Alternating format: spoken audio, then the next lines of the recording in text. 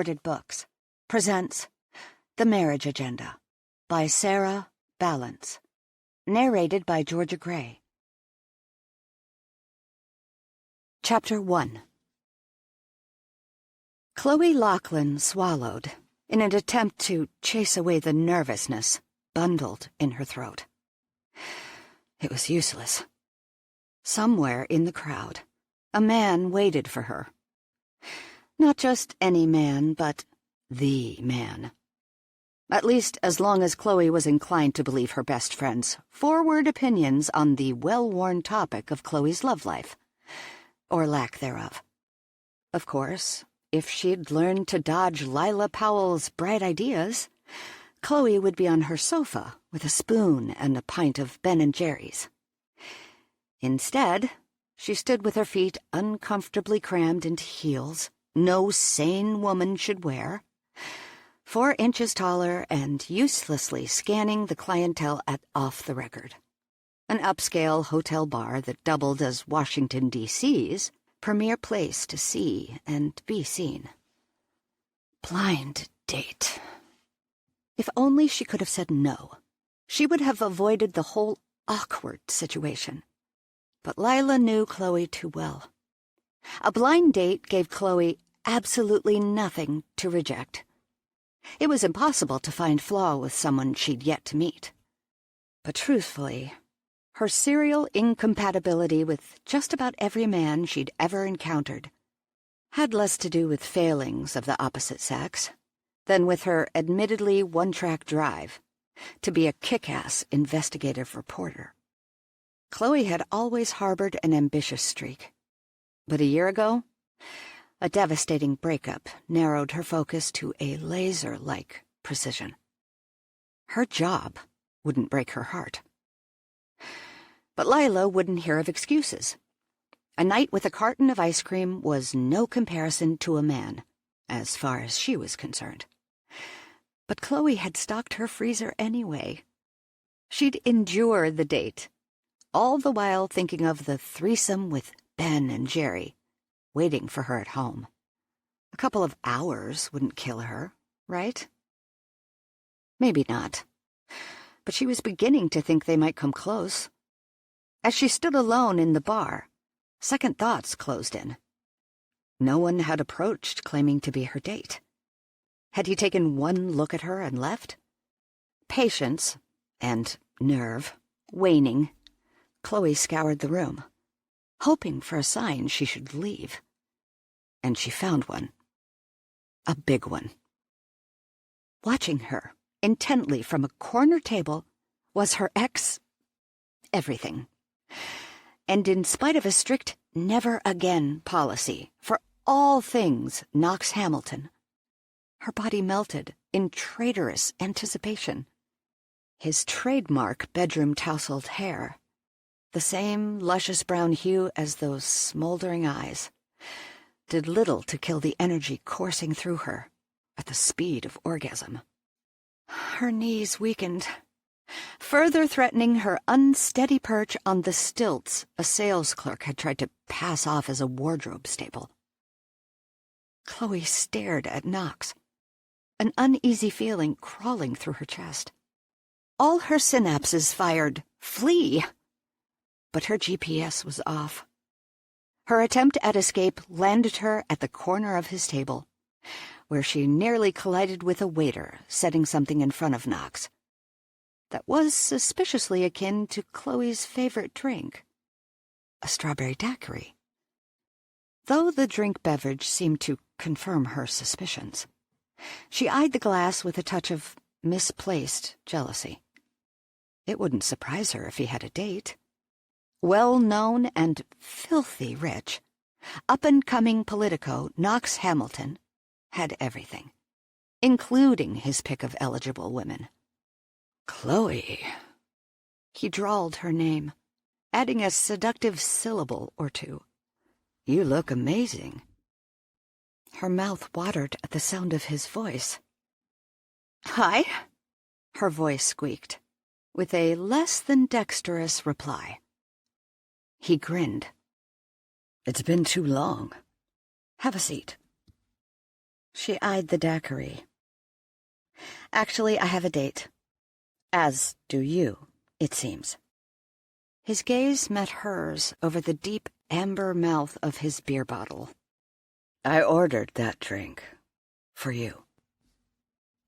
The words simmered with the husky promise of the bedroom, slipping from his lips with an odd amount of reckless, deliberate ease.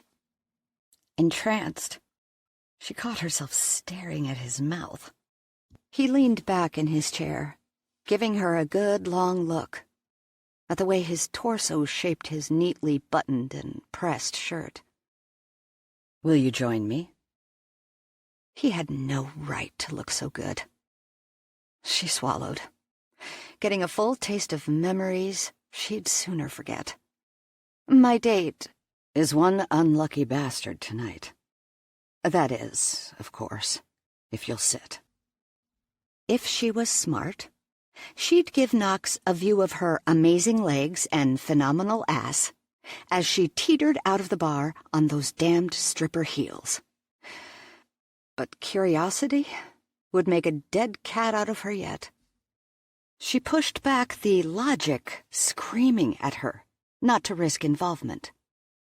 A year ago, he'd made it clear the two of them had no future, and she had no interest in being a serial plaything to a confirmed bachelor. And assessed the offered chair.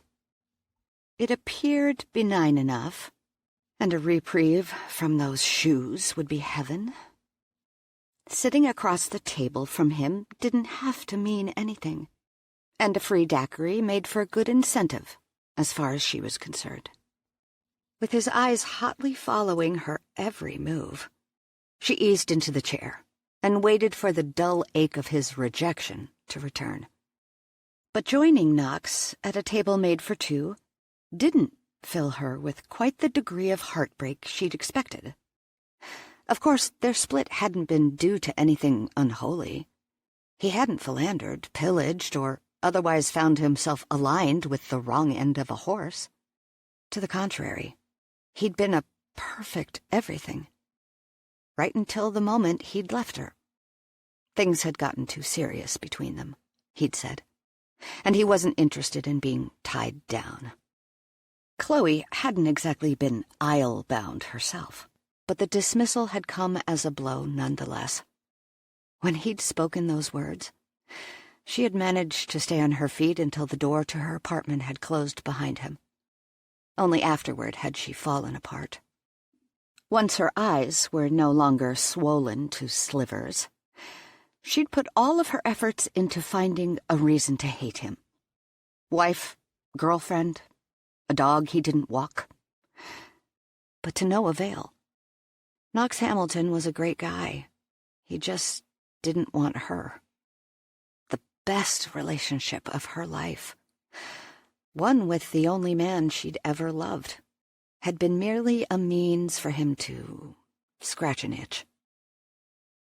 Chloe admitted to no one she'd yet to get over Knox.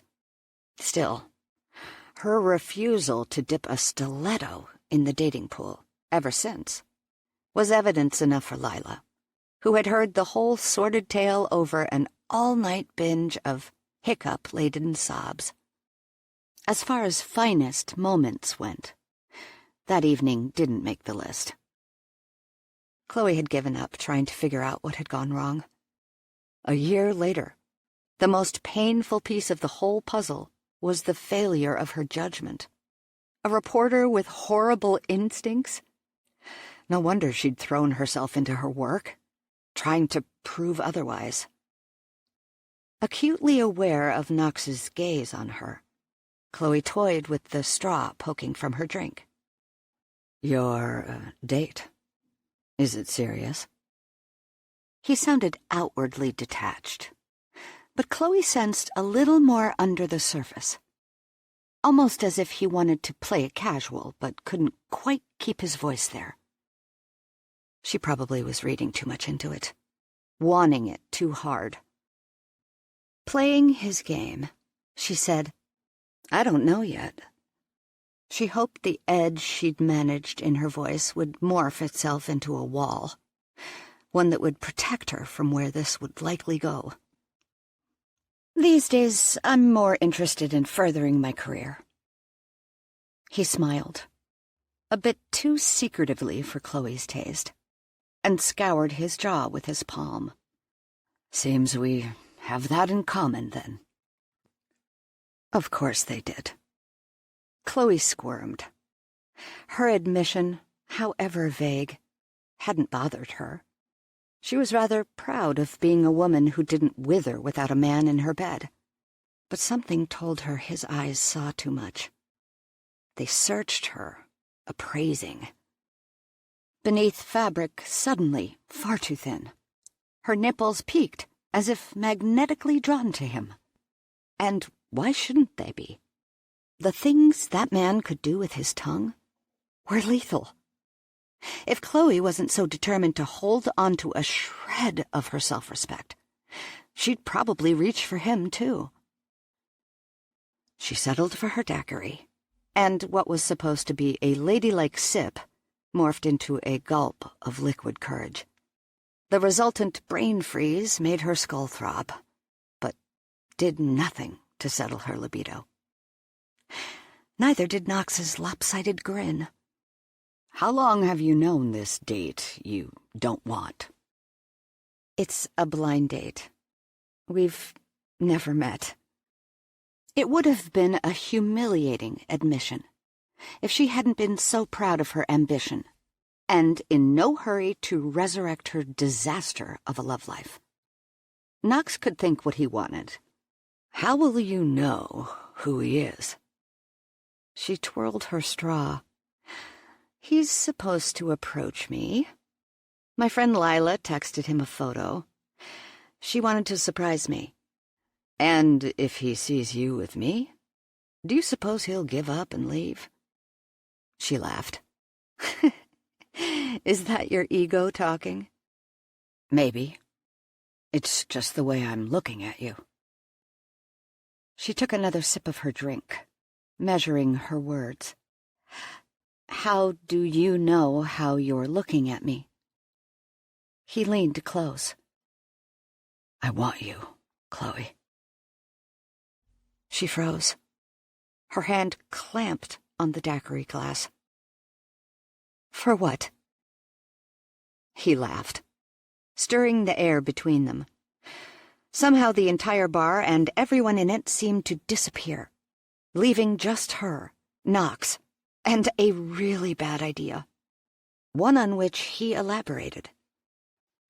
I want to apologize, explain, grovel for forgiveness. Come upstairs. We'll talk about it in private. Forget it, Knox. You can grovel right here. In public, where it's safe. He'd left her so she wouldn't distract him from his political aspirations. And there he was, trying to get personal, playing her. But to what end? Was this some kind of joke? She glanced around. Oddly enough, despite the fact that he and his family ranked right up there with the Kennedys, he wasn't drawing attention. At least, not outwardly, though the more closely she looked, the more she noticed a growing number of sideways glances from other patrons. Fortunately, the off-the-record clientele wasn't easily impressed.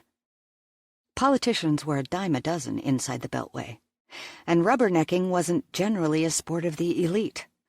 It was more of a pastime for the uncouth, a grand specimen of which seemed headed in their direction.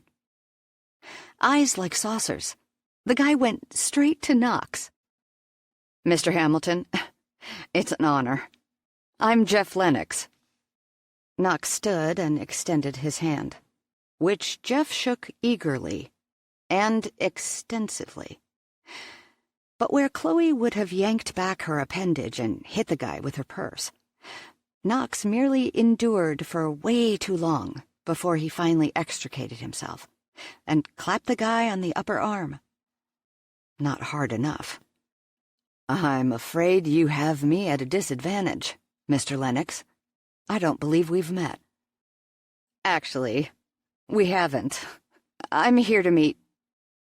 He paused and extracted a cell phone from his pocket.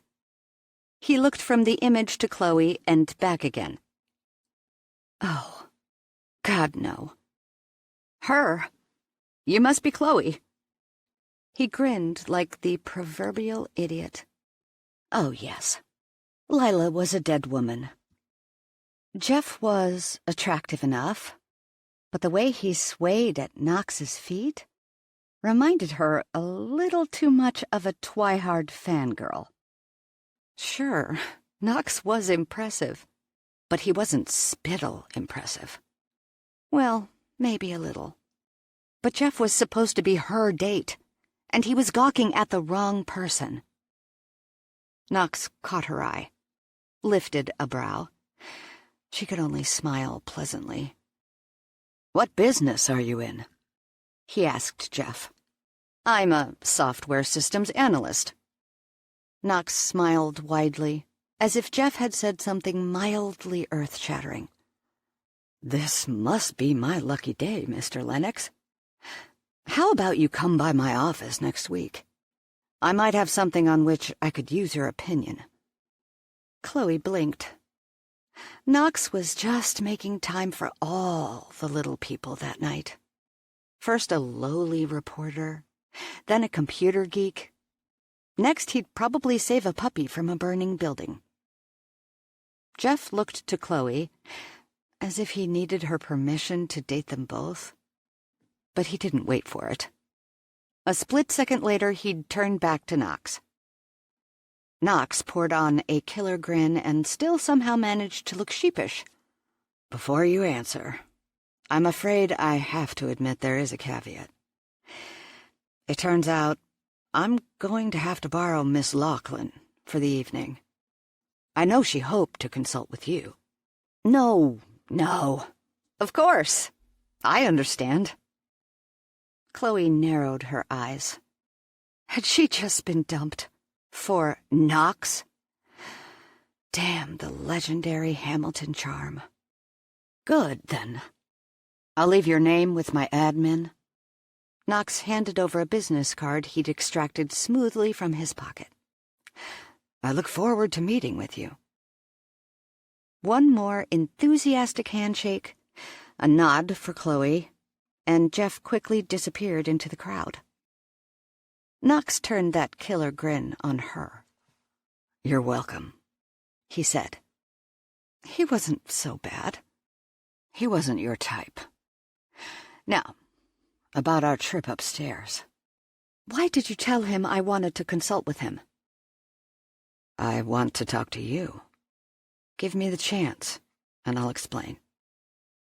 Do it here. He drained his beer and chased it with a long, lingering look at her. It's a private conversation.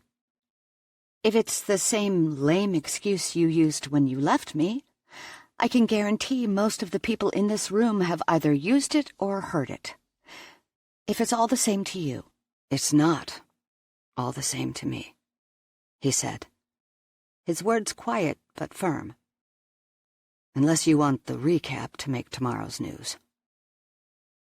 Chloe sighed and looked to the ceiling, as if doing so gave her a glimpse into the hotel rooms overhead. Bad idea.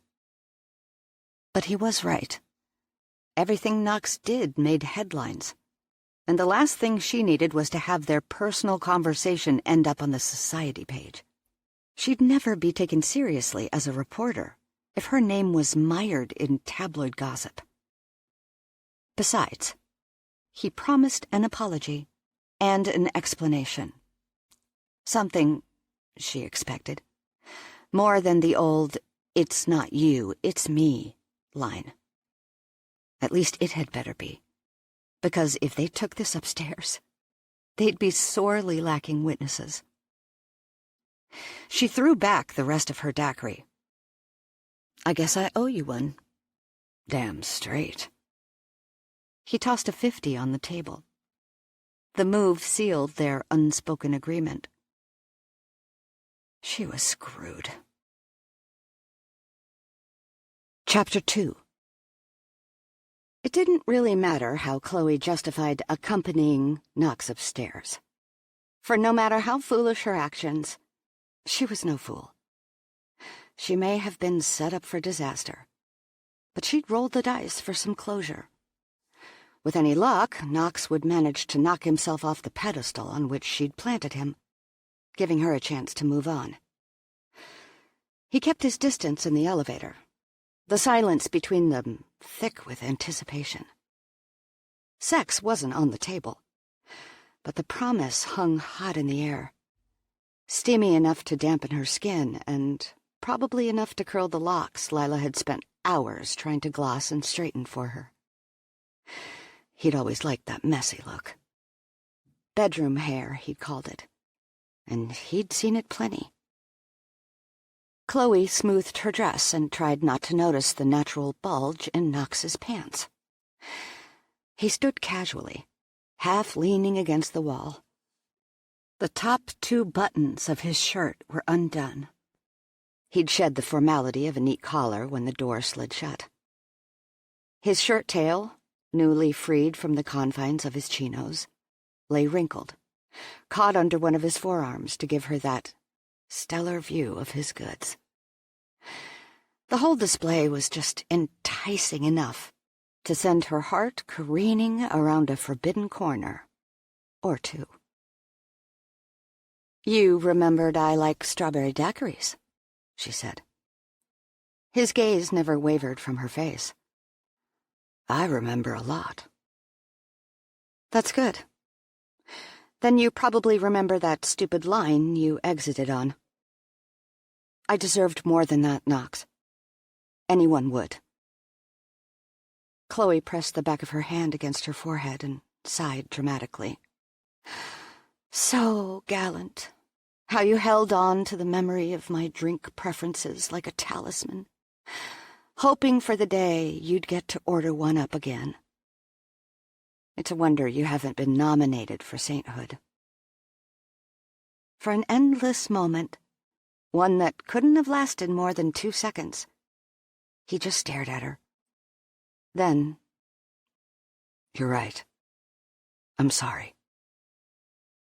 That was it. No trace of the smooth political facade he wore for the public. It wasn't that he'd never been anything but genuine, but when he slipped into professional mode, the transition carried with it the slightest shift. A nuance, really. One that separated her intimate knowledge of him from the suit and tie version he presented to the world. The apology, devoid of excuses and denials, inexplicably riled her. The elevator door slid open. Knox gestured for her to exit first, so she did, clutching her handbag as if it could save her.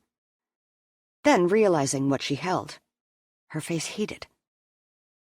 Lila had tossed in some condoms, assorted neon colors, which Lila likely found hilarious. Could anyone use those with a straight face? Chloe doubted it. Knox led her to a room at the end of a long hall. He slid the keycard through the lock, then held open the door. She entered, and her breath caught. Although the room boasted what she guessed was a fairly standard layout. Luxe shades of cream and gold, paired with crisp white, for a rich, airy ambiance that instantly put her at ease. Through an open balcony, D.C. sprawled in a sea of twinkling lights. The White House glowed prominently, and behind it, the Washington Monument pierced the sky.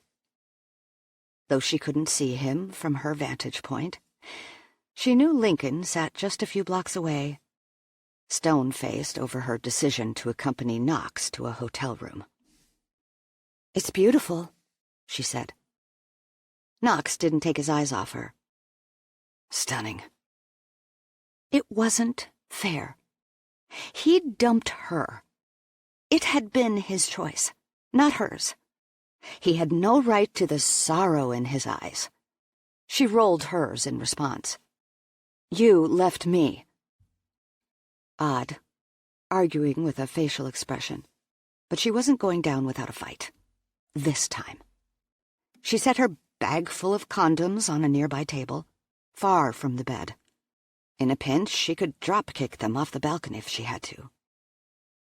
He reached for her, his fingers curling near her cheek. After a momentary hitch, he fingered a strand of her hair. "I've regretted it." "Good," she said. But the word came without oomph. He was too close, and she was in the middle of a nuclear meltdown. She dug for the hurt she'd gotten so adept at ignoring, using the sharp edges of the pain as a life raft. Still, old memories closed in, leaving no room for grudges. Just his intoxicating scent and the delicious warmth simmering in his chocolate brown eyes. God, I've missed you. Slowly, ever so slowly, he took her hands. "Tell me to stop, Chloe, and I will." Stop what? She was so dizzy she hadn't noticed he was tugging her toward the bed. "Strawberry daiquiris are your favorite," he said. "And that melon body lotion with the matching spray stuff. Showers, not baths. Sleeping in. Late morning jogs. Cats, but not in the house. Fast cars, but only at the speed limit." Dazed, she sank to the bed. Knox dropped to his knees. He took off one of her shoes, massaging her foot with deep, firm strokes. "You hate high heels," he said, grinning. "You love your job at the paper, and you're damn good at it. You have a ticklish spot. Here." He traced light circles on the inside of her knee, smiling when she trembled. "And this," he said, moving his fingertips to her inner thigh, higher and higher, "makes you so wet, I can almost taste it." She wanted to press her thighs together, to do something about the desire burning there, but she couldn't move. Maybe she didn't want to. He abandoned her right leg for her left. "You like to ride me," he said, his voice dropping to a dangerous low. "You find that rhythm, and my God, it's all I can do to keep it together." He pressed a kiss to her calf and worked his way up her thigh. "You love having your nipples sucked, and when you feel my teeth on your skin, you come undone." She felt certain she'd broken a sweat, probably from laboriously raising the height of his pedestal. All thoughts of getting over him vanished, leaving in their wake a wet little puddle of want. Too late, she realized. There was no way she could walk away from this encounter unscathed. But she could sure as hell walk away first, before he could. The next time he wanted to feed her one of his stupid lines, he'd have to find her. He crawled over her, sending her backward on the bed with the power of suggestion. Hovering, depriving her of his weight, he leaned in to press kisses to her neck. His cheek grazed her jaw, teasing, leaving her to clutch the duvet to keep from seizing him. "Chloe," he whispered. "Hmm?" "I'm sorry I hurt you." The words still carried that husky, sexy tone, but they weren't at all what she'd expected. She took a steadying breath, unsure whether or not she welcomed the break in momentum. This encounter had disaster written all over it. But where her mind still entertained doubts, her body craved his touch. And in her heart, she knew he hadn't remembered those things about her to get her in bed. He remembered because he cared. And that brought on a whole new kind of hurt. Her own warning came back to her. Something about this being a bad idea. But the chastisement dripped with a sugar-coated haze of euphoria. Forget falling for him. She was in bona fide spelunking territory. And the closest thing she had to protective gear sat too far away in rolled-up neon latex. The past year came rushing back. One in which she doubted herself, closing the door to all things romantic because of the blow he'd dealt her confidence. She hadn't moped or felt sorry for herself. Not after the first few days, anyway. But she had neatly sidestepped any chance of falling victim to those feelings again. Or she had until Lila's blind date nonsense. Knox touched her face, his impossibly tender caress coaxing her back to the present. To the hotel room. To the possibilities of an impeccably made bed. And a past she was far too willing, in that moment, to forget. He drew closer. She had all the time in the world to resist. She knew this because the pause from the moment she realized he was going to kiss her until the moment it happened felt like an eternity. But she wouldn't have resisted if she could have. And the second his lips touched hers, she was lost. He cupped her face, lowering his mouth until it melded with hers. Her lips parted out of pure breathlessness, and he met her open kiss by nipping her lip, waiting until she smiled to press his tongue deep inside. She had had enough hovering. With both hands fisted in his shirt, she pulled until his weight finally settled deep against her, all the parts lining up as if they were made as one. His taste, so familiar it curled her insides. One kiss, bold but not frantic, stoking with every sweep of his tongue, a fire she had no chance of surviving. And damn him for making her think it was worth the risk. Chapter 3. God, she was gorgeous. Knox had memorized everything there was to know about Chloe, but the paintings in his mind gave no justice to how deeply he craved her presence. Her body seemed to demand his touch, but those deep blue eyes watched everything, shouting questions for which he had no answers. She wanted to know why he'd left, and why he'd come back.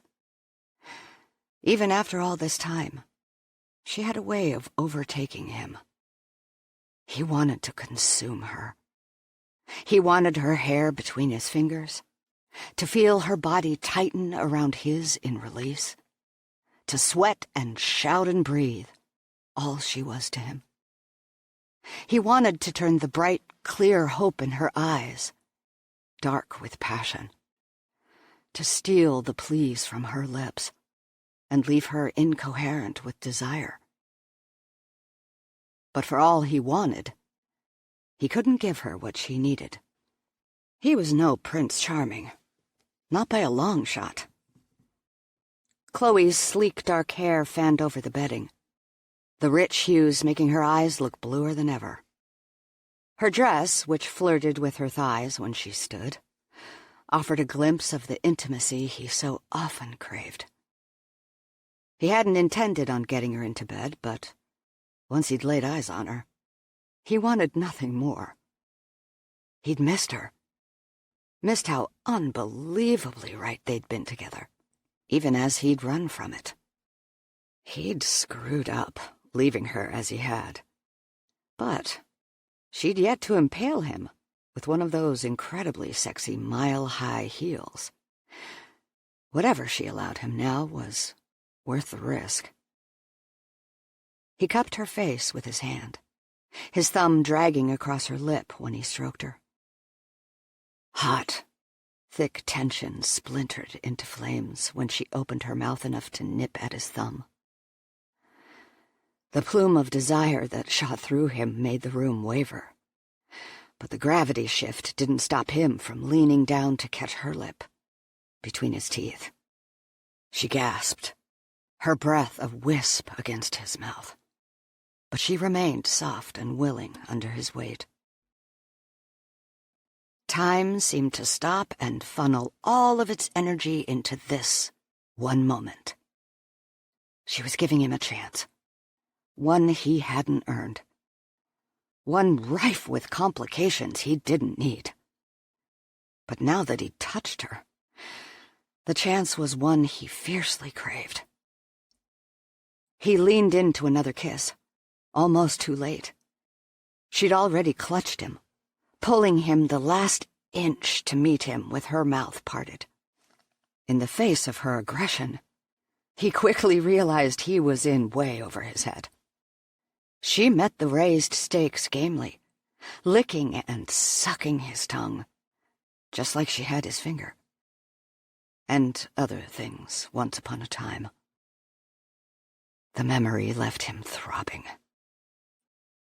Suddenly ravenous, he kissed her deeper, tasting strawberries and the tang of the alcohol from her drink.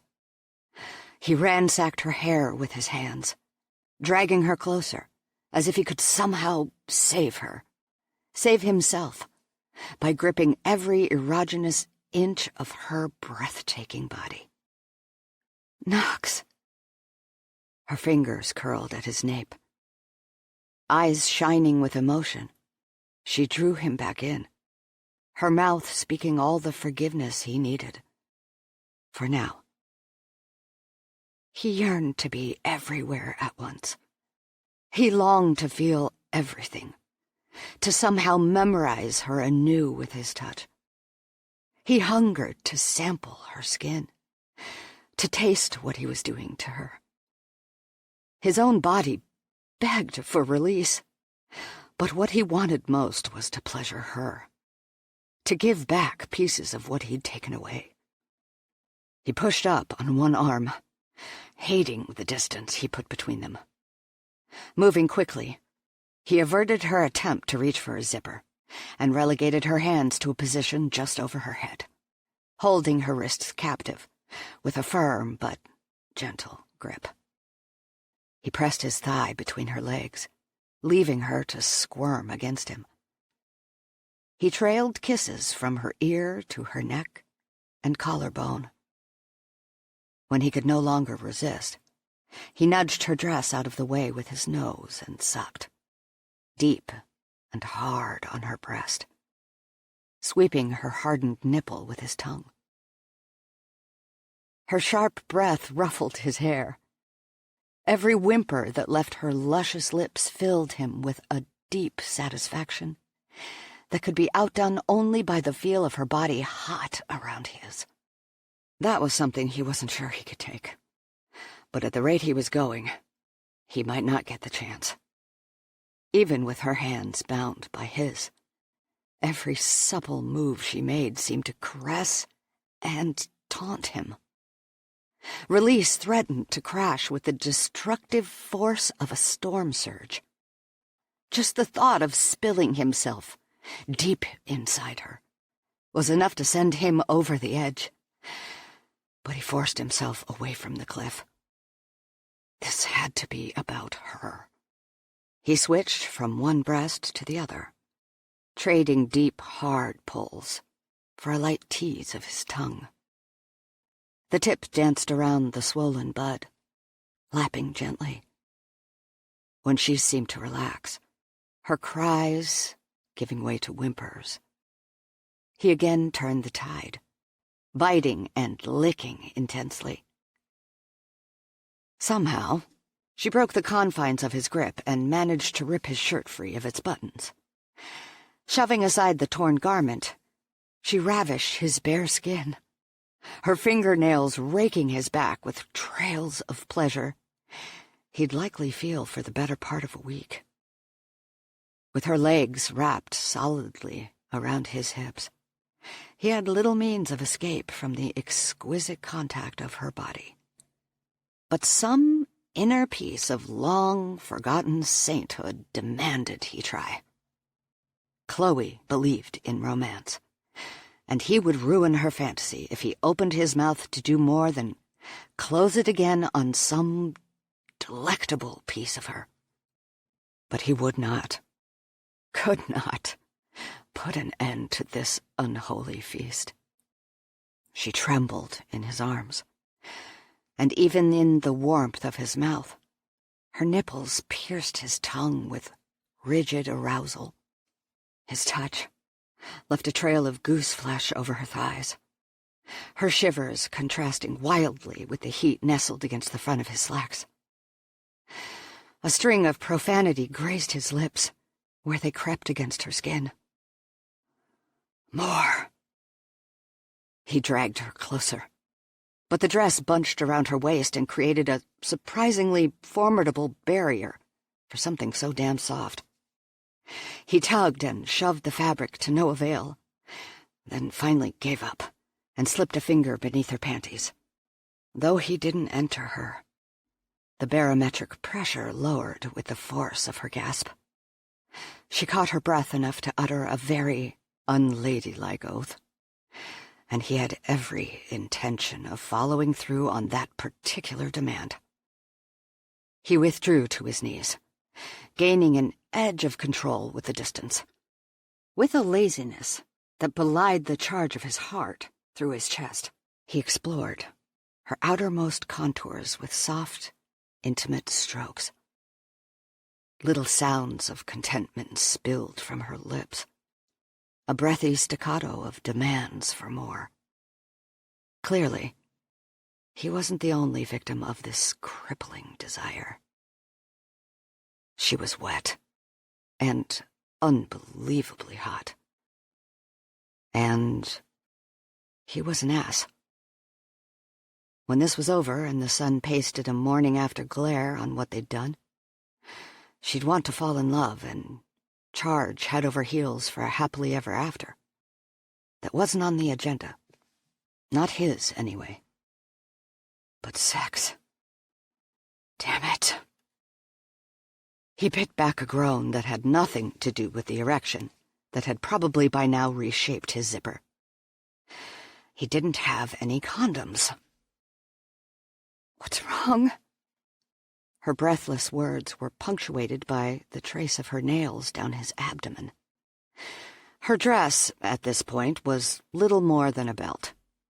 She hadn't worn a bra, but she hadn't needed one. Her breasts, perfect handfuls, each of them, were fully bared and begging for his attention.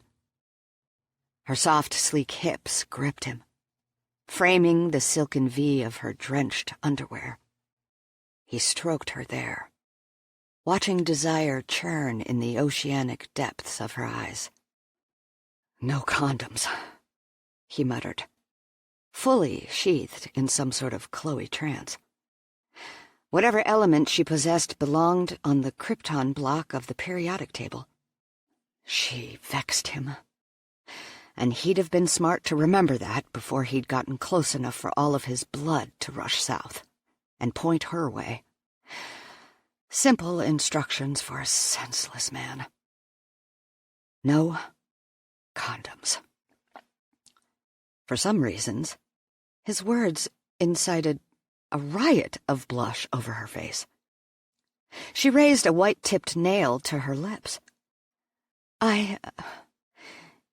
In my bag. You help yourself. Well, hell. Good for her, but she hadn't planned on spending her evening in his arms, which meant Chloe was prepared for, well, someone other than him. A man she didn't know, per her own admission. The news stung, but didn't change the fact she lay there wet and trembling and offering Knox the latex key to her kingdom. He'd cope. With the barest grasp on control, he disentangled from her legs an undergarment. He tried not to limp on his way to the bureau, where he found her purse and a liberal handful of condoms. He swallowed the growl that erupted in his throat and focused on shedding his khakis. The bent zipper thing hadn't been much of an exaggeration. The damn thing stuck, and he almost resorted to scissors to escape. But finally, he broke free. Naked, he snatched one of her packets and rejoined her on the bed, where he pulled her to a sitting position and roughly yanked the dress over her head. Her eyes widened, then narrowed, smoldered. In a move right out of a shampoo commercial, she shook free loose waves of hair, then snared him in her arms and hauled him back to the bed with her. They landed in a breathless heap of tangled limbs and slick skin. He fumbled around and found that scrap of cloth she used for panties, and ripped them down with one hand. She rewarded him with a squeal, and a quick maneuver with her hips that left his length pinned between her thighs. He sucked in a harsh breath and froze, teetering on the verge of prepubescent disaster while she lay there, wearing nothing but a Cheshire grin and strumming his packs like guitar chords. "You sure?" he asked, praying it was the most useless question he'd ever uttered. She responded with the slightest tip of her hips, a move that left him cringing and willing the boys back down the chute. "Condom," he sputtered. The little vixen opened her legs at a snail's pace, leaving him panting over a barely there, impeccably trimmed landing strip. While he stared, his manhood jolted free of its fleshy prison. He caught it on the upswing, using his other hand and his teeth to tear into the wrapper and extract a bright green rubber. He snorted.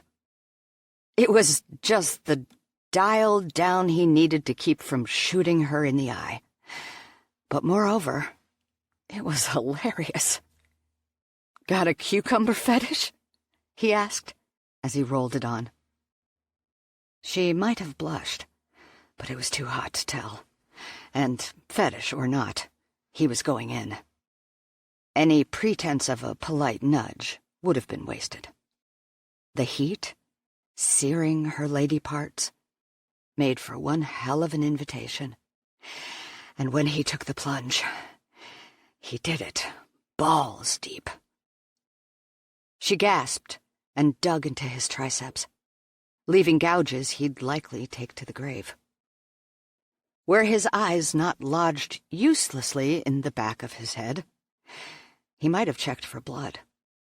But as it was, all he could see was a kaleidoscope of color, brought on by a series of unsteady dives into her delicious body. He slowed his strokes and took in the glorious view of her sprawled on the mattress, vowing not to, never again, let her on top, no matter how much he enjoyed the ride. She had him turned inside out, and that was under the pretense of him being in control. At this rate, he might as well turn over ownership of his loins. She was a breather. She didn't talk a lot during sex, and she didn't scream. But the rhythm of her breaths made clear he was doing something right. She met his eyes and, whether physically or with a look, drew him in. He slowed his pace and lowered himself to meet her skin to skin, his frantic need easing into a slow burn as he rocked against her, exploring her mouth with his tongue. She nipped in turn, murmured laughter, and held him. From sex surged intimacy. One or two late-to-the-party neurons misfired a warning. This isn't just sex. But it didn't have to be. So he ignored those emotions, ducked his head, and watched as he drove into her with the kind of spiraling momentum one gained from falling down a flight of stairs. His name tumbled from her lips in a frantic whisper. She tightened from within. Something he'd have sworn impossible, with the grip she already held, and arched against him, pushing him over the edge. Before he could blink, he found himself tumbling head first into the land of orgasm, his brain sputtering reminders to breathe. Not to crush her with his inevitable collapse. Not to fall off the bed. He dropped his head and found himself nuzzling the impossibly sexy hollow of her neck. They took ragged gasps in unison, his rewarding him with the scent of that melon shampoo he hadn't been able to forget. In the cozy comfort of her arms, their bodies still joined, he felt the sort of good a man like him had no right to feel. He hadn't exactly been honest with her about his intentions, but he sure as hell hadn't intended this. Wanted, maybe, but planned? Never. Chloe wasn't a casual sex kind of woman. She believed in love and forever, and clearly some misguided part of her still believed in him. But that belief wouldn't last. Not once she learned he'd set her up. And not for romance. All of his parts were either numb or made of gelatin. But through the post-coital haze, he realized falling off the bed was the least of his problems. He'd left one very important item off his to-do list. And it had everything to do with the soft, willing woman trailing her fingers in lazy circles through his hair, and a proposition that would end it all. Fuck. But he was screwed. Chapter 4. Chloe had forgotten her getaway. Rather than taking off in the middle of the night, as planned, she awoke to the intoxicating sense of fresh air, coffee, and bacon. She squinted against the bright light of day and saw Knox, pacing back and forth through morning sunbeams like some sort of ethereal god. His dark hair was wet, and he was dressed in a clean pair of khakis, the crease crisp enough to throw a shadow.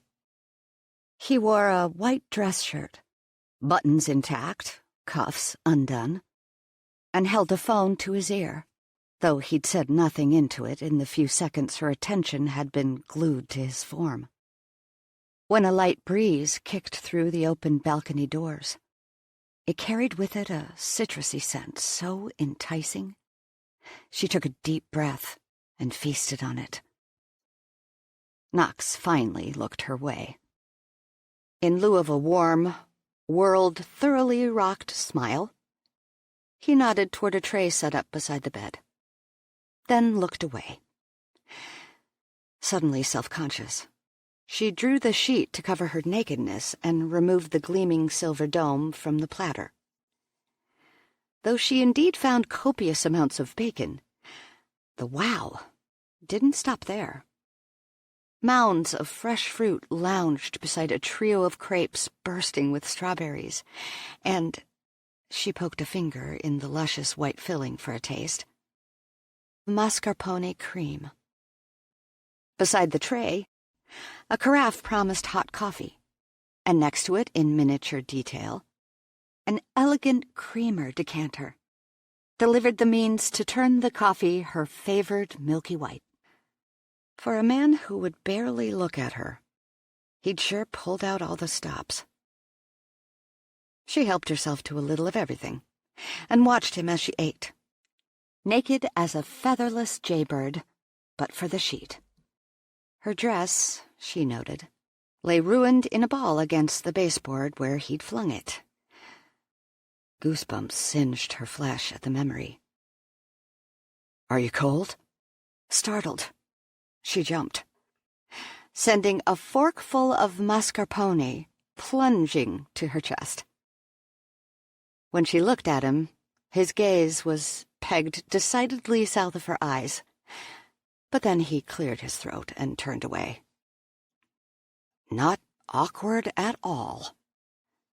She swiped the mess with a finger and wiped it on one of the cloth napkins beside the breakfast tray. "I thought you might like some fresh clothing," he said, "so I had something delivered." "Thank you." She tried to infuse some enthusiasm in the words, but it didn't work. This dynamic was new to her. Knox, when he wasn't tearing through her clothes with his teeth or feeding her lame breakup lines, was a pretty happy, playful guy. This version left her feeling as if she'd just had a one-night stand with a brooding stranger, and she'd seen enough made-for-TV movies to know he'd cued her exit with that whole no eye contact thing. What was breakfast? A white flag to abate any hard feelings? Damn him! Wordlessly, she untangled the king-size sheet they'd somehow twisted into a knot, and using it as a robe, headed for the bathroom. 3 strides into her journey, Knox was in front of her. "What?" she asked. Her hard tone didn't seem to faze him. He reached for her with both hands, threading her hair and pulling her mouth to his in a tender kiss.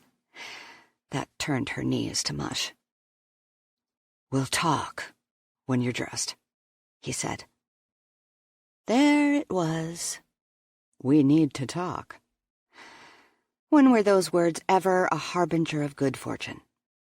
As it was, they took the goo right out of the smooch and ruined any harbored hopes of relaxing in the shower. She dropped the sheet in retaliation and headed for the bathroom, au naturel, feeling his eyes on her the whole way. 30 minutes later, she'd lathered her way through an entire hotel-sized bottle of almond milk soap and slipped into a pretty blue sundress. He had replaced her ruined underwear, a tidbit the gossip columnists would have for breakfast if the Courier talked, and even offered her a comfortable pair of sandals. Upon discovery of the latter, her earlier grievance faded. Any man who thought to rescue her from those god-awful high heels could be forgiven just about anything. She emerged from the bathroom feeling like a new woman. Knox looked up from his seat at the table and snapped shut his laptop. "How's the dress?" She sat across from him, her mood considerably lightened, when she saw the stark raving approval in his eyes. "It's fantastic." "I tend to agree," he said. Doubts rallied.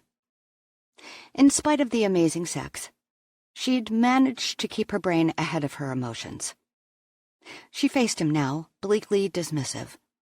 Not because he didn't thoroughly rock her world, but because her expectations were pegged at 0. The fact he hadn't had a go-to condom in his possession lent credence to the notion he hadn't intended to take her to bed, which left her wondering what he could possibly want from her, and whether she'd care, whatever it was. Pride kept her hackles raised, but the glass wall she'd built around her heart had turned to crumbling sand.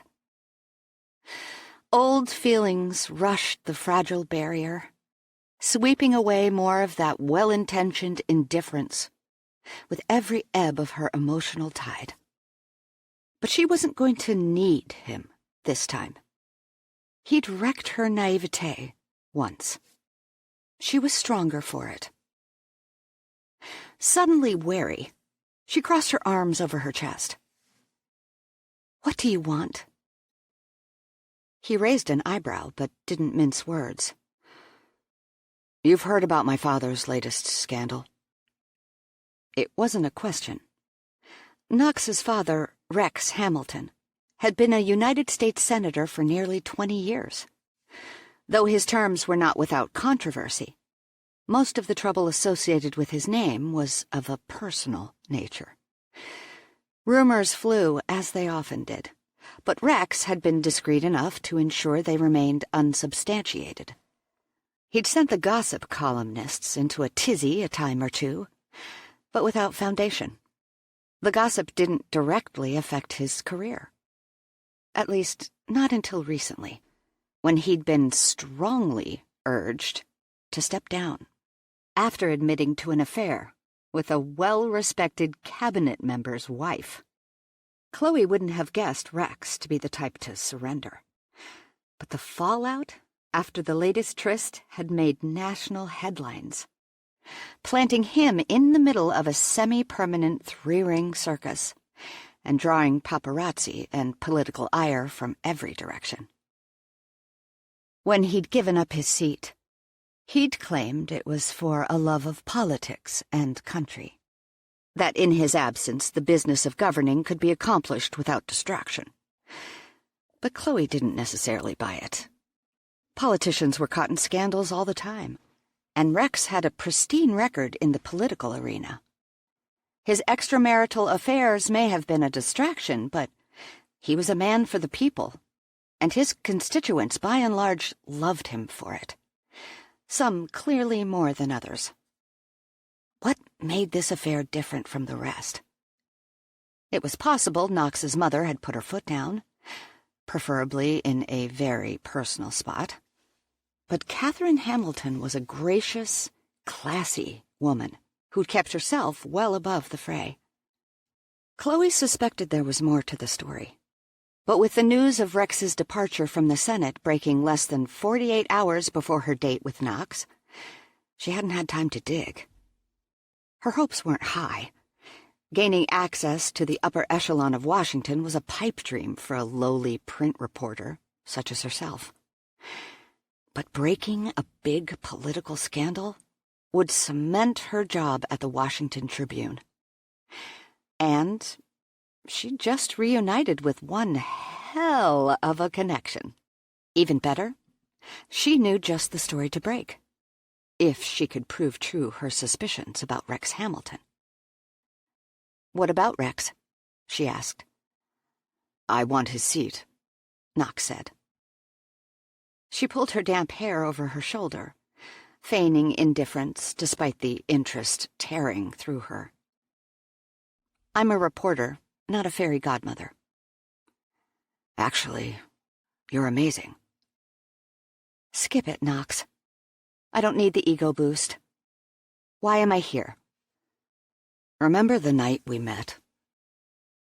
Did she ever? It was at a dive bar 2 hours out of the Beltway.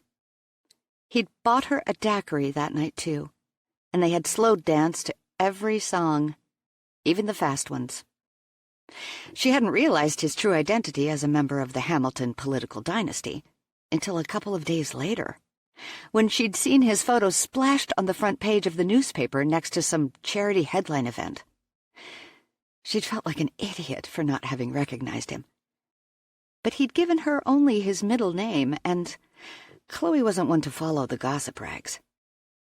Besides, Knox Hamilton didn't wear 5 o'clock shadows, baseball hats, or jeans and faded tees, rescued from the 80s, as he had that night, and the ruckus that tended to follow him had been absent. He'd found the perfect disguise playing a nobody in a bar. By the time she'd reconciled the face on the front page with the man she knew, She'd spent a whole night in his arms, whispering sweet somethings while they made plans to see one another again.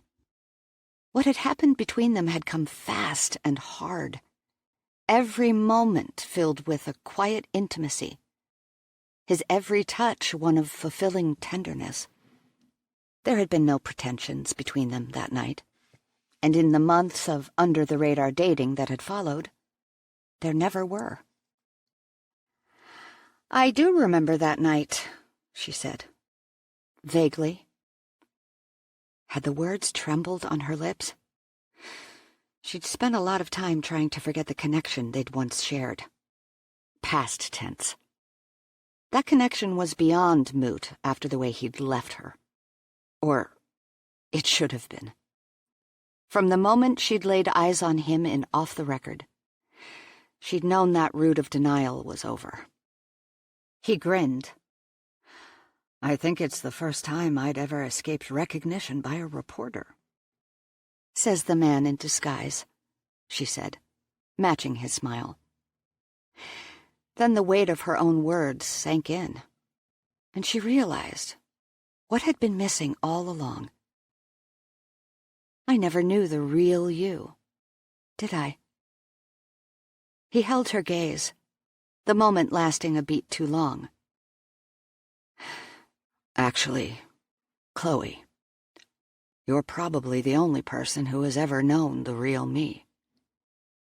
Which is why you're here." His words sent delectable little shivers tiptoeing across her skin. She tried to fend them off, but tendrils of that old connection still haunted her. "Get to the point." "I promised you an explanation as to why I left." "Yes, you did." "This life," he said, "isn't one I'd wish on any woman." She rolled her eyes. "Fame, fortune, it would be brutal, yes." The theatrics didn't earn a response. "You're thinking of your father." "His running around has destroyed my mother. She's outwardly strong. Hell, most people think she's a saint. But it's killing her inside. This last time was just too public. Too much." "So your father really stepped down for his family?" "That's what he says." Knox's tightly indifferent tone suggested anything but indifference. She thought better of asking him to elaborate. "And you want his seat?" "I do. And I have a good chance. Despite the scandal, my father carries a good portion of the state, and the polls indicate his constituents think favorably of my taking his place." "Polls? Already?" She rolled her eyes. "It sure doesn't take long for the vultures to circle."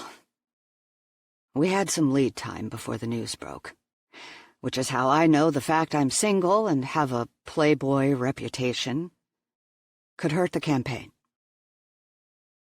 She winced inwardly over the playboy part. The last thing she needed was the reminder she was just another smudge on his otherwise impeccably polished headboard. "So, what do you want from me? A signed affidavit attesting to your fidelity?"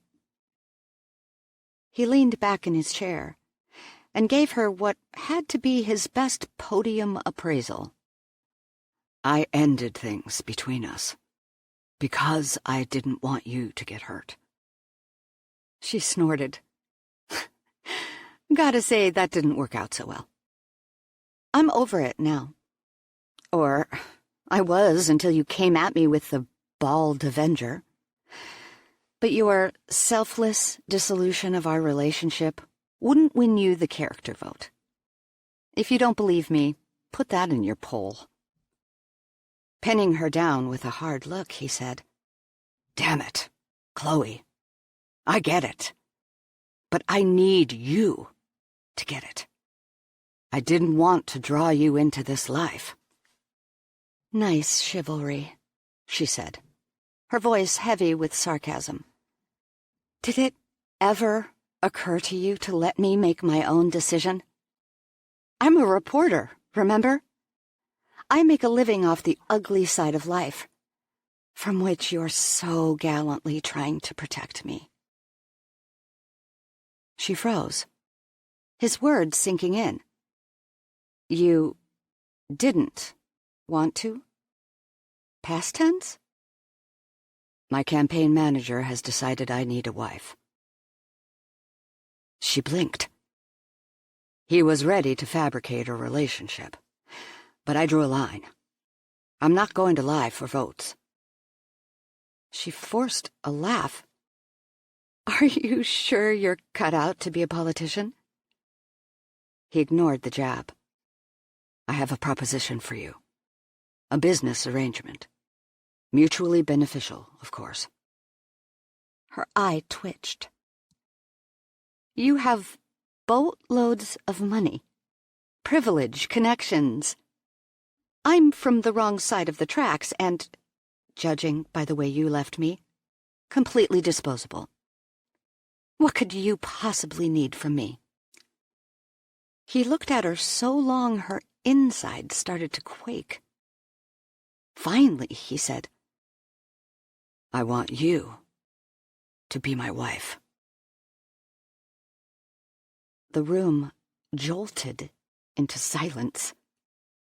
After several seconds, the drone of a distant airplane broke through the fuzz in her head. She looked down at the dress he'd provided, then back up again. "What?" "I can do the Senate job, and I can do it well. I can restore honor to the family name. The race is mine to lose, but like I said, I need a wife." She took a deep breath that did nothing to steady her churning heart. "And what exactly is in this for me?" But even as she asked, she knew. Access. Access to a story that, if her suspicions proved true, would tear Rex Hamilton's reputation to shreds and possibly land him in jail. And Knox hadn't a clue. "Networking," he said. "You'd be on my arm at every major function in this town, including the ones closed to the press." Even as the implication of his words sank in, her mind spun. Her job, her integrity as a reporter, meant everything to her.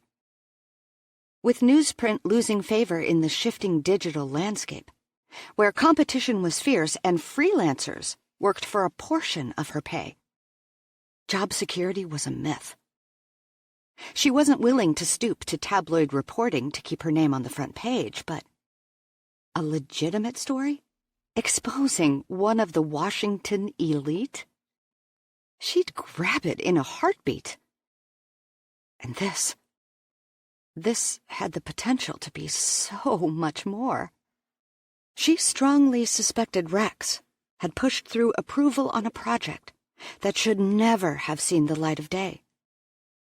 As a direct result, her grandmother was on the verge of losing the farmhouse Chloe's grandfather had built with his own hands, and a huge swath of environmentally sensitive wetlands were endangered.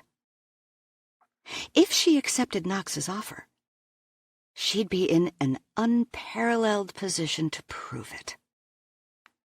But marriage? Marriage should matter. Knox hadn't professed his undying love, and there had been no mention of his inability to live without her. Sure, the sex between them was incredible, but by marrying him, would she give up her chance at something real? Her heart ached for love at first sight, or happily ever after, or whatever fairy tale Disney was selling these days. All things he hadn't mentioned, let alone promised her. She had everything to gain, but at what cost? Either way, marrying Knox could be the biggest break of her life. He watched her expectantly, the question in his eyes genuine. It wasn't a politician who stood before her, but a man. A man who offered her almost everything. Almost. She took a deep breath. No. Chapter 5. Knox's heart plummeted to the ground beneath his feet. No? Chloe was looking at him with disgust, as if he'd flattened a kitten. That's right. No. As in, you've got to be kidding me. Actually, I'm serious. Also, a little stunned. Granted, his wasn't exactly the type of proposal girls dreamed of their whole lives. In fact, he wasn't sure he'd actually pop the question, at least not in the traditional sense. He certainly hadn't left a dent in the carpet with his knee. But he'd been sincere, and that ought to count for something. How did you foresee this playing out? She jumped to her feet. As you've just so eloquently pointed out, I'm a lowly reporter. Not only am I not from your esteemed social class, but in my professional capacity, I am the Hamiltons' sworn enemy. I think you might be overstating that a bit, he said mildly. He kept his seat, letting her tower over him. You just hinged your entire offer on the fact that I need you to gain access. You're missing the point. You're missing one too. I'm a real person, and I'm not going to spend the rest of my life, or any portion thereof, playing a part. Not for my career, and not for yours. She paused long enough to take a breath. Long enough for his gaze to travel the length of her body and back. Twice. She didn't miss the fact. Find another fake wife, she snapped. There is no one else. 5 words. That was all it took to douse the fire and soften the rigid fury that had risen like some sort of atomic plume. She worried her bottom lip, looked away, then found his eyes again. What do you mean there's no one else? Perhaps you haven't noticed, but the line gave way to a mob when you became DC's most eligible bachelor. I think that might be a slight exaggeration, but it doesn't matter. I don't want a fake wife. I don't care how long the line is or how sizable the purported mob. I only want you. She sank onto the chair she'd vacated. But you don't love me. He shifted, suddenly uncomfortable, entirely too aware of a vulnerability he couldn't afford. I don't do love. But you're okay with sex. He almost laughed. Almost. Because with her sitting there, her hair falling in those long, soft waves, and that blue dress a lot more dangerous on her than it had been on the rack, he couldn't imagine anyone looking at her and not being okay with sex. It had to be a trick question. And, damn it, he was hard anyway. He followed her gaze to his groin. She didn't wait for his answer. She had it. I want to be respected, Knox. As a reporter. As a woman. And I'm not going to get that with an arranged marriage and a husband who puts me fourth. Somewhere after politics and interns and sex.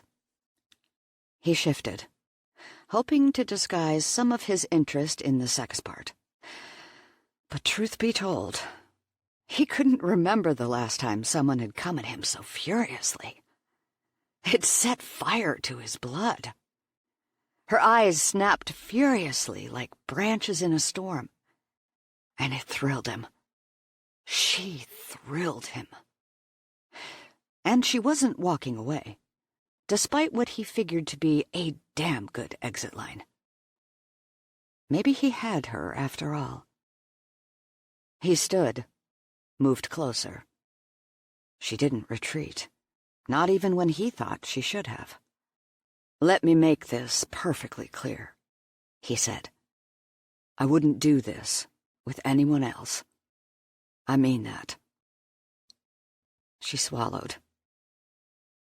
"Considering I'm the last person you should be asking, I kind of believe you."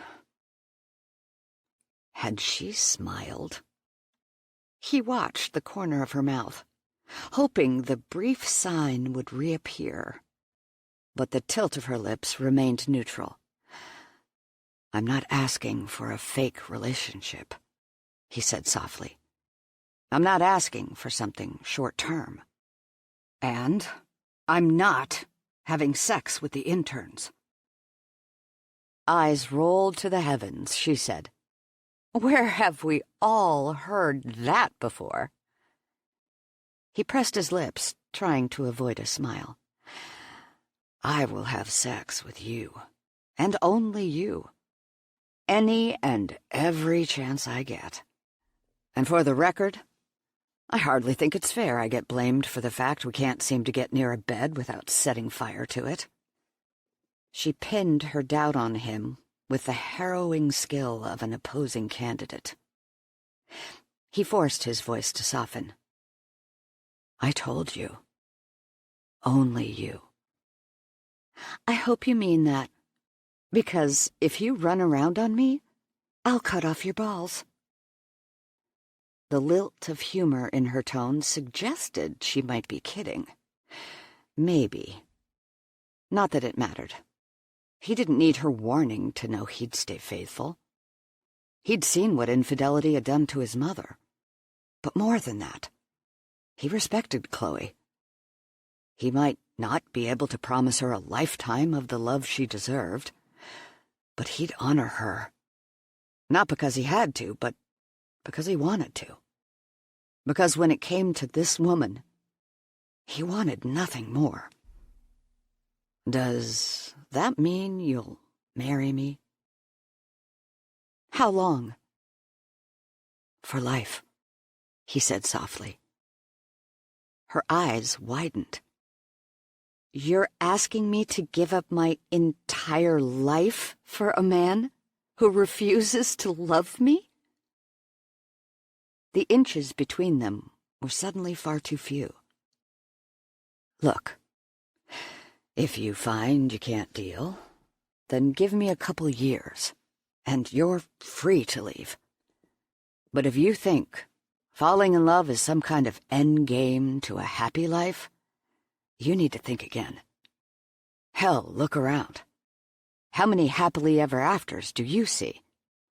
From where I'm sitting, there are a lot of miserable marriages, and quite a few bitter divorces, but not a single fairy tale ending in sight." She frowned.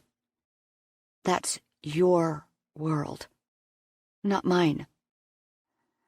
"Unless you've packed your bags to move to a cornfield somewhere in Iowa, I beg to differ." She sighed and sank onto the corner of their unmade bed. "What about kids?" "Only if you're in it for life. I will not bring children into a relationship from which you plan to walk away." She seemed to accept that. "You're asking a lot." "Look, you want to keep your job, and I know your work. You're good, better than good, and you deserve a chance to prove yourself. You couldn't ask for a better opportunity to get your hands on a career story. And I need you.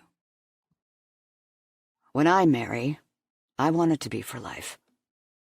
But if you need to walk away, I understand that. Just give me a couple of years. And if you're not happy, we'll reevaluate. In the meantime, it's a business deal, and it benefits us both." It would likely continue to do so for years to come. I know I'm asking a lot, but I'm offering more." He leaned over and nudged her with his shoulder. "Probably more than Jeff." Her eyes grew round. "That's why you told him I wanted a consultation. You were planning this." "I was hoping for it." The wide eyes morphed into dubious slits. "Yes, I planned it," he admitted. "I called your office, and someone took pity on me and said you'd mentioned you would be it off the record. I didn't plan on you having plans, but I'll sort out that little misunderstanding next week when I meet with him. I can't exactly have Jeff telling everyone he had a date with my fiancé." He stopped, the contents of her purse coming back to him. "That was an impressive condom stash, by the way." "That was Lila's idea." "For Jeff?" "She told me to live a little." "How about you live a lot?" One of her eyebrows lifted. "By marrying you." He grinned. "Actually, I was just going to ask if we could use another one of those condoms. Maybe there's a yellow one in there somewhere." Her brow furrowed. "Yellow? Banana sex." "If you think that's a turn-on..." "Fine. If you can ignore the cucumber, you can ignore the banana." "I don't think I ignored anything." "I think you're right. And I think the folks in the adjoining rooms know it." She blushed. Her eyes shone. His heart raced, but he ignored the thrill that shot through him. It's a business deal, nothing more. He took her hand and slid to the carpet, for good measure down to both knees. He couldn't give her love, but he'd give her a proper proposal. "I know this loses some of its luster, being a mutually beneficial arrangement. But I don't want anyone else. And as long as you're my wife, I never will. Will you do me the honor of marrying me?" Silence followed. On his part, because he had to catch his breath. The question suddenly felt a little too important. The risk a little too big. And Chloe looked a little too uncertain, perhaps even guilty. But she answered him anyway. "Okay." "There's more." She rolled her eyes. "By all means, continue." "I would also like for you to provide multicolored sex toys for as long as we both shall live." "Sex toys?" "Accessories." He grinned, feeling more sheepish than he cared to admit. Freudian slip. "Put that in the vows, and we'll see what happens." His heart sped along. "So, you'll marry me?" She sighed, but she smiled. "Yes." Chloe looked at her 3-stone engagement ring for the umpteenth time, still not convinced it was really hers. She wasn't quite sure of her sanity, but she couldn't argue with the lure of job security. That alone was worth the plunge. Plus, she genuinely liked Knox. Theirs was the only really great relationship she'd ever known. She had no idea how she'd keep herself from falling for him all over again, but she'd be sharing his bed. If she had to pine away for someone who wanted emotional distance, she couldn't ask for a better position from which to do it. "I know it's not exactly traditional," he said, And I do hope you'll wear it for the rest of your life. But I figured, if you ever married again, you might want your first solitaire to be special. That's just lovely. I can't say I've ever been called that before. He shook his head. One corner of his mouth lifted in a grin. You're not having second thoughts, are you? That depends. Has the press been notified? She was joking. Sort of. Because no matter how great the appeal of exposing Rex, to do so would hurt Knox. The fact that he didn't want a real relationship with her didn't cloud how much she genuinely cared for him. But he'd made her an offer she couldn't refuse, even if he didn't fully understand the reason. Actually, there's a charity dinner tonight. I thought we could attend. Let the news trickle out without making a grand announcement of it. We can say we were keeping it quiet and waylay some of the rumors. So, if I understand you correctly, the press has not been notified. The slight twitch of his lips was the only sign he'd heard her. Been on any dates recently? Other than Jeff, I mean. Like Jeff counted. Why? Are you worried you're going to run out of business cards? Not so much. I'd just like to know when we started dating. Great. So much for her dignity. Over a year ago, when we actually started dating. He adjusted his tie, his expression neutral. That makes it easy. Chloe bit her lip, but couldn't stop herself from asking. What about you? There was this one girl.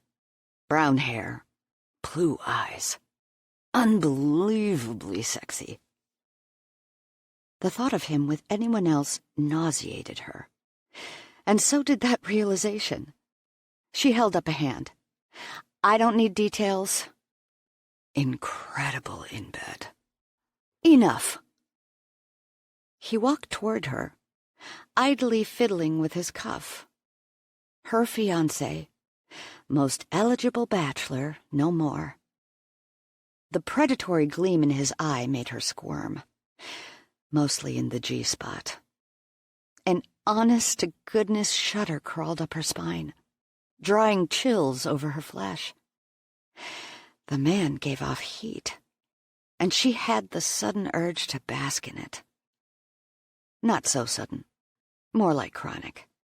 And she'd just admitted as much. She's got a vegetable fetish, he murmured, a split second before his mouth closed over hers. His lips were soft and warm, demanding, destructive. Me? She murmured. No one else. He nudged his body against hers, walking her backward, simultaneously yanking his shirt tails out of his pants. When the backs of her legs hit the bed, he crawled over her. Déjà vu all over again. Only this time, he wasn't whispering about cats and sports cars and daiquiris. This time, she wore his ring, and he wore yellow. Chapter 6. You're hell on a shirt. Chloe peered over the edge of the bed, surprised to find Knox on his hands and knees. What are you doing? Looking for buttons. Wouldn't it be easier to have the dry cleaner fix the shirt? Are you trying to tell me you don't sew? I don't cook much either. Why are you looking for buttons? Because you ripped them off my shirt. Again. You love that. And that doesn't exactly answer my question. He reached under the bed and came back in triumph, a small white orb between his thumb and forefinger. Thought you might want to put it in a scrapbook or something." She couldn't tell if he was being serious or not. "A scrapbook?" "Take a picture, then. Put it on Instagram." "Instagram?" "It's a photo-sharing site," he said mildly, as if he thought she really hadn't a clue. "Are you ready for this dinner?" "Not really. It's $2,000 a plate. How does one prepare for that?" "Being able to fasten your shirt would be a damn fine start," he muttered, then softened it with a grin. "Although, the trouble is worth it." "How good are you with names?" "I won't embarrass you." "I'm not worried about that. You'll probably know most of the attendees from your work with the paper. Remembering the names of folks I've only met in passing is my downfall, so maybe you can help me out? People love when you address them personally. It's one of those dirty tricks politicians use to appear likable." "And all this time, I just thought it was good manners." He exaggerated, clearing his throat. "Speaking of manners, I only have 2 shirts in my possession with their buttons intact." "I might be doing you a favor. You'd probably win a lot of votes with those abs." He stopped and cocked his head. "You know, you could be right. If there's a demographic put off by my father's affair, it'll be—" "Women?" "Yeah," he admitted. "And I'm sure there's a man or two out there who thinks he's a jackass. Maybe even one from our side of the aisle." Politics reminded Chloe too much of the high school cafeteria. Cliques, gossip, and taking sides, which had nothing to do with principle. She sighed. Knox wasn't like that, but how long would that last?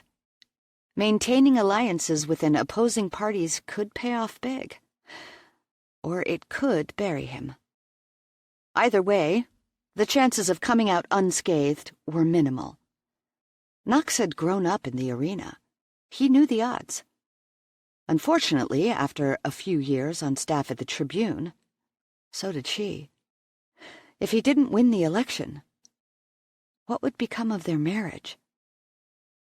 And why the hell did she care? Her gaze touched on the prenup he'd had his attorney drop off. She'd had exactly 2 minutes to look at it before Knox had hauled her back to bed. Since he was currently preoccupied with having shirts with buttons, now seemed a safe enough time to dig in. He barely glanced up when she dragged on his latest wrecked shirt and crossed the suite to pick up the document. 2 years, he said. What? You're locked in for 2 years. In the warmth of sexual afterglow, 2 years didn't seem nearly long enough. So what if he didn't love her? He was gainfully employed, and the sex was incredible. There were worse things. Besides, she hadn't exactly turned down any prospects to accept his proposal.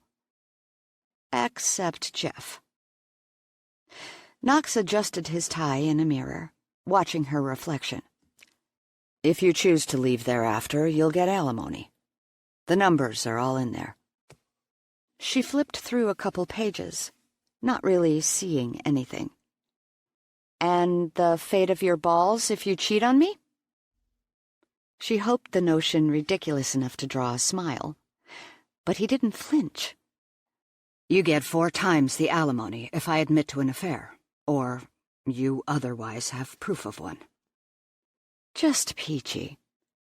She dropped the papers on the table, where they landed with a loud smack. Take it out. Now he froze. Take what out? Heaven forbid you abstain from bending your secretary over your shiny desk, just so you can avoid paying quadruple.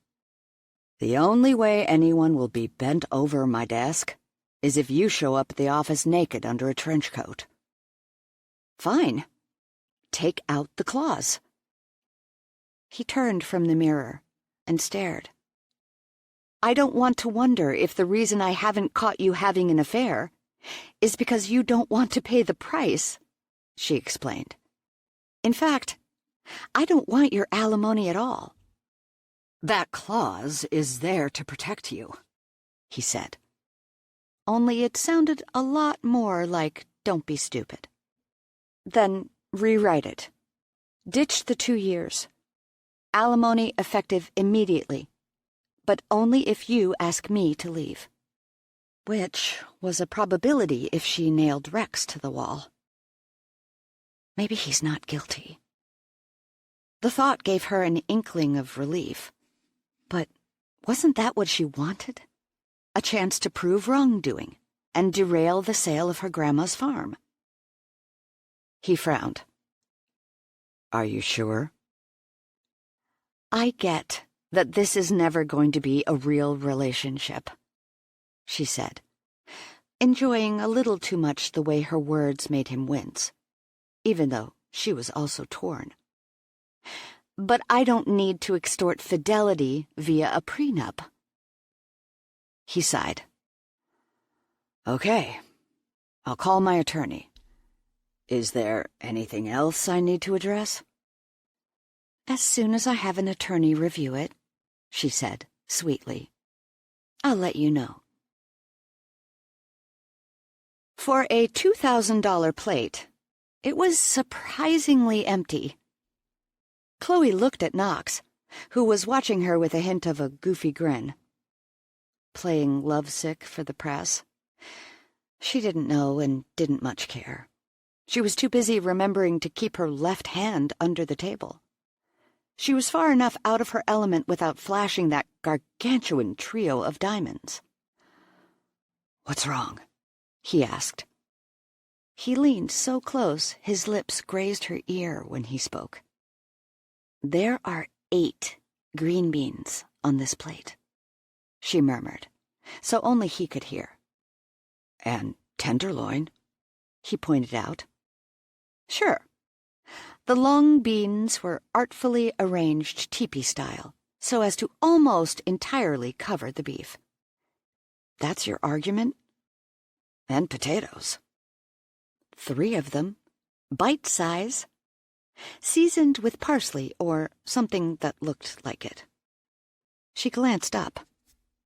Their table mates, 2 senators, a gazillionaire benefactor, and their respective wives, were lost in their own conversation and not paying her and Knox any mind. "We're going out for tacos after this," she murmured to Knox. "Cheap ones." He looked down at his tux and back to the elegant blue evening gown she wore. "Like this?" "Use the drive-through." "Like this?" He looked so stricken she almost laughed. "Okay, order in if you want. But if you pay more than $5 for my taco, you'll be wearing it." Across the table, one of the senators mentioned Rex's name, putting an end to whatever argument Knox might have prepared. All heads swiveled in their direction. "Where is Rex?" the other senator asked. "I heard he was on the list." Chloe looked expectantly at Knox, curious how he'd handle what had no doubt become a tired subject. "He's laying low," Knox said, with an affable grin. Honesty. The road less taken, to put it mildly. "As long as his donation found its way," Senator Pierce said. He added a healthy dose of canned, boisterous laughter. "That it did. I think he wanted to avoid distracting from the cause," Knox offered. "As well as from your lovely bride-to-be," said the senator's wife, Lucille. "I have to admit, my daughters were rather heartbroken to hear you were off the market." Heat crept to Chloe's cheeks. He'd introduced her as his fiancé, though to little fanfare. A few raised brows, perhaps, but in a room full of A-lister celebrities, United States senators and presidential cabinet members, Even Knox Hamilton could manage to avoid creating a stir, at least outwardly. Chloe had caught a few whispers and had seen heads swivel in their direction, but she'd merely smiled and moved on. As far as she was out of her element, she wasn't going to miss a chance to people watch. Her job depended on it.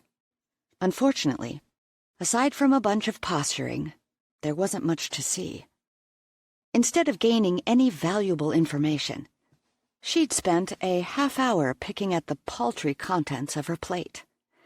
Not because she needed 30 minutes for a handful of food, but to keep pace with the rest of the table. Just as the waiter cleared the plate, she caught sight of the aforementioned Pierce daughters headed in the direction of the restrooms. Curiosity got the better of her. "Please excuse me for a moment," she said.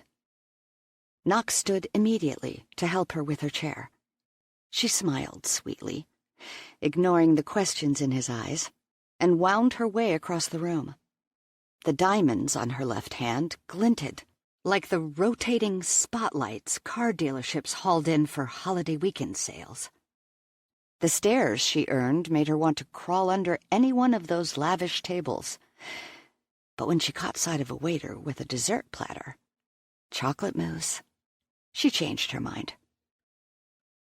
The hallway through which the Pierce daughters had disappeared held a number of doors, which somewhat deflated Chloe's chances of running into them in the ladies' room. She didn't want to talk so much as she wanted to listen.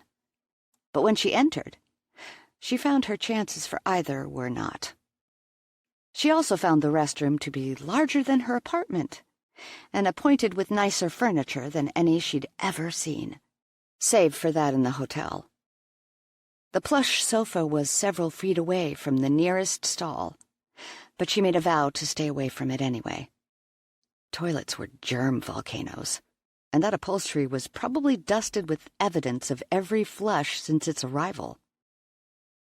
Chloe had just shut herself in a stall when she heard the bathroom door open. High heels clicked across the floor. She'd just started thinking she'd struck out when a woman spoke. "Love, my ass. He hasn't dated anyone in months." Chloe's heart rate kicked up a notch. Ever so quietly, she stepped onto the toilet seat so they wouldn't see her feet, and prayed her high-heel shoes would provide enough traction to keep her from landing in the bowl. "Can you imagine?" asked a different voice. "A reporter?" Great. They were definitely talking about her, but more importantly, about Knox. He really hadn't dated anyone in months. She felt impossibly warm and tingly for someone who was crouched over a toilet. "I bet she's a gold-digging slut," said Thing One. "Not that you'd have to be to climb into bed with that man." A dramatic sigh followed. "Do you think that's her real hair?" "Of course it is. What reporter could afford extensions?" Thing Two pshawed the notion. "I don't know. They look pretty bad." The extensions she didn't have? Chloe rolled her eyes. "I think one of her eyes is larger than the other," Thing One said. "Did you notice?" "I was too busy staring at that ring. It's kind of garish, don't you think?" "It would be exquisite on my finger," said Thing One. "But on a reporter, it's awful." "Sure it is." Chloe glanced at her finger and grinned. She had 1,001 reasons to mind her manners, but somehow she didn't expect the truth of this exchange to leave the room. With nothing to lose, she stepped off the toilet and opened the stall door, enjoying very much the subsequent surprise that etched the overly painted faces of the Pierce daughters. "I don't know," Chloe said sweetly, holding up her ring next to her face. "It kind of draws attention away from the bad hair and the asymmetrical eyes. Of course, I must be a lousy gold digger. You can barely see the metal for all the diamonds." Neither thing uttered a word. For all their highfalutin manners, society left a lot to be desired. Chloe suppressed a laugh as she washed her hands and left the room, knowing full well the two cats had likely found their tongues the minute after the door shut behind her. Knox stood nearby in the hallway. "What are you smiling about?" he asked. "I met Senator Pierce's daughters. Apparently, I have bad hair extensions, asymmetrical eyes, and questionable morals." "You have hair extensions?" She rolled her eyes. "Is this the part where I get offended because you didn't argue my morality or dispute the poor configuration of my face?" He grinned.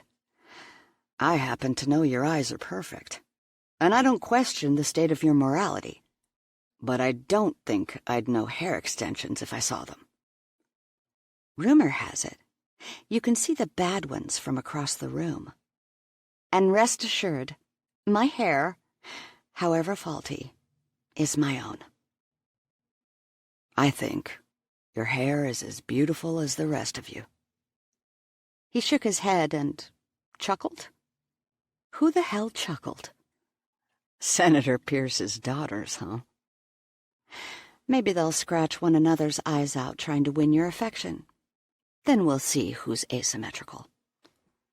He made a whooshing sound under his breath. What's the classic sitcom reaction to that? Meow? If you want a classic sitcom reaction, tell me something I don't want to hear about the fate of my dessert. You mean there's a woman inside the Beltway who will actually touch a dessert? She glared. He laughed. It'll still be there when you get back. The women at the table started talking about wedding stuff. Not ours. Not that it would have helped. So I made my escape. Do you want to dance? The last time they'd danced in public had been in that dive bar, and they'd barely made it out of there with their clothes on. That might not end well, she said. He grinned devilishly. No self-control. Isn't that how you like it? You've got me there, he said, and he led her onto the dance floor anyway, immediately pulling her close. She put her arms around him, lacing her fingertips behind his neck. With the feel of his long, hard body moving as one with hers, she quickly forgot her concerns about flashing the diamond or missing dessert. Her heartbeat thundered and drowned out the din of conversation.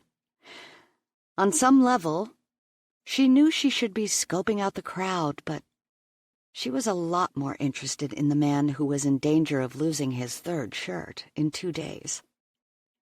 Her fiancé. The guy with all the complications. How long are we staying in D.C.? She asked. She'd yet to break the news of their engagement to Lila, who had probably worn calluses on her texting fingers with the effort to find out what had happened with Jeff. Chloe's parents were also due a call. Despite the fact they lived halfway across the country, she probably didn't have long to break the news before someone else did. Unless you have a conflict, we can leave tomorrow. What do you think about renting a furnished house outside the city? Anywhere, as long as it has a bedroom. God, he was hot. And just like that, she really was questioning her morals. She'd agreed to marry him for access, not cash, but she'd just eaten a dinner at better than $100 a bite. And she had enough ice on her ring finger to sink the Titanic. Maybe she really didn't have any morals, but she had a chance, and she was taking it. Chapter 7. Somewhere in Lila's proximity, glass was shattering. It had to be, with her shrieking, "You what?" Chloe thought twice about dropping the phone and covering her ears. Whatever Lila would say next, Chloe probably wouldn't want Knox to hear. And with the racket Lila was making, he'd hear it for sure. I said yes. Why the hell would you do that? What happened to Jeff? Don't ask. I think he would have left me for Knox in a heartbeat. In fact, I'm pretty sure that's what happened. You do realize that tells me absolutely nothing of what happened. Jeff was starstruck. Knox handed him a business card and told him to call him later. It was almost humiliating. Only almost. Chloe shrugged, though Lila couldn't see her. I got the man.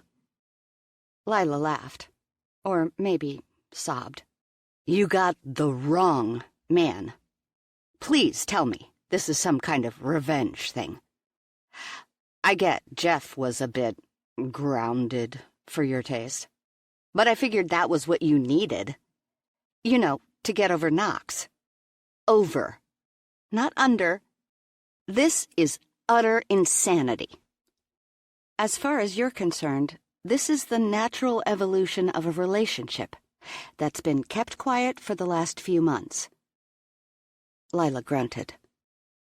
Chloe sank onto the edge of a bed that probably cost more than her car.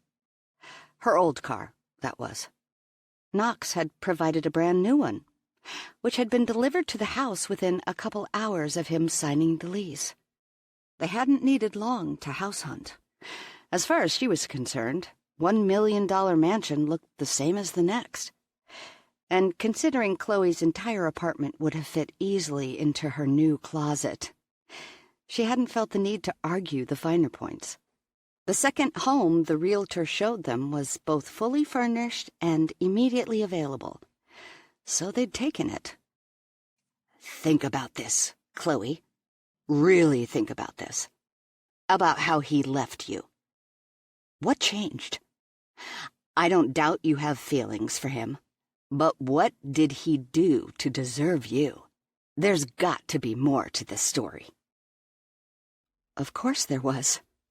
But she had signed a non-disclosure agreement. The terms, and consequences, of which left her praying she didn't have a habit of talking in her sleep. He said he was ready to get married, and I was the only person with whom he could see that happening. That part, at least, was true. Chloe sighed. Who the hell was she mad at? Knox hadn't lied to her, and she hadn't exactly surrendered her self-respect by saying yes. As far as she was concerned, she had more to gain than he did. Even if she did have to deal with media scrutiny, they'd quickly grow tired of her. She was an only child with an uneventful, lower-middle-class upbringing, and parents who believed in staying together for better or worse. Nothing newsworthy there. I am marrying him because I love him, she said quietly. Because that was what she was supposed to say. Chloe, after what he did to you... She sighed. She didn't have many close friends, and her marriage was the last thing that should come between her and the best of them. Look, Lai. He said he made a mistake. I believe he's genuinely sorry. And you know, better than anyone, that I've never stopped loving him. Ouch. Fine.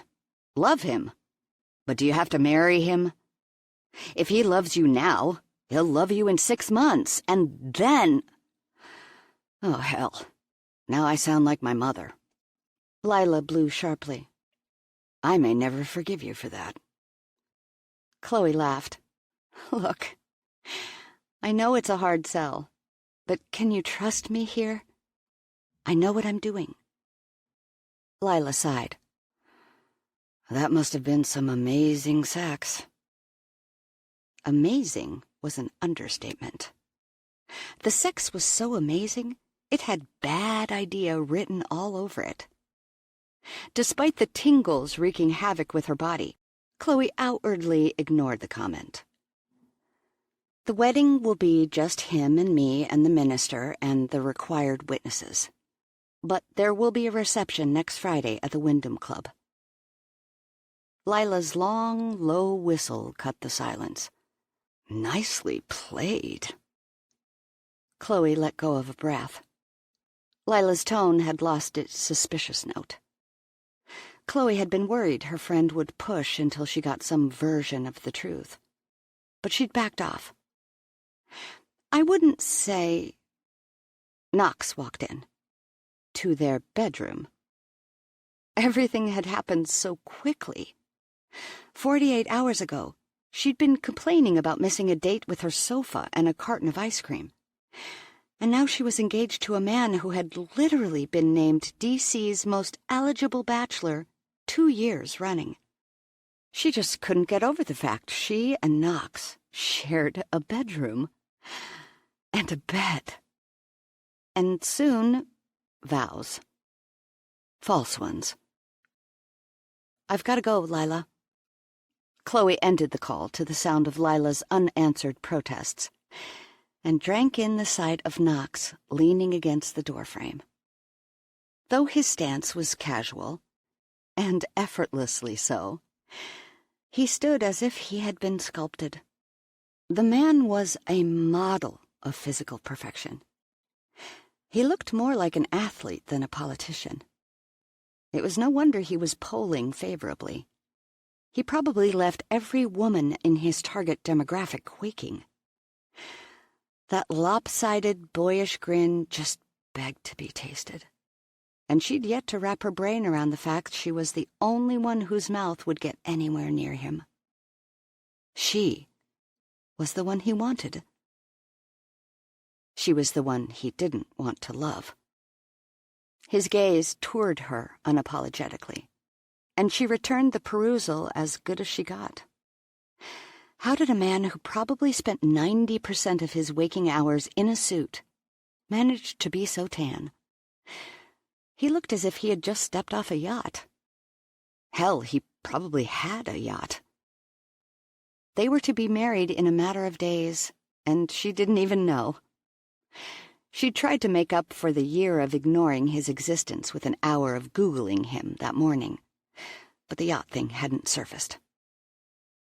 Interestingly enough, neither had any other women.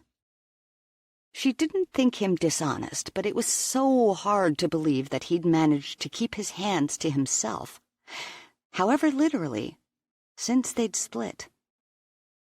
She had no doubt the Pierce girls had their sources, but they couldn't know everything. They hadn't known about her.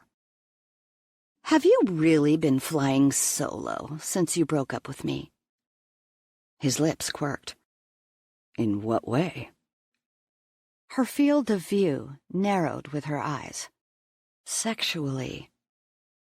You first. I already told you I had. And I already told you the same. A year is a long time to abstain, she said. Just because the internet hadn't spewed forth any candidates didn't mean they didn't exist. He'd managed to date her for months without drawing attention to their relationship. He raised his brow. Where are you going with this? Too late. She realized this conversation might be taking a dangerous turn, but she wouldn't give him the pleasure of thinking he was getting to her. He had enough evidence of that already. She smiled sweetly. I don't think you've made it more than 10 hours since we were reacquainted. He graced her with a smug, tilted grin, which couldn't be more kissable if it tasted of chocolate and wine. He crossed the room, his bare feet toe-deep in the most ridiculously plush carpeting that could possibly exist anywhere, and leaned so his lips grazed her ear. I haven't heard any complaints. Well, he had her there. The sex was incredible. But wasn't that the problem? She wasn't a Neanderthal. She couldn't be the recipient of those tender touches and mind-bending orgasms. and not fall harder. And then there was that whole morals charge. As ridiculous as it sounded, she didn't want to be the mistress to his almighty principles. It didn't matter how sincere his purpose for refusing love. He refused it, all the same. And if she wanted to keep a single piece of her heart intact, she'd have to refuse him back. "Are you suggesting I can't go without sex?" he asked. "I bet you can't." She was flailing, and with that challenge, she was flat out crazy. His eyes narrowed, but not with suspicion, more like interest. Enough interest to suggest she'd just taken a misstep of epic proportions. "Can't what?" She found her tongue, and, in looking at him, 1,000 things she'd rather do with it than continue this no-win conversation. "I bet you can't wait long at all for sex." "Are you serious?" He didn't present any of the indignation the words suggested. He looked more like an animal circling its prey. An animal with a serenity of expression that indicated he knew he'd already won. No. "Of course I'm serious." "You're on." Uh-oh. On what? He laughed, but he didn't sound as if he was joking. "You don't seem to think I can last for an extended period of time without sex. And I don't think you'll last the week." "You're on. First one to beg for it loses." Chloe pasted on a grin, though inside she was undulating at the knowledge of what he could do to her. She was in it this deep, and it didn't sound much like a bet anyone would lose. At least, not without winning. That's a bit open to interpretation, don't you think? I think we need something a little more concrete. What do you have in mind? You can beg all you want. It's the orgasm that decides it. His brow lifted. Any orgasm, she clarified, shooting a pointed look in the direction of his man parts. Keeping your hands to yourself won't help you this time. He returned the carnal focus, and she'd swear she heated under his appraisal. That's cute, he said. It's also fundamentally unfair. Why?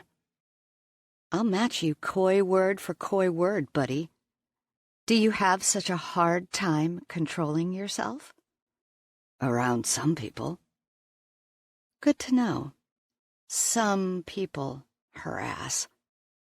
He'd better learn to control himself around all people. Which brings me back to my point. You can't make it without sex. He didn't back down.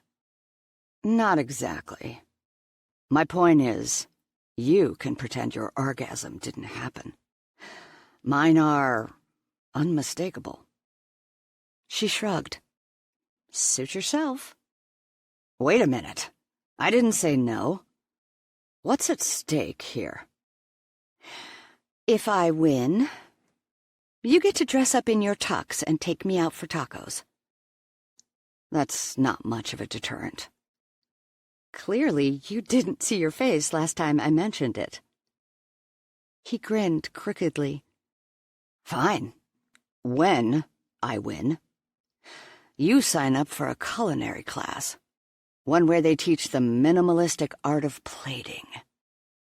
You're on. And by the way, that will never, ever happen. So prepare to beg. Knox? A woman's voice called from elsewhere in the house. Chloe jumped, but Knox didn't flinch. Who is that? She asked. My mother. Chloe looked down at her packing and moving sweats and back to Knox. Great. Exactly how anyone would dress to meet the Queen. You're in here talking about sex? She hissed. And your mother is here? He shrugged from behind one of those boyish, lopsided grins. You have that effect on me. That's just what I want your mother to know. Ever heard of a first impression? I wanted you then, too. Chloe stared at him, her jaw unhinged. Knox? His mother sounded closer now. Get out there before she finds us, Chloe said. I need 5 minutes. Yes, dear. Chloe rolled her eyes and nudged him through the doorway. She stopped short of pushing the door closed all the way. She didn't want news of his mother's visit to be met with that noise, of all things, and made a mad dash for the biggest closet on earth.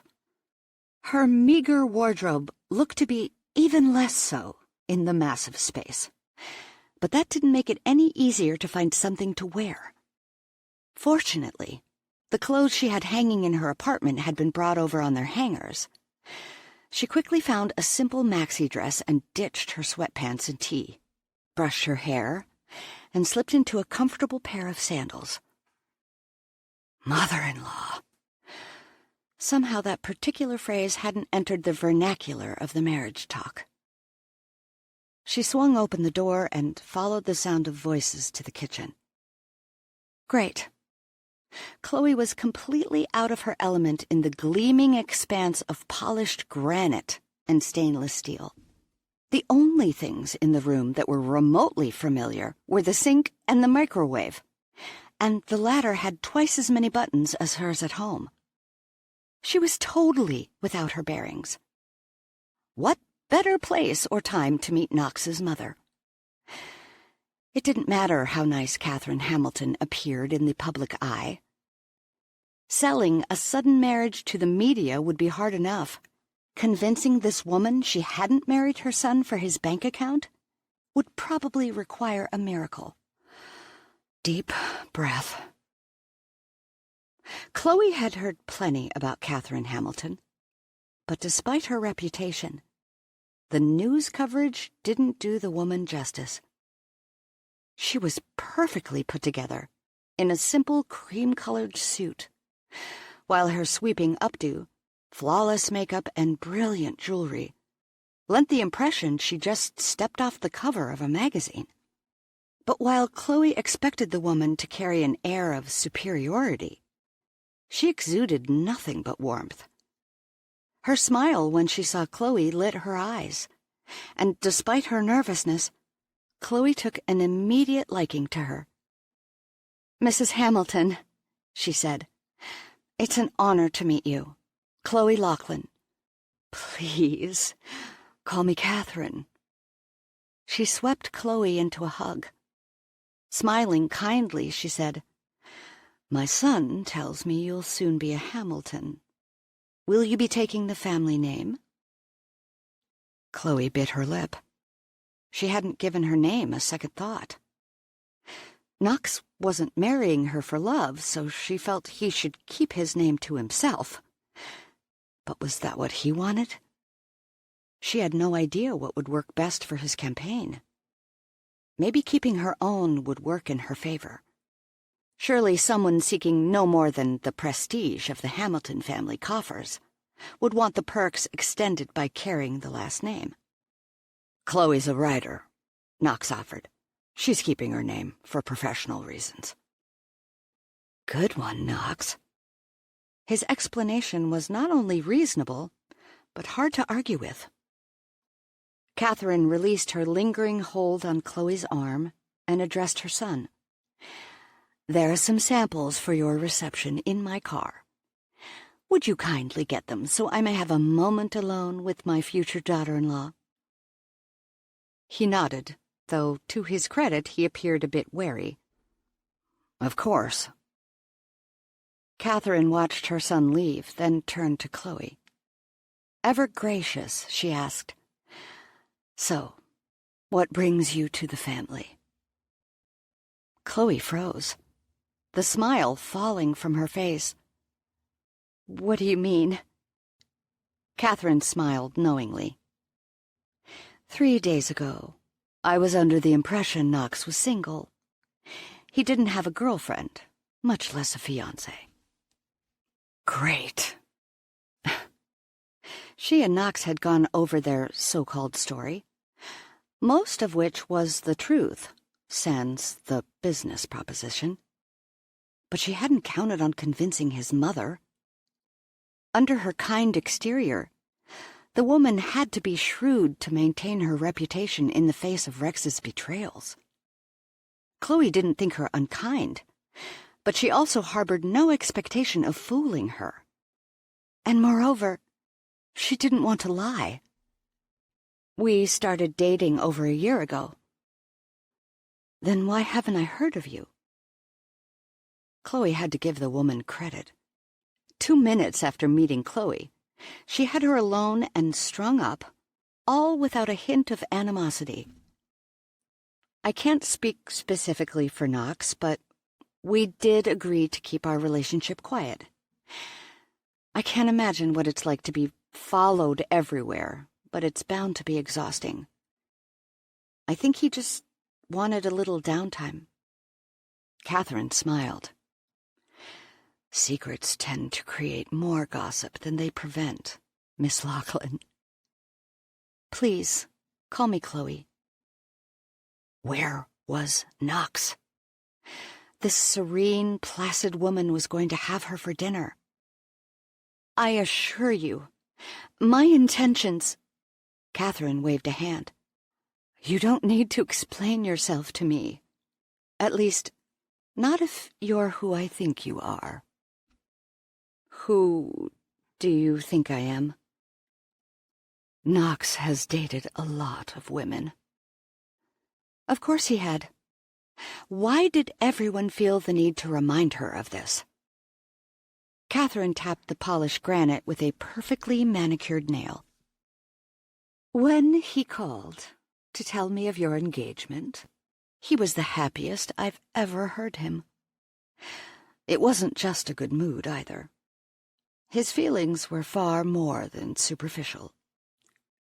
Chloe's gaze shot to Catherine's face, and she prayed her guilt didn't show in her eyes. She'd been worried about hurting Knox, but she hadn't considered that she'd be hurting his mother. Arguably, neither of them deserved it, but Knox at least knew what he was getting into. He knew the marriage was fake. Catherine, on the other hand, actually believed Knox cared for Chloe. As much as Chloe wanted that to be true, the fact that their deception would affect other people hit her with force. I didn't realize I could have affected him so. Honey, he's marrying you. And I can't say I didn't have my suspicions about your intentions. But one fact remains indisputable.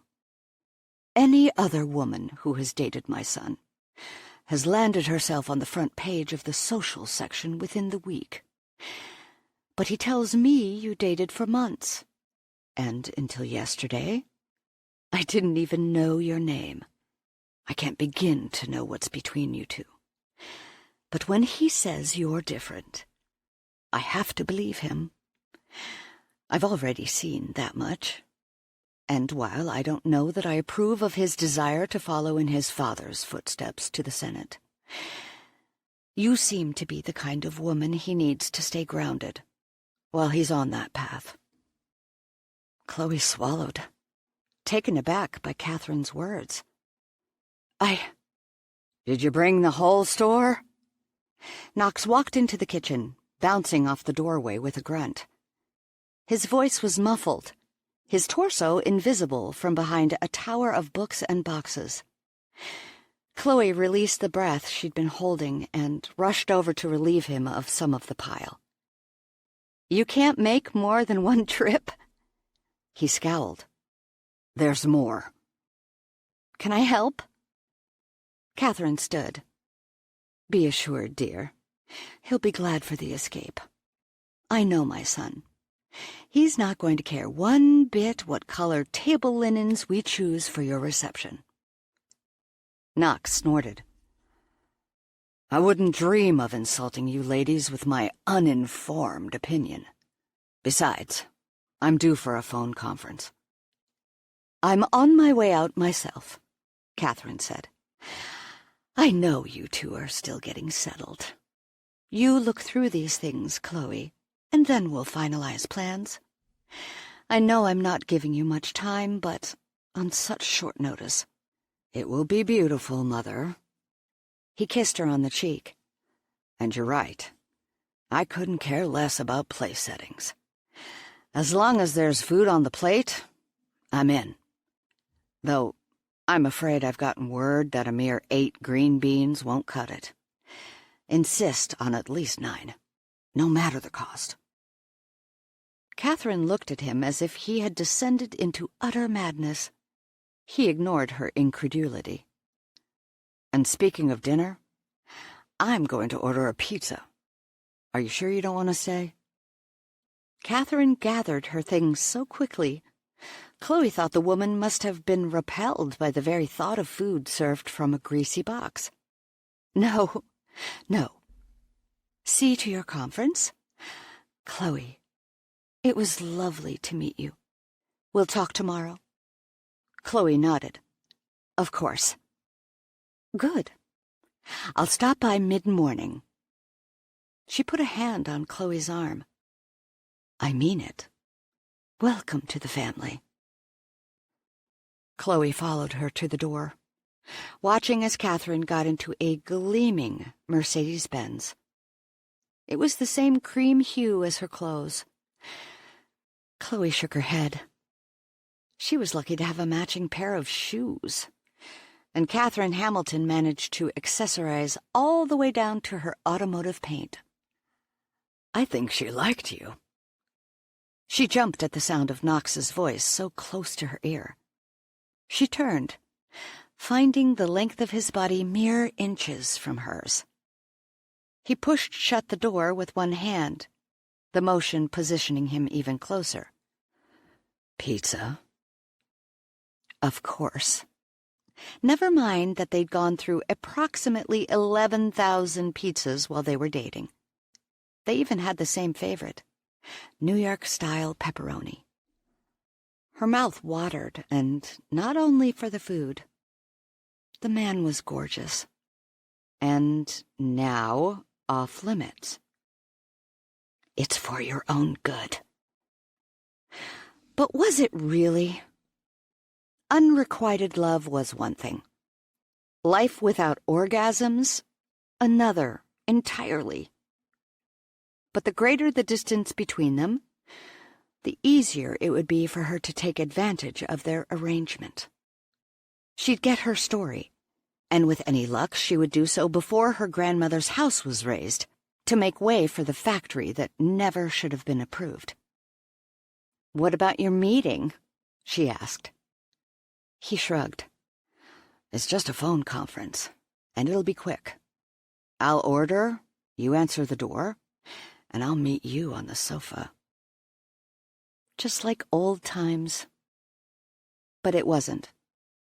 Back then, she thought, they'd been falling in love. She knew better now. Now it was just her. The chances of her walking away without a broken heart were passing nil at the speed of light. But he was still hers. He might never love her, but at least he wanted to share his life with her. She forced herself to smile. Pizza would be great. Chapter 8. 30 minutes later, Chloe was kicked back on an Italian leather sofa trying, and failing, to keep Knox from stealing her pepperoni. If he'd been on the phone 5 minutes longer, she could have had at least one slice in peace. But no such luck. "Eat your own," she groused, punctuating the words by jabbing her elbow into his side. He dodged easily the brunt of her attack, then countered with an utterly wounded look. I like extra. Then order extra. Can't, he said. Extra pepperoni upsets the balance. Changes the flavor. Order extra on the side, then. I'm sure you can make that happen. He shook his head. Nope. It won't taste the same if it doesn't come on the pizza. Chloe rolled her eyes. Did it ever occur to you that my piece doesn't taste the same after you've pilfered from it? All in your imagination, he said, wisely ducking before the words had fully left his mouth. But he quickly straightened. Oh, look. There's my worthy opponent. Chloe peered at the screen, reading the caption. Charlie Jackson? Knox looked at her, brow raised. Yep, that's him. Have you been under a rock? More like under Knox. I've been a little busy the past 2 days. In reality, she'd probably seen his opponent's name while stalking Knox online that morning, but she'd been a little more interested in his personal life. Then intrigued by the fact she'd found little of it. He'd escorted a couple of dates to dinners and such, but the gossips had taken the time to point out that they'd left in separate limos. Not one photograph of him with anyone seemed to hint at intimacy. Not that that meant anything. She'd yet to find a single image of her with Knox, and they'd been together for months. He went for another piece of her pepperoni and came up empty. Without missing a beat, he said, He's been making noise against Rex for months. Yeah, well, I haven't exactly followed Rex's career, Chloe said, noting that Knox called his father by his first name. She thought that interesting, but she didn't ask. Now that Rex is out, Jackson turned on me. Knox grabbed the remote and turned up the volume. Charlie Jackson faced the camera with an unmistakable air of superiority, complete with a puffed-out chest and a smirk. Knox Hamilton's only claim to fame is his father, who now leaves the office in disgrace. Knox doesn't have any Senate experience. Please, Knox said, hitting mute. And he does? What does he do? Aside from being a pain in the ass, he's an ambulance-chasing lawyer. Even with Rex's accumulation of so-called minor indiscretions, he's still beaten this guy soundly in 3 elections. Chloe suddenly regretted her avoidance of all things Knox. For a D.C. reporter, her lack of knowledge of the finer details was almost embarrassing. But she didn't need to rehash the destruction of their relationship. Moreover, her focus of late had been on Rex, and for good reason. So why hasn't anyone who can actually beat Rex taken him on? For all his personal faults, Rex is a damn good politician. And he's got a strong record and appeal across the aisle. Both parties love him. That makes him really hard to beat. So no one really wants to run against him. So why aren't they all jumping in now? The usual reasons? Knox shrugged. Someone might, but I put my foot in the door the moment Rex cracked it open, and I've been polling well. You don't have as much time to prepare for a special election as you would a general election. So the money has to be there. You know how things work in this arena. A successful campaign requires a lot of cash. And a few weeks isn't much time to launch a campaign, secure backers, and put the money toward winning votes. I've got the advantage of the family name. Not just my father, but my grandfather before him. And Jackson has been after this seat for years. We were both in a position to strike. Jackson has a better chance of defeating me than he did Rex, but it'll be hard for him to pull off. They just turned back to the TV when the doorbell rang.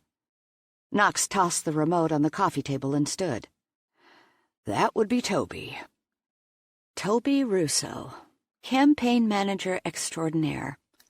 And because he'd likely pushed Knox to fall in line with the poll results, probably a big part of the reason she had a ring on her finger.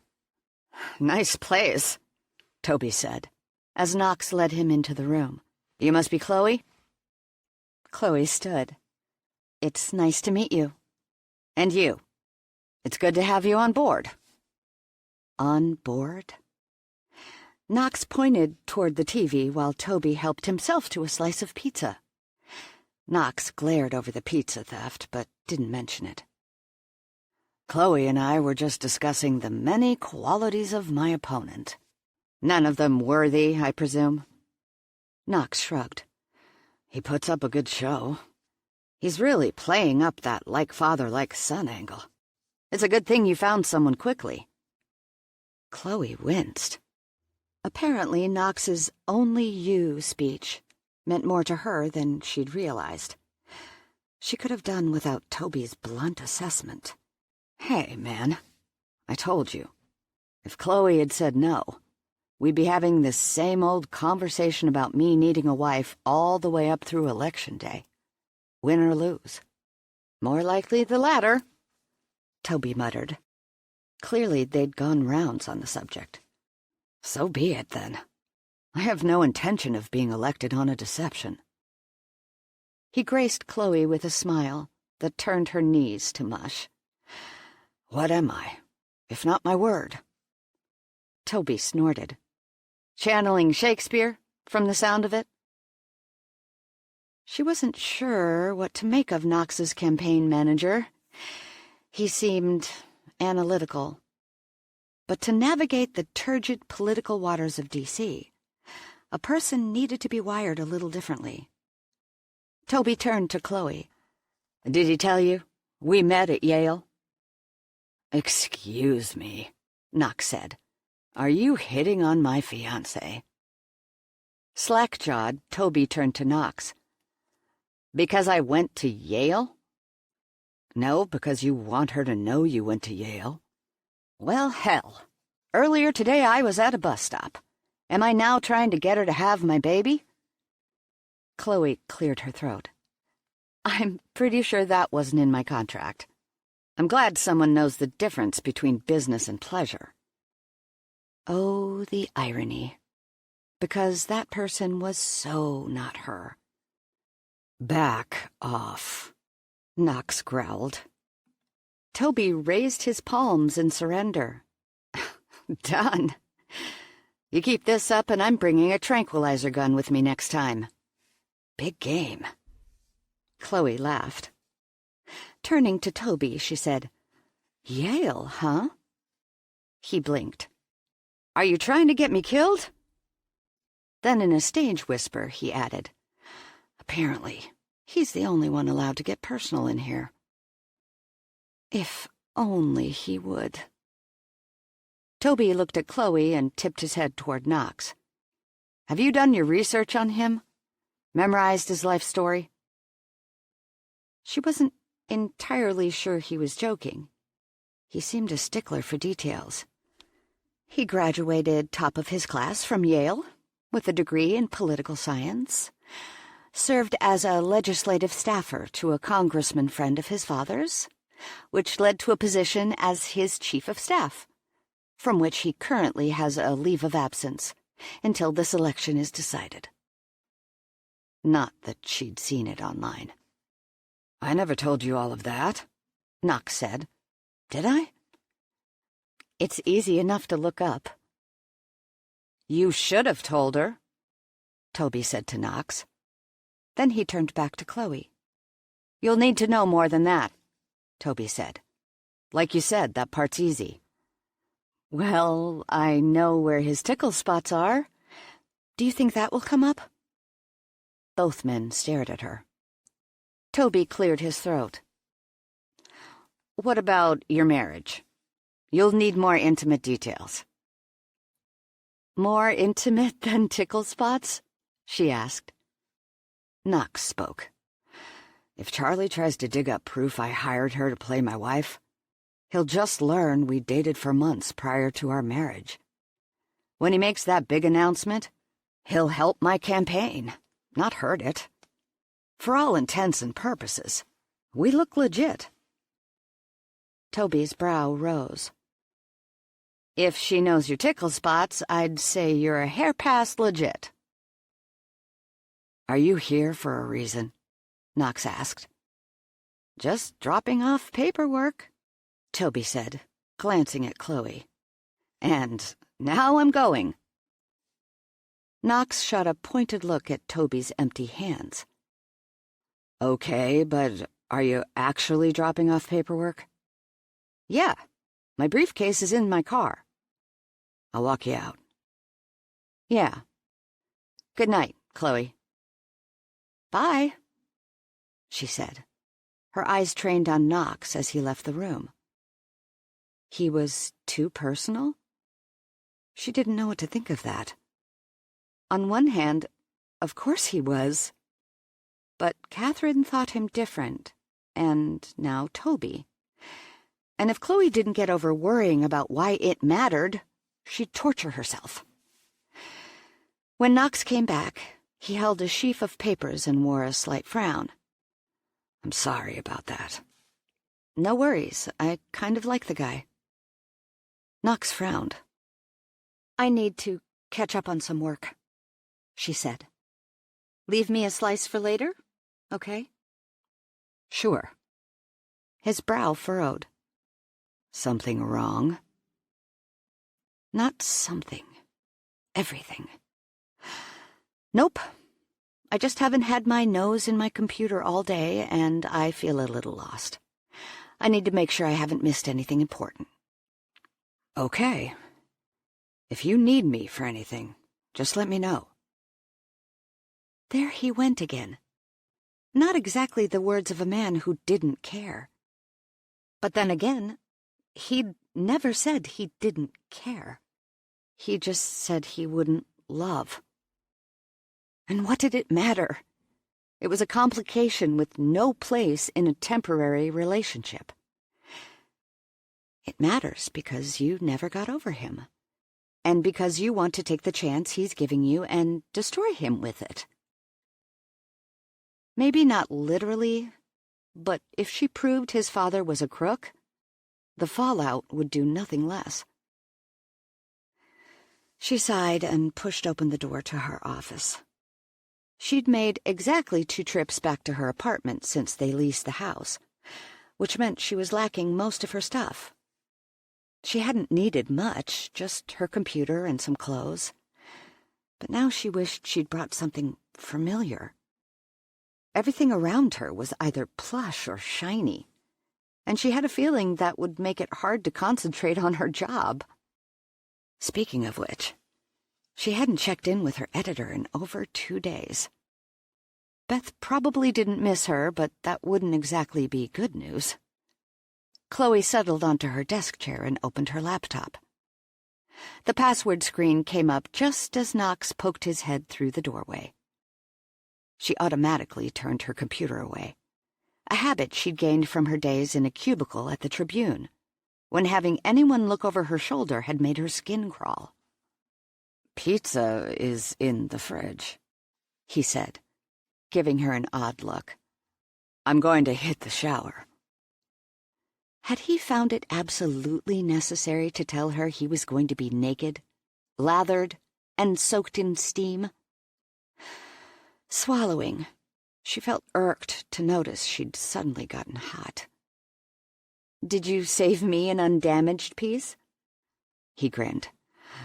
"I guess you'll find out if you work up an appetite later, after you finish with whatever you're hiding on that thing." She rolled her eyes. "The password is my birthday. Have at it.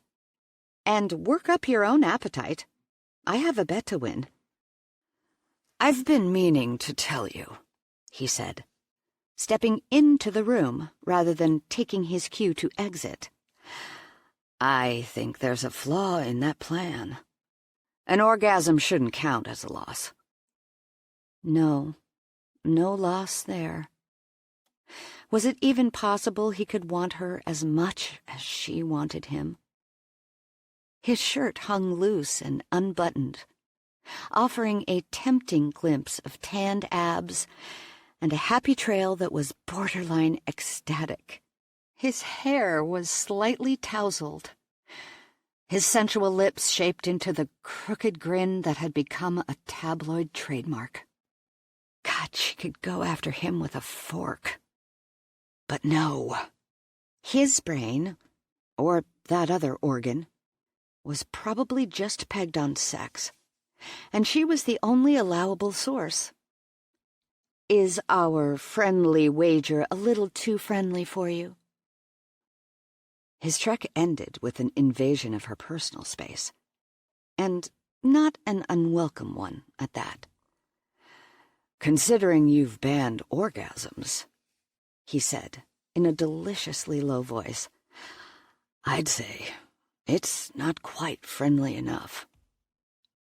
Her pulse fluttered, fanning the fire that seemed to erupt inside her when he drew near. I'm sure you have enough friends. Keep your pants on.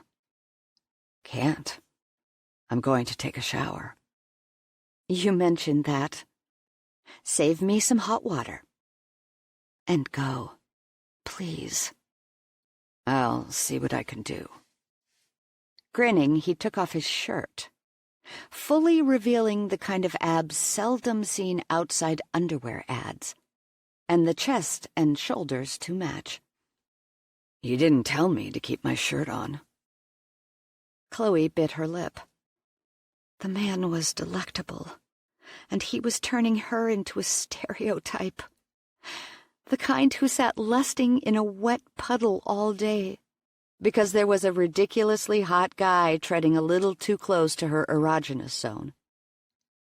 Is this a strip club now? That depends. What are you willing to take off? She pressed her knees together and looked at her desk. Didn't I tell you I had work to do? Suit yourself. I'll see you in bed. She closed her eyes and counted to 10. When she opened them, Knox was gone. But he probably hadn't gone far enough. He was probably exactly where he said he'd be. In the shower. Naked. She so did not need that image in her head. And it was too bad she couldn't get her mind to stop with visuals. Her brain insisted on replaying in vivid detail all the sex they'd had. Everything, from the taste of beer on his lips to the ridiculous parade of brightly colored condoms. But more than that, what he'd said. She could not believe he'd remember her favorite drink or her preference for outdoor cats without there being some kind of emotional attachment. But hell, he was a politician. He was a schmoozer by trade, and she'd do well to remember as much. She needed to regroup. He'd given her a great opportunity, and if she wanted to make the most of it, she was going to have to come up with the story to end all stories. And, if she was really lucky, she'd save her grandmother's farm in the process. As it was, she had little to go on. Just Rex's name cropping up time and time again in the good old boys club, rubbing elbows with the heads of Pactron Energy Corporation. That in itself might not have been suspicious, if Rex hadn't also spearheaded a nasty public fight against the factory's expansion to a new site. Most of the people in Knox's circles had been unattainable, so if she was going to make the most of this chance, she was going to have to start digging. She scrolled absently through her email. Aside from a couple of older unanswered messages from Lila, asking how Chloe's date had gone, most everything was junk. She was just about to close the tab when she noticed a note from her editor. She glanced at the timestamp. 3 a.m. No wonder she hadn't seen it. Most of the middle-of-the-night stuff was auto-delete. regarding your employment." She frowned. The subject of the email seemed a bit too serious for Beth, and that, along with the time the message had been sent, didn't bode well. She clicked on the message and scanned its contents. Midway through, she no longer saw words. She saw red. She stared at the screen in shock. She'd been reassigned as a staff writer in the Home and Garden section. Reassigned, her ass. More like demoted. Home and Garden? Knox. The timing was suspect at best. Beth didn't say as much, but Chloe didn't buy into coincidences. Furious, she pushed away from her desk.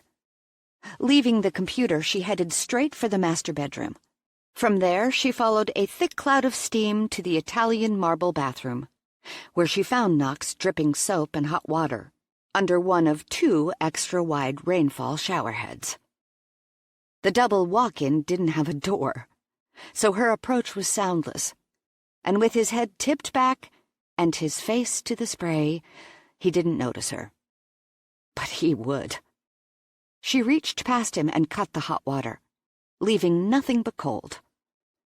Spewing profanity, he turned off the spray and fumbled for a towel on the wall behind him. He wiped his face and blinked at her, his expression bordering on everything and landing nowhere. Despite the fact she had him naked and dripping with unease, she didn't crack a smile. "You just cost me my job." "What are you talking about?" To his credit, he looked bewildered. He made no attempt to cover himself, however, and the fact her gaze caught on his package irritated her. Even more so when she looked up from his goods and saw he was watching her, and grinning. Not a good time to push buttons. She kept the warning to herself. My editor sent me an email mere hours after our engagement went public. Apparently, there's a conflict of interest. It seems the paper doesn't want to appear as if it has lost its objectivity with the upcoming special election. "You were fired." "No, but I might as well have been. I've been reassigned as a staff writer for the Home and Garden section." Home and Garden? Knox, you ass. He held up his hands, though he'd have been wiser to protect himself. "Hey," he said. "Wait a minute. I didn't do this." "The hell you didn't." She reached and unleashed the cold water. The spray didn't hit him as completely as it had the first time, but it hit him where it counted. "Enjoy your shower." She spun around, only to find herself pulled backwards, soaked and sputtering. Her body turned and fully pressed against his. "I think I will," he said. He turned up the hot water until the spray was remotely tolerable. "I happen to be quite fond of cold showers."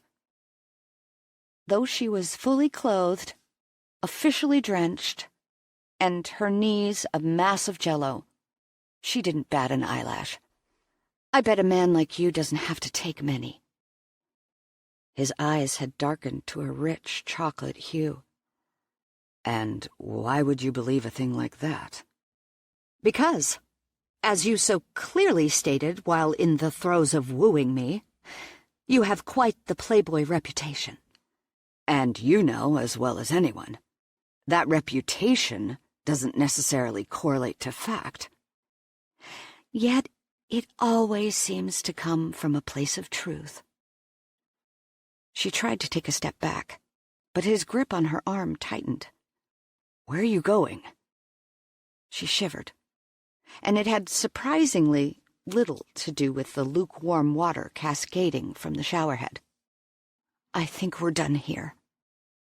He shook his head. "I don't think we are."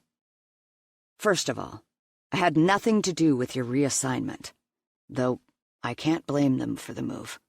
They're protecting their credibility. And, I might add, yours. Besides, this will only help you. How? How is being labeled an expert on houseplants going to help me? He graced her with a shit-eating grin.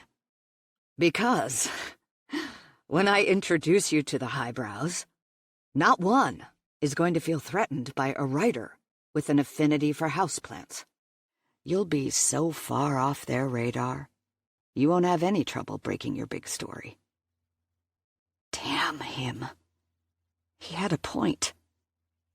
She moved away, but his grip on her arm tightened, reeling her in until there wasn't room for water to run between them. As for my second point, he said, his focus intent upon her, I'm only going to say this once more, so make damn sure you're listening. He increased the hot water, eliminating her chill, but he didn't draw away.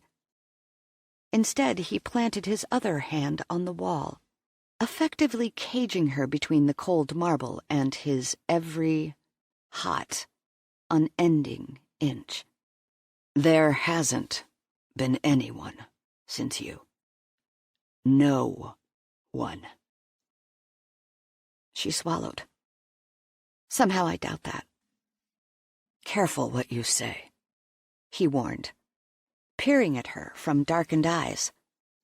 Though the water had turned blissfully warm, he remained still a rigid, powerful mass of man. I don't appreciate what you're insinuating. A casual affair wasn't something I wanted in my life then, and it still isn't. She opened her mouth and closed it again. Though for a moment she'd thought him angry, he seemed to have softened somewhat. His attention drifted from her eyes to her mouth. You're wet, he said. That would be the water. No one. She shivered again, despite the steam assaulting her. It'd be easy to attribute blame to the cold wall at her back, but that wasn't it. The shaking that had started at her core and crept down her limbs to her extremities couldn't be caused by mere cold. It was Knox. It was always Knox. But why? Clearly she had no desire whatsoever to be happy in life. She couldn't have chosen a bigger complication if she'd tried. Droplets gathered on her lashes, but her clouded view didn't obscure the dreadfully heated look in his eyes. He could tear her apart without trying. And rather than protect her, her misguided urges begged her to open herself to him and take whatever he'd give. I've developed a bit of a habit lately, he murmured, of removing your clothes. She said nothing, just stood there, trembling in the hot water, trying to process his words. He leaned down and brushed his lips against hers. Then, while the room spun, he pulled her dress up and over her head, leaving her standing there in her underwear. Her chest threatened to implode under the pressure. Knox, she stammered. You're not being fair. You're probably right, he murmured. Do you want me to stop? Of course not. What sane woman would want him to stop? Me.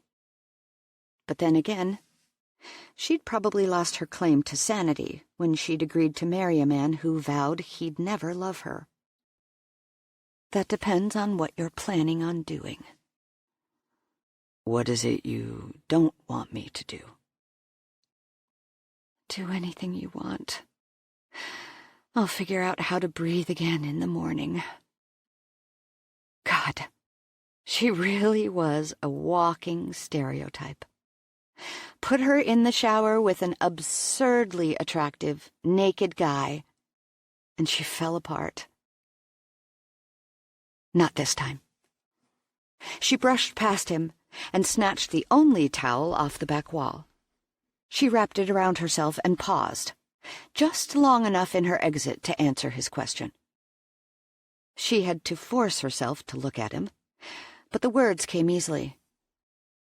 "That's an easy one, Knox. Just don't do anything you can't take back." Chapter 9. A week. A week of trying and failing. She'd wanted to stay mad at Knox, but he had a bad habit of having coffee ready in the morning and sleeping a little too close to her side of the bed. He'd brought her tacos twice, chocolate, daily, and despite what she'd determined to be a rather cruel streak of kindness, he refused to spill one detail about the ceremony, citing a desire to surprise her. The only thing on which he consulted her was the guest list, or the lack thereof. With just the two of them attending, intimate promised to be an understatement. And now that she knew what he'd planned, she could have killed him. He couldn't have known she'd always wanted to get married on the beach. But for some godforsaken reason, the universe had turned against her, and there they were. Her dream wedding. But all wrong. No family, no friends, no groom who would rather die than live without her. Instead, she had him. Utterly devastating in yet another tux, looking perfect enough to have been plucked from the top of a grossly overpriced wedding cake, and a white dress simply gorgeous in its simplicity. And their carefully worded vows all hinged on technicality. To cherish and respect, to greet with tender care, to honor with fidelity, to split the difference on the thermostat. Okay, maybe not that last part, but without mention of love, they might as well be discussing the mundane topics of cohabitation. Nor had the words forever or till death do us part made the script. It was just as well. Now she didn't have to live with herself for uttering untruths in their ceremony. She had far greater issues to tend, like the issue of the photographer, hell-bent on torturing her. "Now, arms around each other, like you're dancing. That's it. Very close. Closer. Now, kissing." He punched the last word like he'd invented the lip lock. "Better do what he says," Knox whispered. "The sun will be down soon, and Mr. Enthusiasm over there is liable to drag us to another time zone for a do-over if we don't get it right." She laughed, much to the photographer's glee. "That's it! Beautiful! Now, the kiss." Knox grinned and lowered his mouth to hers. And no matter how much she tried to remember, he didn't love her, and she wasn't about to fall for him again, she couldn't escape the brutal honesty of his touch. He held her with reassuring strength, yet with a tenderness simply not born of legal documents. She recognized that the slight caress of his fingertips against her skin wasn't because he didn't want to touch her, but because he longed to. He didn't have to admit that desire with words. She could see the raw emotion in his eyes. The months apart had done nothing to erase what she'd known so intimately in the time they had spent together, and no amount of paperwork would change it now. The sinking sun pulled the last pink rays of light from the sky, while a gentle onshore breeze carried with it the last of the warmth. But Knox was solid and strong, and the only chills Chloe experienced were from the perfection of the moment.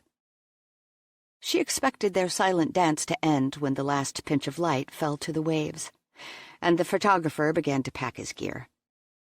But it was then Knox tasted her one more time. And when he sought to deepen the kiss, she welcomed him, breathless, as was he.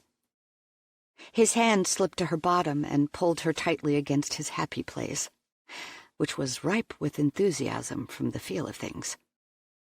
With the other arm, he cradled the small of her back, traced her spine, and finally, his fingers tangled in her hair with slow, sensual caresses, each one drawing her deeper against his body. The photographer cleared his throat. "The photos, Mr. and Mrs., they are done." Chloe wound her fingers into Knox's hair, gasping when he tightened his hold on her. The kiss didn't end. God help her. She didn't want it to. "Okay, we talk later." The man's clipped accent ended on a chuckle. Knox broke free a little, nibbling her lip.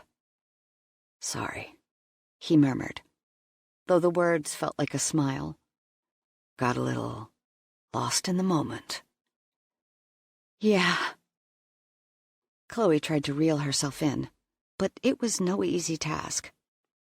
It was worth the effort, though, because she was going to walk away from him. Walk, not limp. "So, what's next?" she asked. He turned and raised a hand to the photographer who, with the help of an assistant, was carting cases of equipment off the sand. Everyone else, the officiant and their witnesses, Toby and his date, had already left. The bypassed huge wedding not only sped up their nuptials, it also authenticated the claim that they wanted privacy. That was Knox's go-to answer for why they'd not been seen together, and she'd quickly adopted it. Not that Lila had bought it, nor had Chloe's mother. She'd spent the majority of the week convinced Chloe would come to her senses and not marry Knox. Chloe would be a lot less tortured if she had. She pushed an errant strand of hair behind her ear, and the faint light glinted on her wedding bands. In addition to the 3-stone diamond engagement ring, she now wore a diamond-studded band. She'd probably never touched so much money in her life. "Do you like them?" Knox asked. He wore a matching platinum band with a diamond inlay. She wanted to ask if he was always so concerned with the feelings of his employees, but she bit back the snark.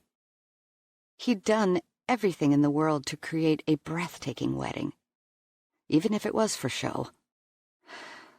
The thought left a sour taste in her mouth. He still watched her, waiting for an answer. "They're beautiful," she said. Not a shred of untruth there. He reached for her hand, then laced his fingers with hers and drew her next to him, as he set off at an easy pace along the shoreline. "I didn't want to get the traditional solitaire. I thought you might want to save that for it to be special, in case you moved on and found someone." What a thoughtful ass. "We've been married less than an hour," she said. "I'm guessing most couples at this point are still expecting it to last." He drew her to a stop. A wave tumbled ashore, the surf flirting close to their feet. And then he kissed her. No photographer, no ceremony. Just a man and the woman he vowed not to love, and the impossibly soft touch of his lips to hers. "I can give you that," he murmured of the kiss. "I will always give you that." She could have pushed him in the ocean. She should have pushed him in the ocean. But before she regained her equilibrium, his mouth was again on hers, And it was she who was drowning. The wave that finally did soak the bottom of her dress had nothing on his ability to pull her under, or the way he drove a new surge of sensation with every gentle, sweeping movement of his kiss. She was one misfired hormone away from ripping yet another shirt from his chest. Hormones. It was lust. It had to be, because she could not be so stupid as to allow herself to love him. They were still standing there, feet buried in wet sand. He touched her cheek, chasing a stray lock of her hair from her face. "Are you sure your mom's not upset?" "My mother? This is where this moment takes you?" He laughed. "Not exactly.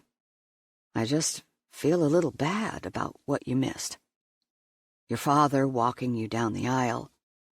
Our mothers sobbing in the front row." "Oh, she'd be sobbing all right." "That doesn't sound good." "Can you blame her? Most of what she knows about your family she learned in the checkout lane of the supermarket." He frowned. "I hope she'll be willing to look past that." "Does it matter? She doesn't normally get a say-so in matters of my employment." Even in the growing twilight, the flash of pain in Knox's eyes was palpable. "I'm sorry," Chloe said. "You're not what those magazines say, and I know you care about me." She waited for him to argue, to explain for the umpteenth time why he couldn't love her. He didn't. "Is that why you didn't insist on having them here?" he asked quietly. "Because this isn't real." "In a way, I guess. My parents want to be happy for me. They want me to be happy. They taught me by their example that love comes first, always. How would I stand in front of them and take vows that go against that?" "I guess I didn't think about how it would affect your family," he said. "Well, there's some good news." "How is that good?" "Total focus on the result and consequences be damned. Maybe you've got some politician in you after all." Chapter 10. Knox had never given much thought to the wedding night. He never thought he'd have. But any glancing associations had always included sex. Now, after sharing an exquisite dinner with the most amazing woman he'd ever known, the reality of not closing the deal was sinking in like a rock. But even worse was his growing and persistent knowledge that sex wasn't all he wanted. Clearly, he'd had a glass too many from the bar. "It's a beautiful night," Chloe said, turning from the window of their honeymoon suite. Though she'd been first on his mind, her voice still startled him. "Yes, it is," he said, locking his eyes with hers. She was stunning. She'd pulled back her long, dark hair, though a few pieces escaped to caress her face. The contrast between those sky-blue eyes and rich chocolate strands belonged on a long and growing list of things he found increasingly difficult to resist. He longed to plunge his fingers in her hair, wreck that updo, or whatever she'd called it, and explore with his mouth every delicious inch of her exposed skin. And what a place to strip her to nothing and dive into her again and again. The honeymoon suite with its plush everything, complete with candlelight and a heart-shaped tub, which the room servant had offered to fill with champagne. To some, that might sound romantic, but to Knox, deep pockets notwithstanding, it sounded like a sticky waste of cash. The room also featured an entire wall of glass, which offered a panoramic view of the ocean waves, rolling ashore across an expanse of moonlit sand. The sky in its endless black seemed to spin with its tiny, ubiquitous bursts of starlight. Everything should have been perfect. Only it wasn't. She turned from the window, and his breath caught. The candlelight reflected in her eyes, mimicking the dance of moonlight over the water. She'd changed from her dress into shorts and a tee, and her bare legs seemed to go on forever. "You thinking about losing that bet?" she asked. "Actually, I'm thinking more about making you lose it." "Go ahead and try," she challenged. "I can guarantee you'll lose first." He cleared his throat and tried to swallow past the lump that didn't belong there. "Is this you upping the ante?" "Not at all. In fact, I hereby vow to keep my hands to myself." "Yeah, we'll see about that." The words left his mouth before he could stop them.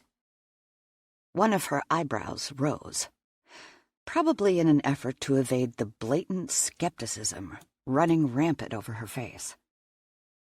Chloe was no kitten, and the narrowed eyes matched with a playful smile made for one hell of a reminder. He'd backed himself into a corner, and it looked increasingly to be a sexless one. If she wanted to find a way to torture him, she'd nailed it. "Maybe we should rethink." The last word was little more than an afterthought.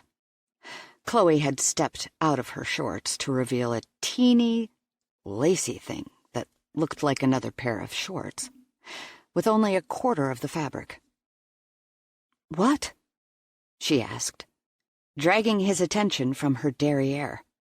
Her demure tone spoke not of innocence, but of something more along the lines of game on. "They're called boy shorts. Cute, huh?" "Please, tell me that's just a name. They didn't come from the men's department, did they?" "Just a name," she said, and proceeded to take off her shirt. The bra underneath matched the boy panties, but he didn't get to consider it long before it, too, was gone. His manhood leapt for her, but the effort within the confines of his pants was useless, though under her coy scrutiny, it was the only part of him not withering. So much for the lack of sexy wedding night lingerie. "Which side do you prefer?" she asked. Gesturing toward the bed was probably supposed to clarify her meaning, but it had the opposite effect. His brain had calculated a few dozen positions before he reined it in. "No preference," he said. "Perfect." She turned and bent at the waist, a bit more so than necessary, to pull back the covers. He half hoped she'd crawl under the blankets and offer him a little respite in the process. But instead, she grabbed her bag off the table and disappeared into the bathroom, leaving him to pulse an involuntary phallic salute to every sway of her hips. He forced himself to look at the bed. King size. Plenty of room. Too much. Deciding he could taunt just as well as she, Knox stripped out of his clothes. Down to his boxer briefs, he blew out the candles and reached to shut the drapes. But the ocean splintered with silver moonlight, made for a stunning display, and, after a quick glance in either direction, indicated a deserted beach. He decided to leave the curtains open. He could give her the view. Feeling somewhat empty inside, he went to the bed, choosing the side nearer the window. It was opposite the side he normally slept on, But if there was any way in hell someone managed to get a lens pointed deep into their fourth-floor suite, an angle that was extremely unlikely based on their proximity to the ocean, they'd see him before her. They'd have to face the press with the news of their marriage sooner or later. But damned if she was going to do so in those man-shorts of hers. On cue, a swath of light swept the room, into which she appeared briefly before the glow disappeared. She stood, eyes trained on the view, for a few precious seconds. He lived in that moment to study her, all sleek and toned and his. Her bare skin offered a visual feast, and not just because she was topless, though the latter certainly didn't hurt. What really got him was the fact she'd cleared her face of makeup. No pretensions, nothing to prove and nothing to hide. Beautiful. Real. "I haven't seen many women without makeup," he said. "What? You've never been to a grocery store? Life exists outside of that shiny office of yours, you know." I'm beginning to realize that. Her eyes widened, painting her face with surprise, as if he'd said something profound. Maybe he had. She stood there, more than half naked, staring at the bed. "It's different now, isn't it?" he asked. Then, seeing her face darken, he added, "Unless you're just afraid you can't control yourself around me." She rolled her eyes. "I'm just not sure if there's room for me alongside you and your ego." He feigned offense. "Is that really my biggest attribute? My ego?" "I think you just proved my point. As for your point, you can keep it to yourself." She tossed him a lopsided grin and crawled under the covers. He left her alone for precisely 2 seconds before he dragged her across the mattress, caveman style. She shrieked his name, laughing and pushing playfully against his shoulders as he caught her in his arms. But all pretense of resistance ended when his mouth landed on hers. Her lips were already parted, and he took immediate advantage by pushing his tongue deep into her mouth, tasting her like a man starved. The hands she'd pressed to his shoulders looped around his neck, drawing him in and holding him there. And still, he feasted. He pushed one of his knees between her thighs, grinning at the soft whimpers the pressure elicited. He was desperate to touch her, desperate to fill her. He settled for plunging his fingers in her hair, cradling either side of her head while he found ways to deepen the kiss. The staccato of her breaths drove him farther against her, until he was cursing clothing and stupid bets and the absence of a neon-colored condom. He'd been too damn determined not to lose the bet to bring them along. But it was just as well. He'd never get past the application phase. She had him that turned on. And judging from the way her long, lithe body writhed against him, he wasn't the only one feeling the heat. He was harder than he'd ever been in his life, and dangerously close to losing. And not entirely sure the bet was the only thing at stake. Breathless and nearly trembling, he broke the kiss.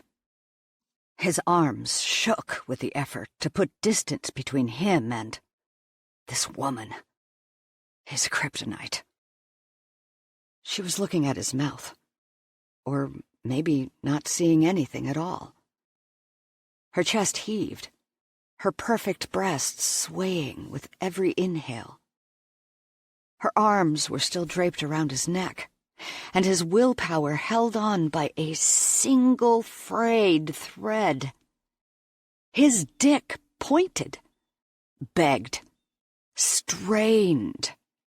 It was a full-on phallic tantrum, and it was all Knox could do to ease from the circle of her arms. His teeth, accidentally, grazing one of her rock-hard nipples. She drew a sharp breath, but when their eyes met, she merely offered a serene smile. Here he was, torn to pieces, and she looked as content as a basket full of puppies. Damn. He rolled over to his side of the bed, landing flat on his back with a sigh born of frustration. His pulse raced, and there wasn't a drop of blood left in his brain. All he could think about was diving into that sweet, hot body until he shattered, then laying there while the pieces knit back together. Maybe then he'd be whole. Maybe then he'd know how to love.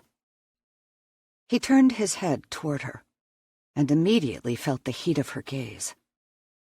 The warmth drew him in, made blue his favorite color. "Night, Knox," she murmured. "Good night, Chloe." For the longest time, he didn't move. He reached for her hand. When he found it, their fingers laced together of their own volition, as if they'd done it 1,000 times before. As if they were meant to be that way all along. He told himself for the umpteenth time he didn't believe in love. But this time, something was different. This time, he wasn't sure he wanted to listen. Chapter 11. Despite the bright light of a new day, Knox was so far beyond screwed he couldn't see straight. And he wasn't sure what bothered him most about it. That he'd lost control, or the fact that Chloe clearly had. He'd known she was different from the moment they'd met. But in spite of their months together, he'd failed to consider one thing. She'd never been a part of his ordinary life. She'd been a separate part of him.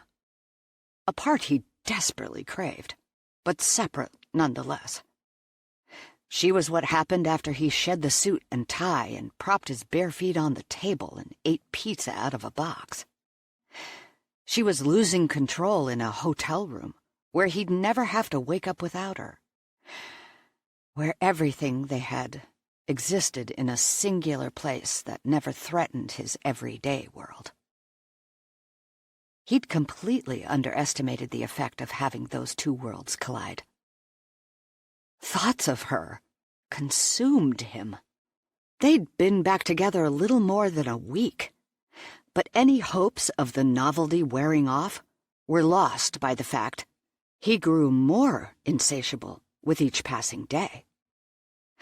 And though on some level he knew he was a jerk for wanting her, he also knew he wasn't imagining what they had between them. And now, this stupid bet? He wanted to throw her down on the bed and dive into her until his limbs gave out. But the idea that doing so would ease the sexual tension between them was laughable. He was a wreck, and he didn't see an easy way around it. "Have you heard a word I've said?" Toby frowned, and peered at him over a leaf of papers. He was always frowning over a leaf of papers. "Yeah, Jackson is a dick. You said that last week." Knox pressed his lips together. If looking at his campaign manager's ugly mug didn't eradicate thoughts of plunging balls deep into Chloe, nothing could. Dropping the paperwork on his briefcase, Toby asked, "Why do I work for you?" "Because I wanted the best." Toby rolled his eyes. "Careful. That almost sounded like a compliment." Knox grinned. "You've known me long enough to know not to take these things personally." They'd been friends since college, where they'd shared a major and a dorm room. Knox's trust was hard-won. It had probably taken every bit of those 4 years, but Toby had earned it. He also earned his salary. He was one hell of a political strategist. The only downside was that in spending that time in such close proximity, Toby probably knew more about Knox than he should have. Overall, Knox had been pretty well behaved, but he could think of a couple of incidents that were better kept under wraps. Of course, Toby had been right there with him. But of the two, only Knox had the kind of aspirations that could land him on the wrong side of a smear campaign. Toby cleared his throat. As I was saying, there have been some questions as to the timing of your marriage, but I think you're getting some points for not making it a power play. What's that supposed to mean? Toby looked in the direction of the kitchen, where Chloe and Knox's mother were going through those boxes of samples. Knox followed his gaze. He had never seen so many shades of white, and had no idea why each and every one required such scrutiny. But he was content to leave the women to their devices. He understood there was an innate difference between white and cream, but to that end, the shades either matched or they didn't. Why they required further degrees of separation was beyond him, and how they could completely fill an entire kitchen table, to say nothing of several hours of planning time, was mind-bending. It occurred to him then it was a good thing they hadn't taken the traditional wedding route. He'd heard horrible stories from his buddies on the nightmarish aspects of organizing such an event. Enough to realize whoever had come up with that ridiculous term, bridezilla, hadn't been so far off. At least when he spent his wedding nearly sexless, it wasn't because he'd worn the wrong color socks to the ceremony, earning the ire of his life's mate. At least. Toby hadn't responded. Knox tried again. What? Toby looked back and forth between the kitchen and Knox a half-dozen times before he managed to spit out actual words. She seems nice, and she's so damn hot she makes you look ugly. But you didn't exactly marry up. Ah. He got it. Chloe wasn't a socialite. In Toby's eyes, she probably wasn't anyone at all. She didn't come from a wealthy family, and marrying her didn't qualify as a political alliance. Arranged marriages may have fallen out of favor, but business transactions were all the rage. Little did Toby know, there wasn't a woman alive who could be any better. Didn't think it was possible for me to marry up, Knox said. Yeah, you're a god. Knox let the comment go. It was a lot easier than admitting what Chloe meant to him. So, Jackson is batting 0? What's he going to come up with next? Toby shut his briefcase. You're in a better position to answer that than me. Anything you can see coming to bite you in the ass? Knox leaned back in his chair and held out his hands. Squeaky clean. I doubt that. Yeah, well, you'd be hard-pressed to prove otherwise. And so would Jackson. Toby gave a rare smile. That's what I like to hear. Are you free to handle any commitments I manage to procure on your behalf? Other than the reception Friday night, which I presume you will attend, I'm all yours. Keep on doing what you're doing. Really? And your bride approves? Is that sarcasm? Because I'm pretty sure you and your poll were the brains behind the whole marriage thing. I just told you what the polls said. You took the plunge, and you're welcome. But don't be an ass. Women like being consulted. Knox snorted. How many years now have you been single? Also, I'm not paying extra for you to manage my marriage. Who's single? Apparently I'm married to my job. And, I might add, your marriage is a subset of your campaign. You may not be paying extra, but you're paying for it all the same. Yeah, for better or for worse. Toby shook his head in classic fuck-me fashion. I see what you did there, and that's about as much of this as I can take. I have to go.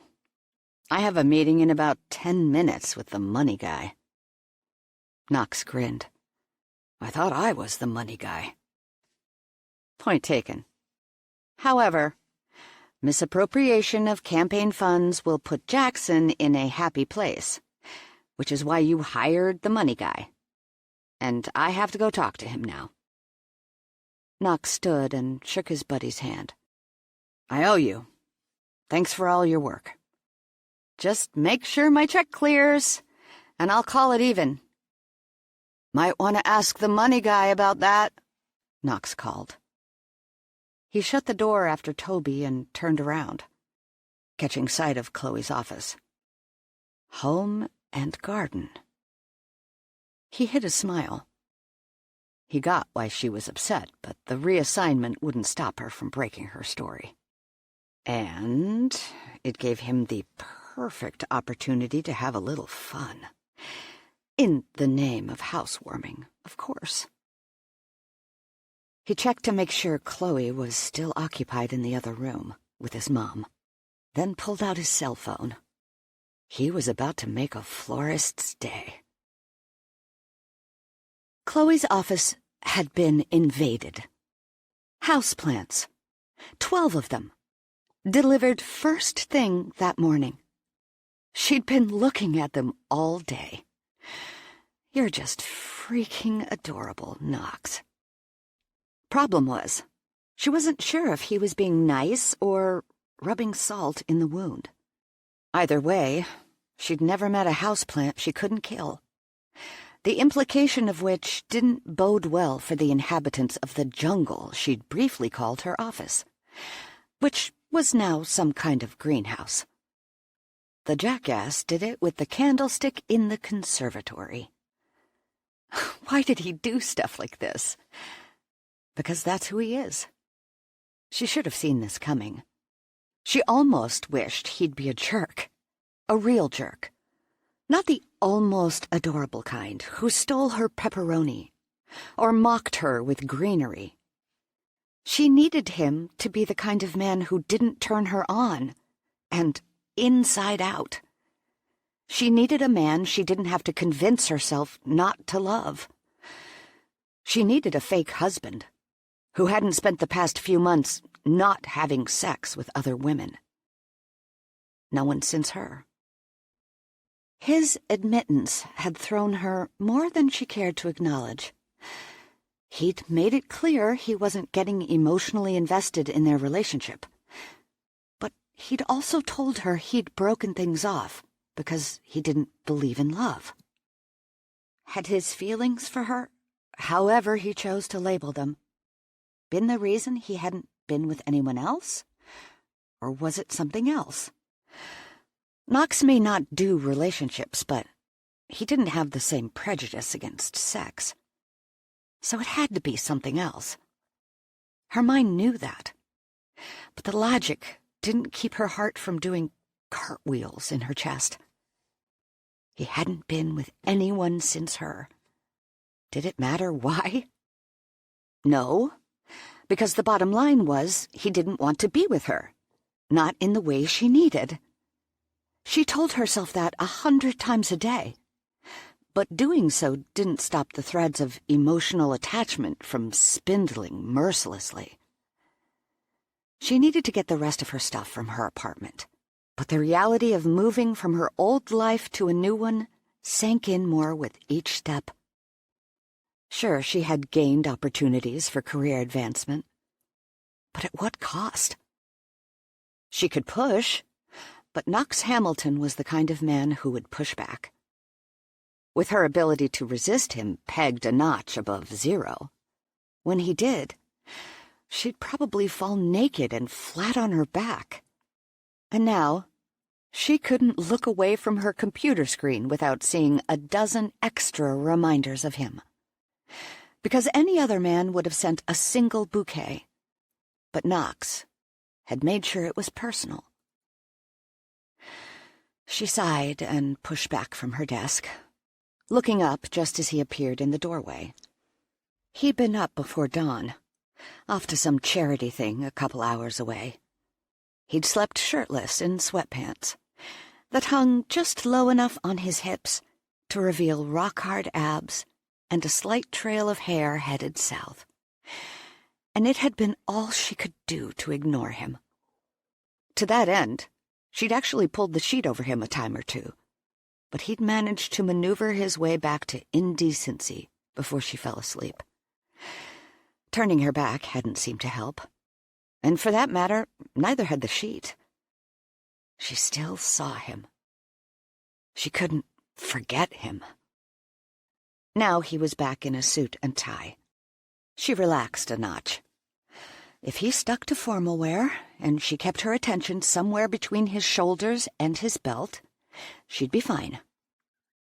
"Good afternoon," he said easily, as though he hadn't turned her office into a botanical garden, or hadn't noticed her staring below his belt, calculating all the reasons she shouldn't look there.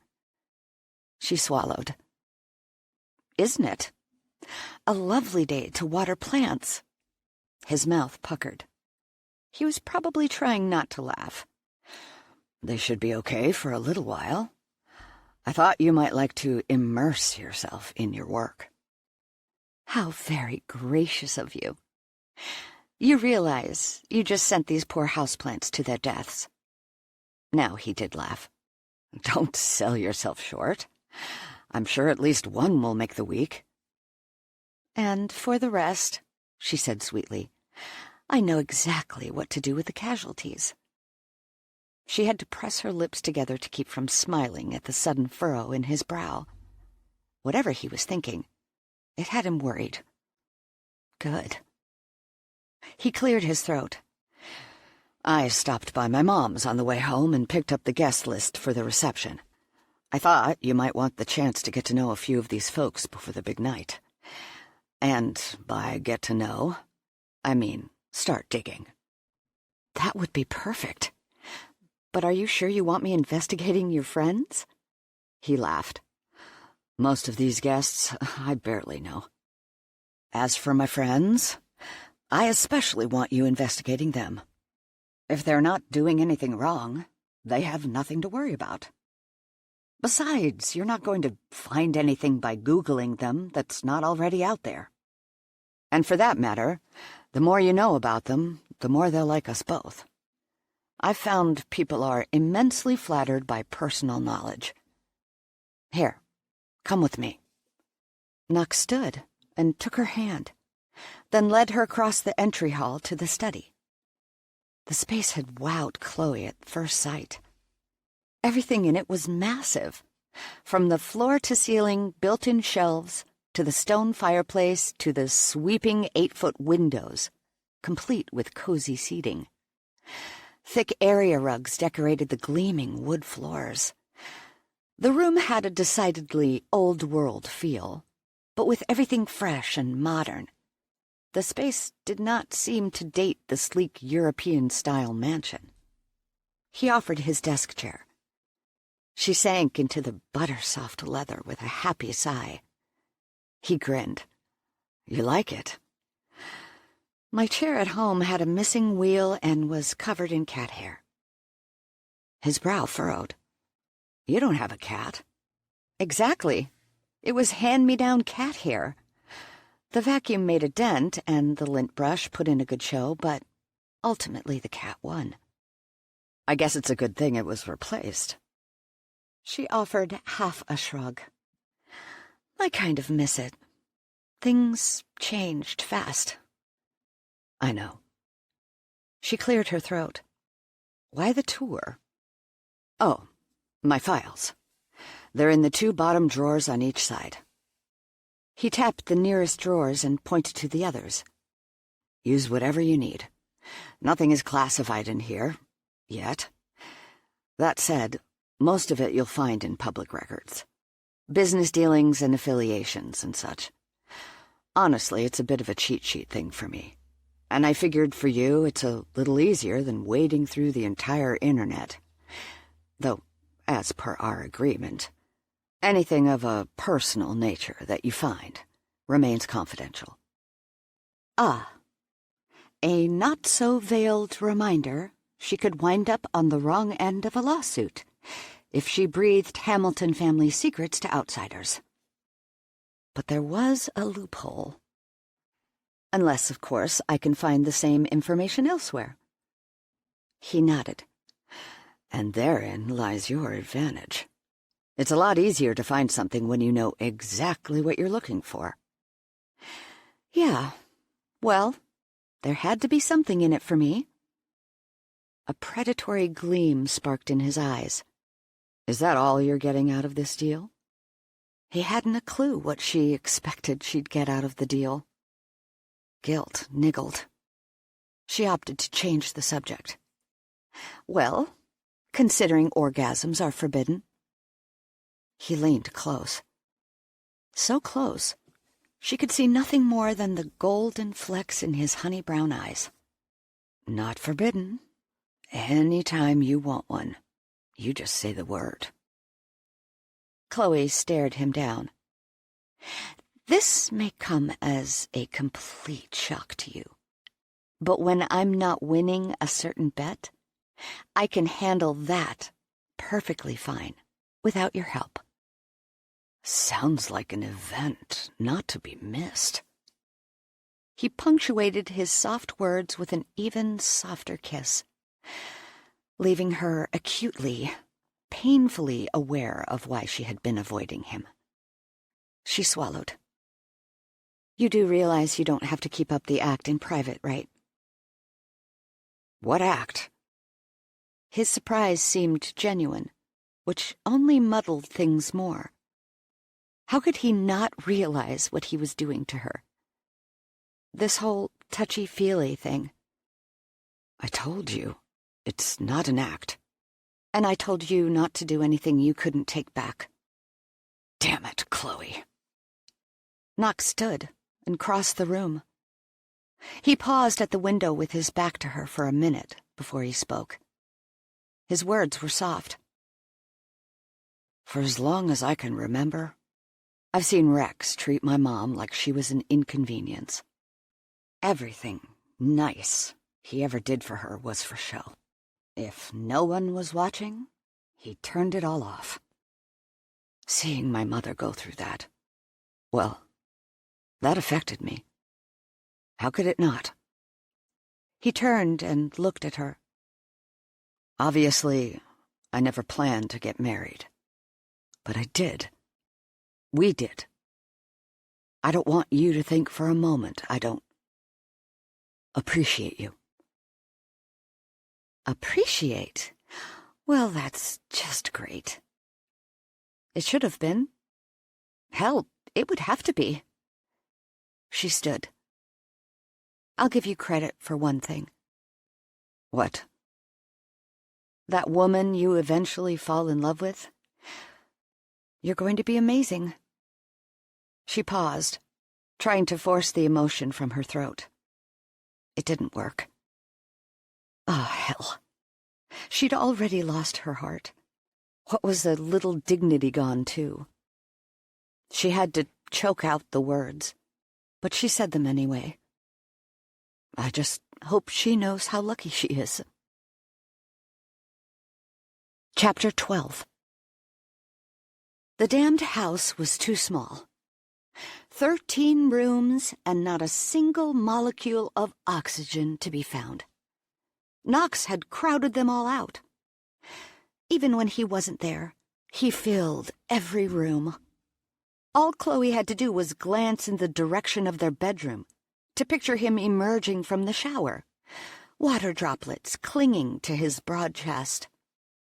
The kitchen reminded her of how he leaned against the counter in the mornings. Treacherously sexy, with his sweatpants riding low on his hips. Even the way he came home in the evenings, and immediately lost his tie, as if he was completely human under the requisite politician facade, made her feel all hot and mushy inside.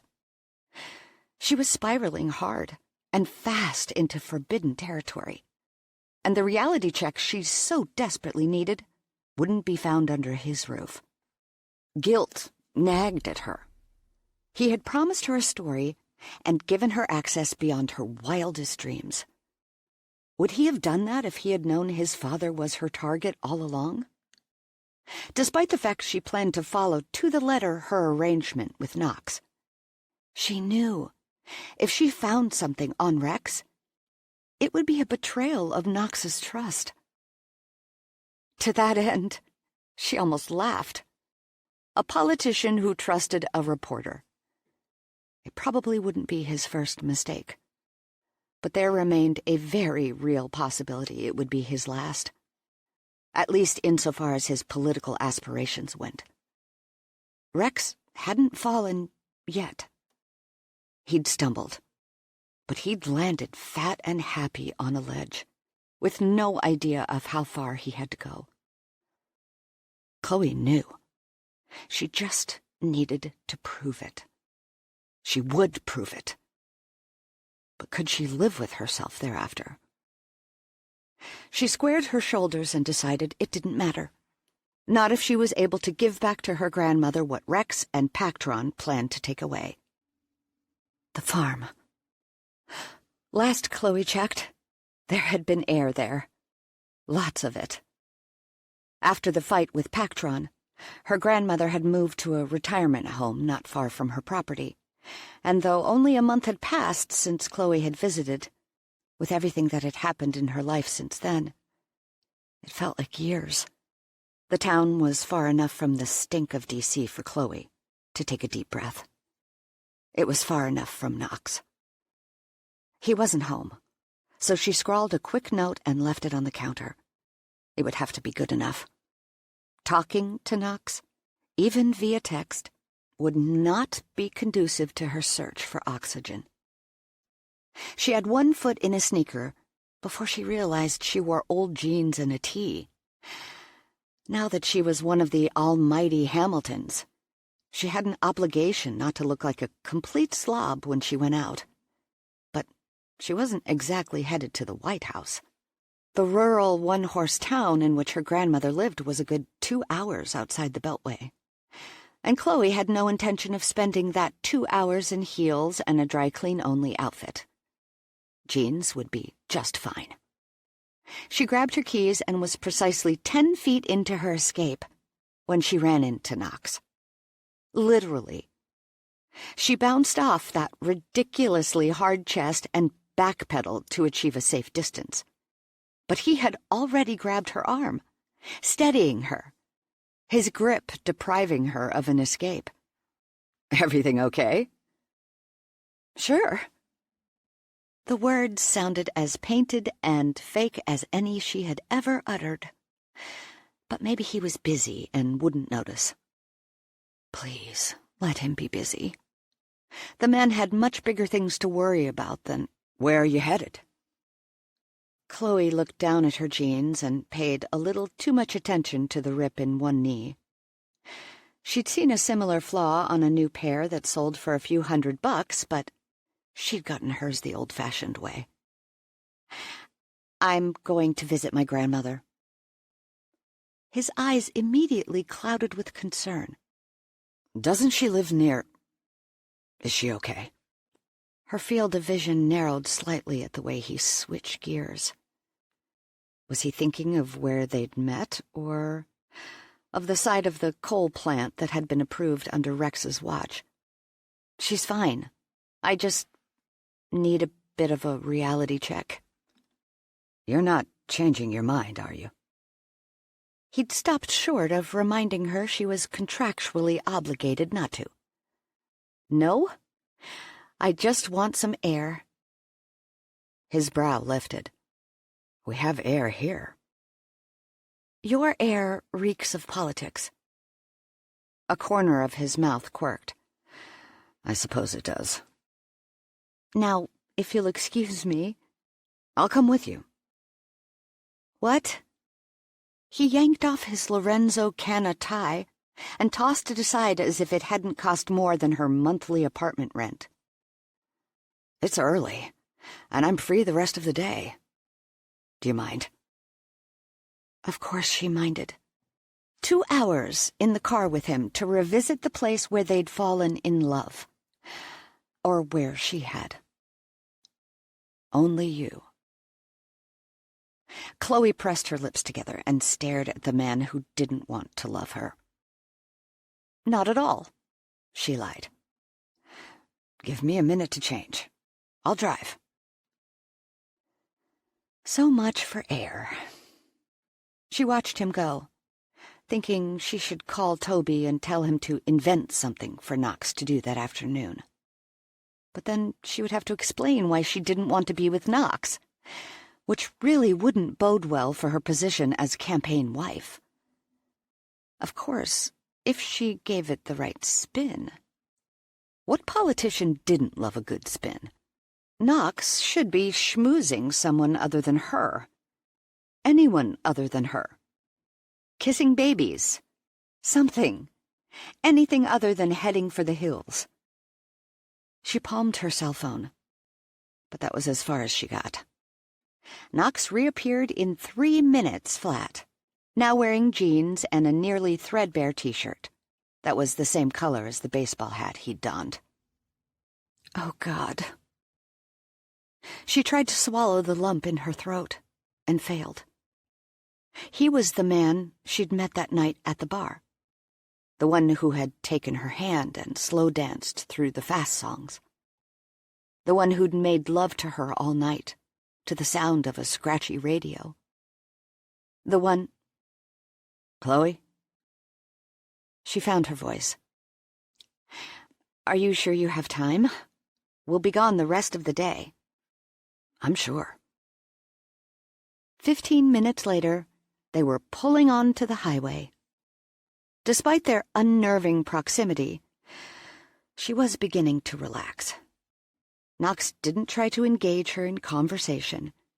Rather, he passed the time singing along with the radio, tapping his fingers and shooting crooked grins her way, at a pace far too frequent for her already unsteady heart. She watched him from behind her sunglasses, and wondered just who the real Knox was. The polished politician? Or the guy who had bypassed the car's air conditioning in favor of a windows-down, wind-blown cruise in a backward ball cap?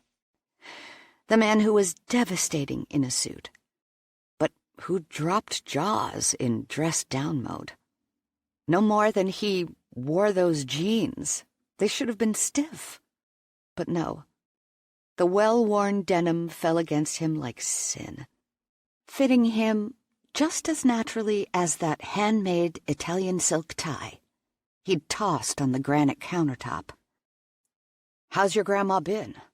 he asked, as if he knew her, as if he had a right to ask, after his father had somehow been instrumental in throwing her off her land. "Fine," she managed. "If you're worried about the retirement community, I've looked it up. It's a good one." "I've been there before," Chloe said, her words a bit harsher than she'd intended. She'd found the facility to be clean, well-staffed, and beautiful. Very much a home-like environment with friendly residents to boot. But it wasn't the farm. It wasn't home.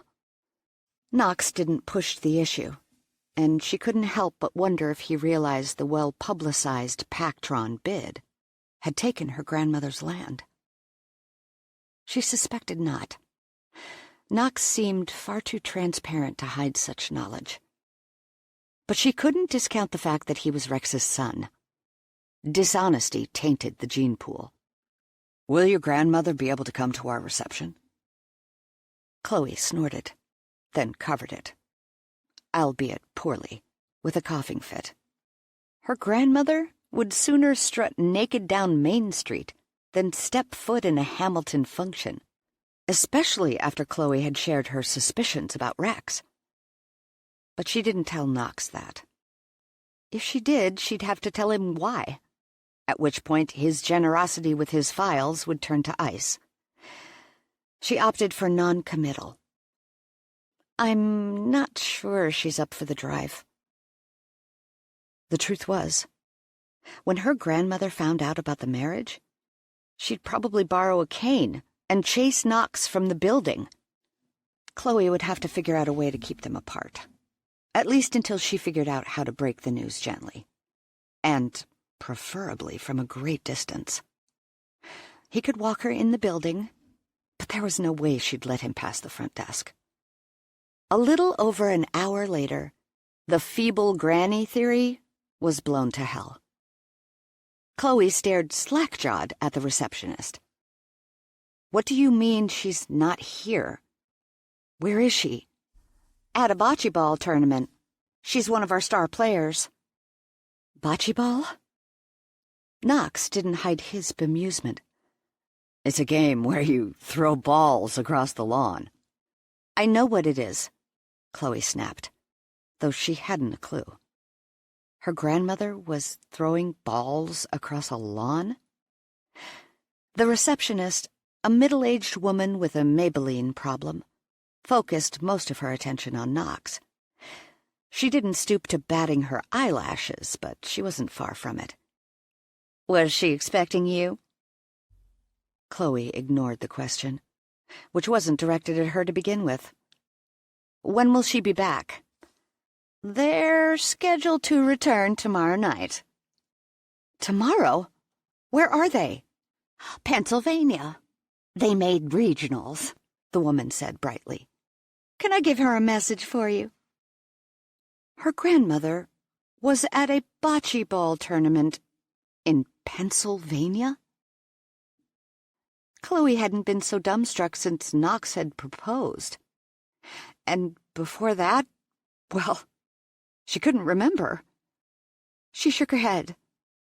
No message. Thank you. She turned, only vaguely aware of Knox threading his fingers through hers as they walked back outside.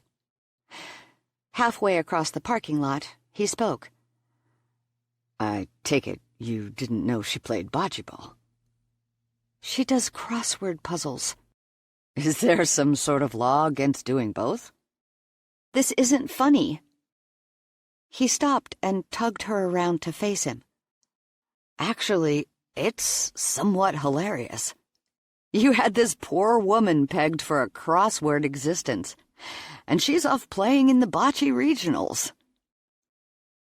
Chloe wanted to lay into him and tell him just how not hilarious the whole mess was. But it didn't happen.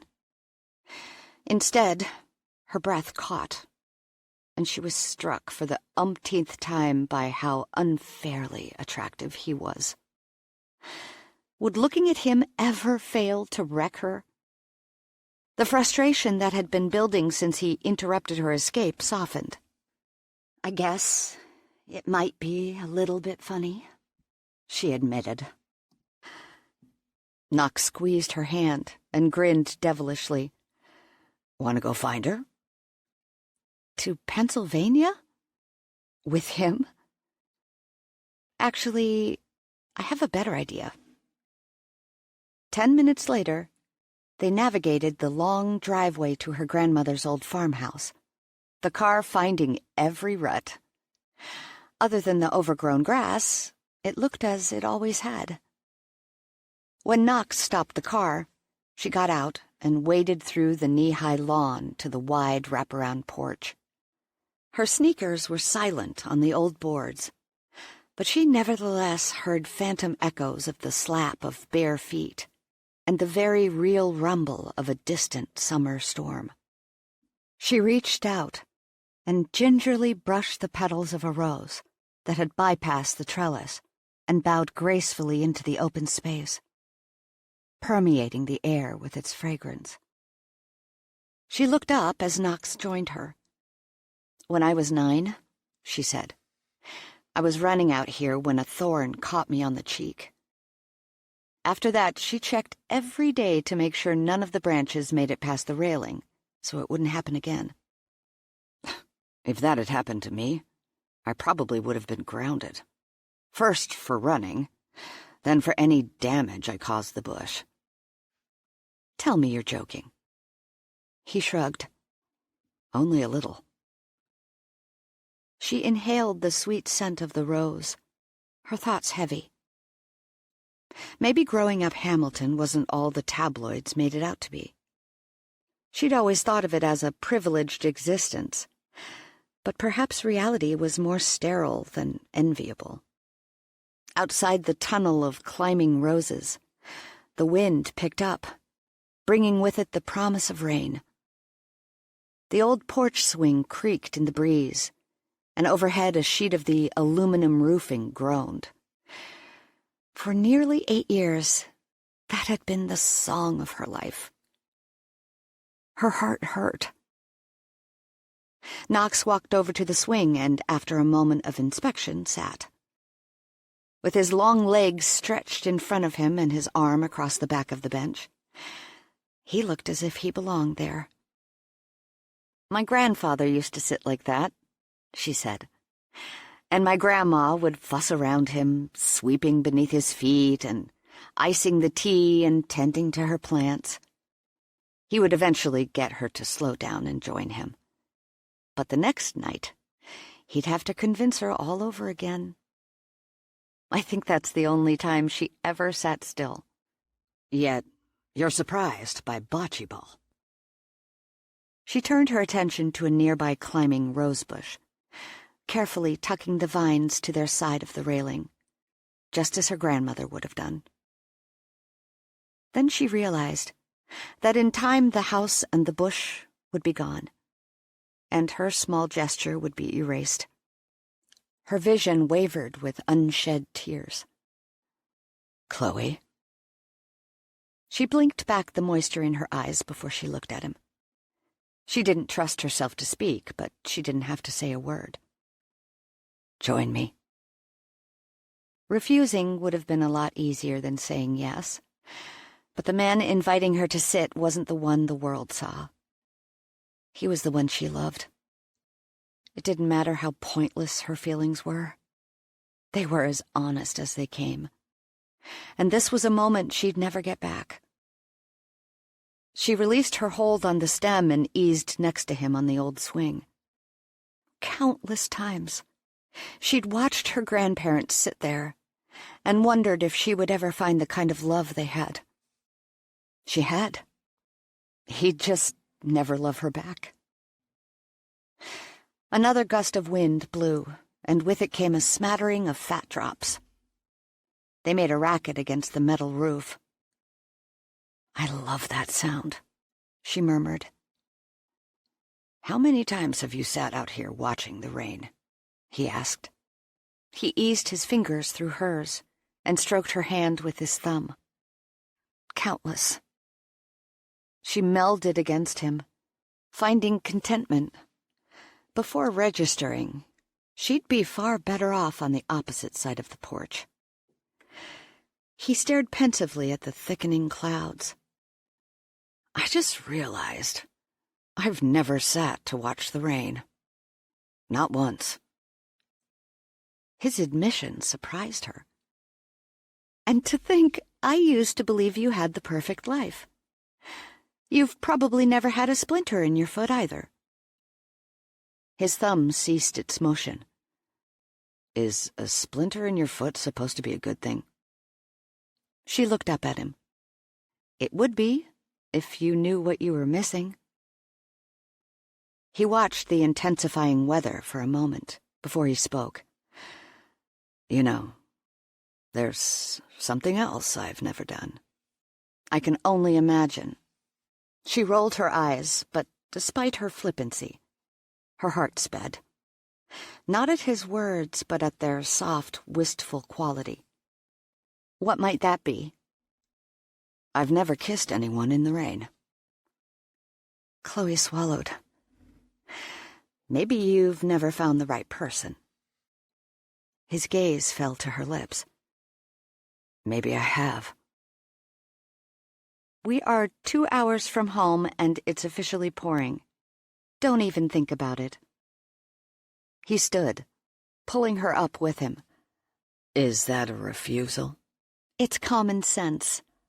"Common sense is not actually wanting a splinter in your foot." He maneuvered her near the railing, where a few errant drops found their way through the greenery and splattered the floorboards. "How's this?" She didn't answer, which was apparently answer enough. He tugged her closer. For an endless moment, he did nothing but look. Then he threaded his fingers through her hair and leaned down, kissing her so softly. She wondered if she had imagined the pressure. But there was no denying the effects. Her pulse raced. Her heart stumbled, and her hands shook. Chill bumps pebbled her bare arms. Just the rain. But it wasn't, and she knew it. "Live up to your expectations?" she murmured. The water weighted the rose branches and filled the blooms. "I know the home and garden gig was a bit of a blow to you," he said softly, ignoring her question. "But it's not so far from who you are, is it?" Chloe stared at him, surprised by his conclusion. How had she never seen it? She didn't answer him. She couldn't. He brushed back her hair and smiled. "Ready to go home." She looked around at the house, the porch, the storm, the man she loved. Words escaped her, emotion choking her. She nodded. He took her hand and led her to the steps. The rain fell heavily, and they'd left the windows down. It would be a wet ride home. "Ready to make a run for it?" She nodded again, and despite her bittersweet emotions, she couldn't help but laugh when they jumped and the lukewarm water sluiced over her. They ran to the car, holding hands like kids, and were within a few feet of its shelter when Knox stopped and drew her around. Before she'd managed the first word of protest, his mouth was on hers. Rain sheeted, soaking them both. But in the circle of his arms, Chloe didn't care. He cradled her head with one hand and the small of her back with the other, pulling her closer as he deepened the kiss. Breathless moments passed. When they broke free, neither one moved. Then he kissed her again, slowly and gently, despite the torrent, and his smile was genuine. Even with the wet hair and clothes plastered to his skin, he couldn't have looked any better.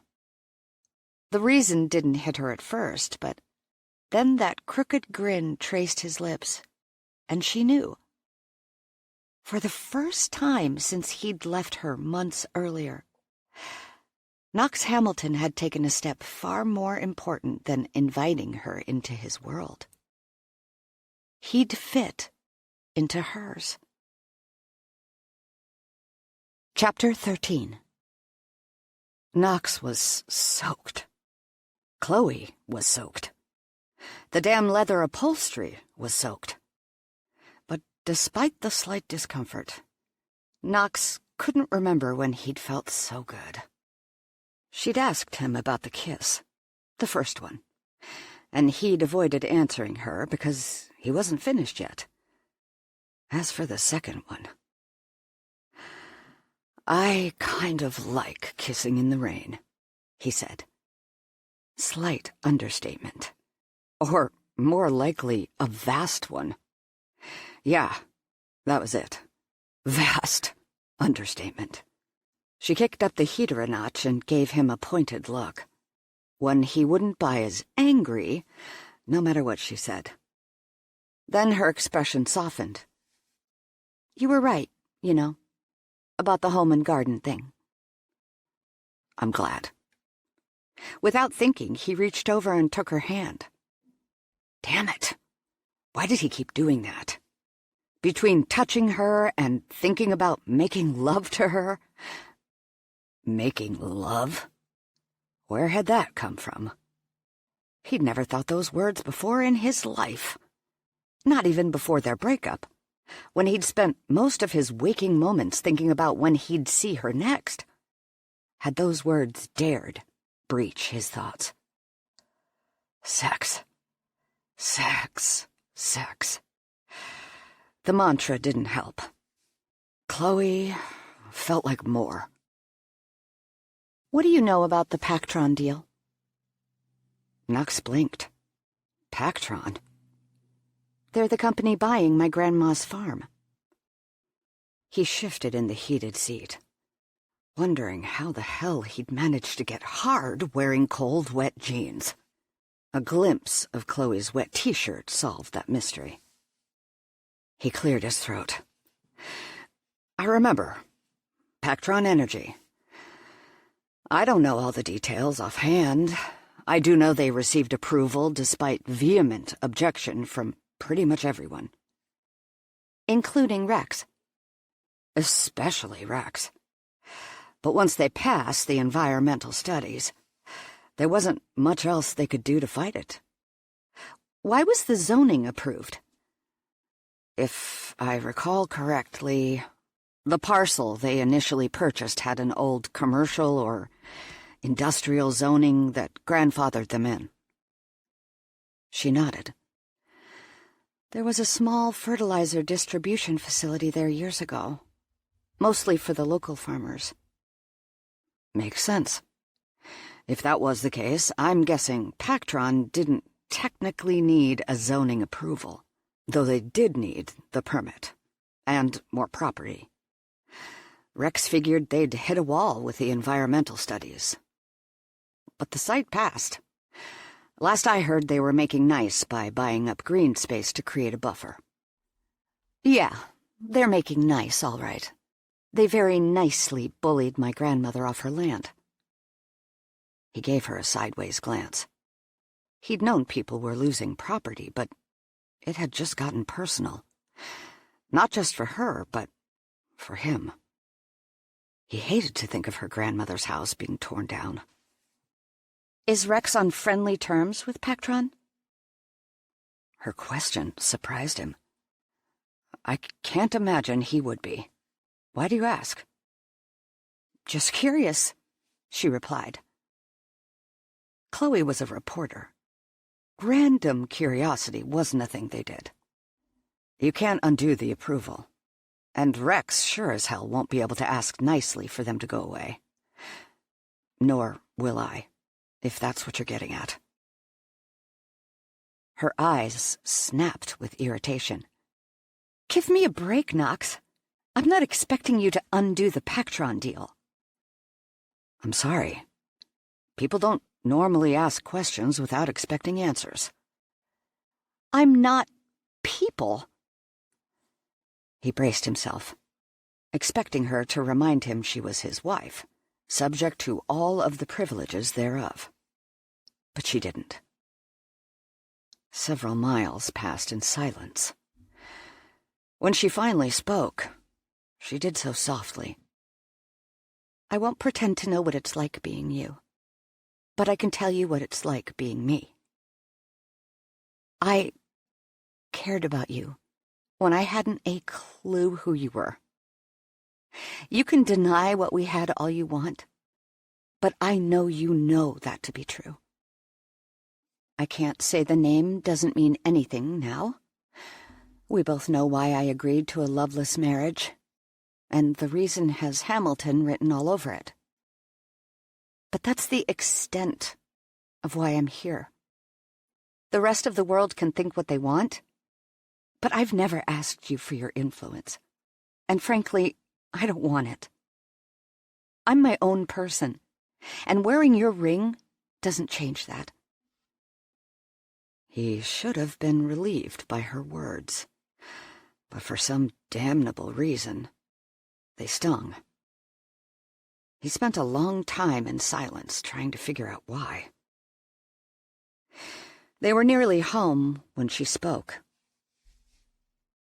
"You told me you wouldn't have married anyone else, that you wouldn't fake the relationship." "That's true," he said. "Then you can understand it's the same for me. Anyone else could have offered a similar deal, but it wouldn't have mattered. I wouldn't have considered it for a moment. Money, surnames, and influence mean nothing to me." The house came into view. He hit the button to raise the garage door, then steered easily into the space. Still, he said nothing. Chloe picked up her purse and cell phone, then shot him a final look as she exited the car. "I only agreed to this because of how I feel about you. And if you weren't so damn blind, you'd know it." She didn't slam the door. She just walked away, crossing the garage and disappearing into the house. Knox stared at the space Chloe had vacated, a knot in his chest. The last thing in the world he wanted was to hurt her. Yet it seemed as if it was the only thing he ever managed to do. Maybe Toby had been right. If Knox had found an anonymous someone, willing to look pretty, play the part, and remain close-mouthed over the whole marriage agenda, things would be simpler now. He wouldn't have a care in the world. No emotional entanglements. No strings, sex. But he was kidding himself. He'd never been a casual sex kind of guy. If for no other reason than he couldn't risk becoming the next tabloid scandal. But he hadn't even dated since Chloe. Not really. He'd shown up at an event with a +1 when necessary. But any interaction had begun and ended at the front door. He wasn't blind. He knew an attractive woman when he saw one, but there'd been no brush with passion. No real desire. Not like he felt for Chloe. The woman had him on fire. No matter how determined he was to keep his hands and his dick to himself, he couldn't stop wanting her. And he couldn't help believing she wanted him to. She wouldn't fall apart so easily in his arms if she didn't. She wouldn't be so damn hot and wet all the time. Then it hit him. They were both thinking too much. They didn't need less sex. They needed more. She needed to be distracted. When he got past those ironclad defenses of hers, and kissed the sweat from her skin and took the breath from her lips, that was when she was happy. He couldn't give her version of a happily ever after, but he could sure as hell do happy.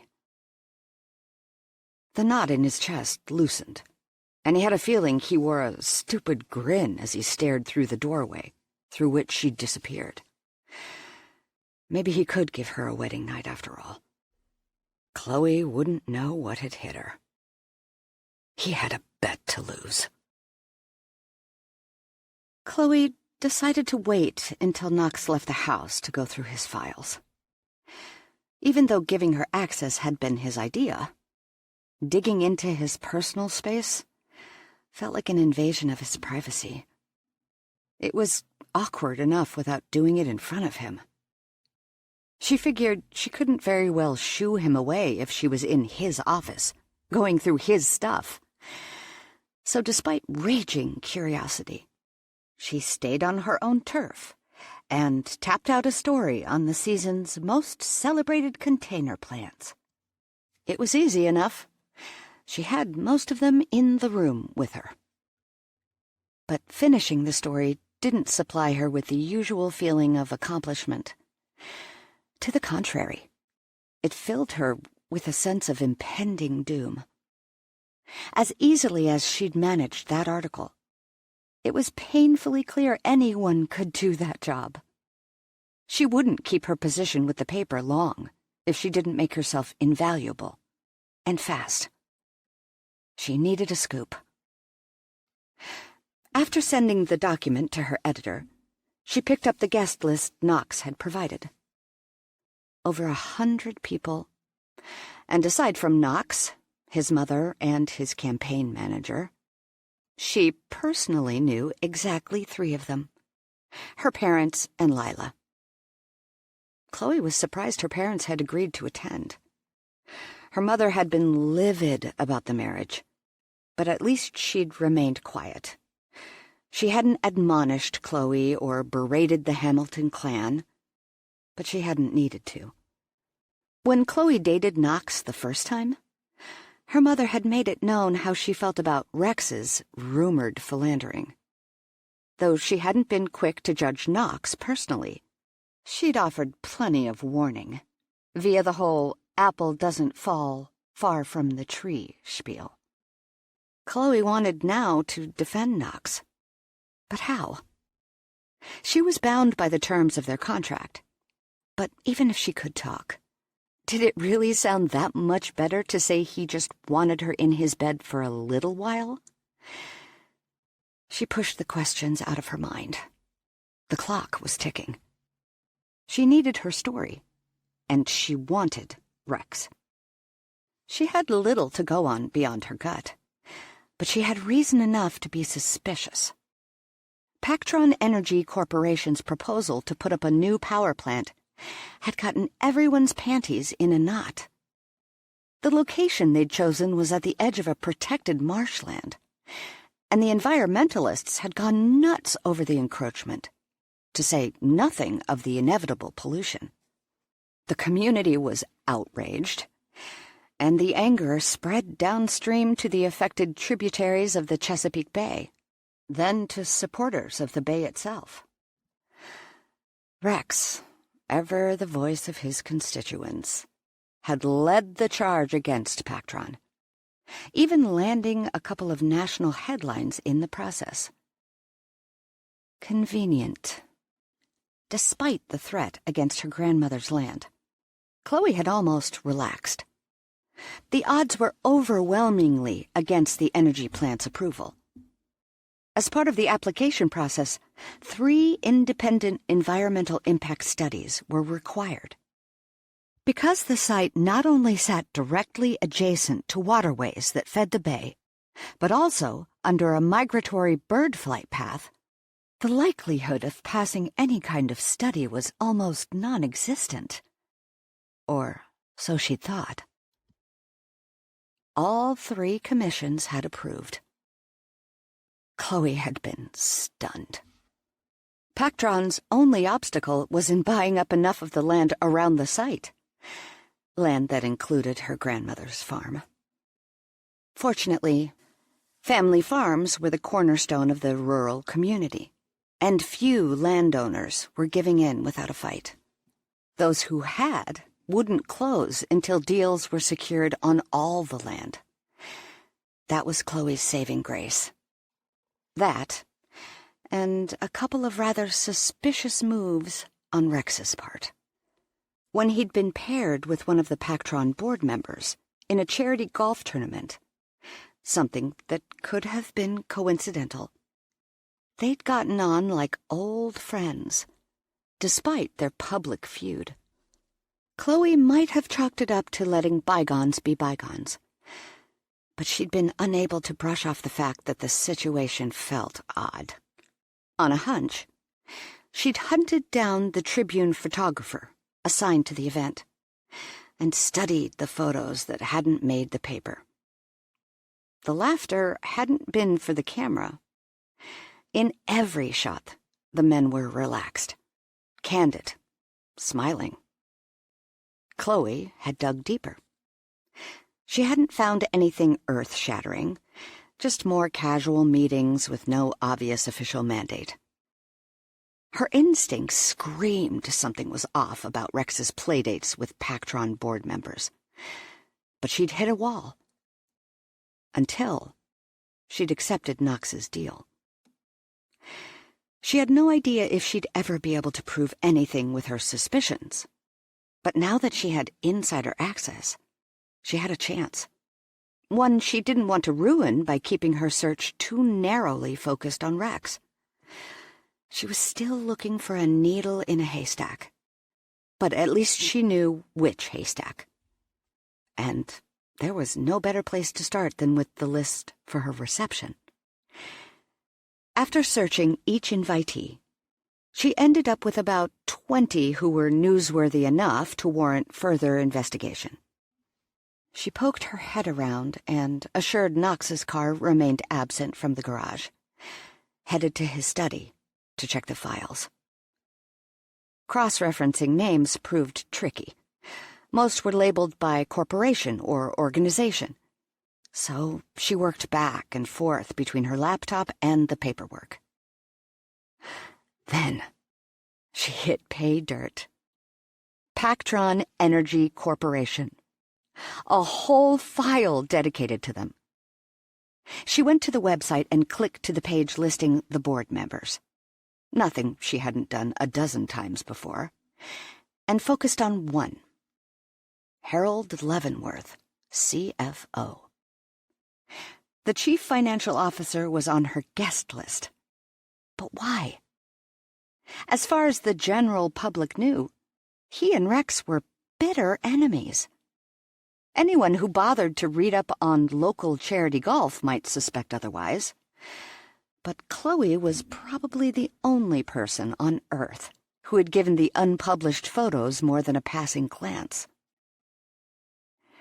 Pactron's inch-thick file was more robust than the rest, but the contents seemed standard. She skimmed over a number of financial reports, unsure of their significance, before landing on a newspaper clipping. Environmental Impact Studies clear way for carbon energy plant. There were a number of other clippings, but nothing stood out. Chloe wondered briefly if Rex's vehement opposition to the site was the reason there was so much information on the company.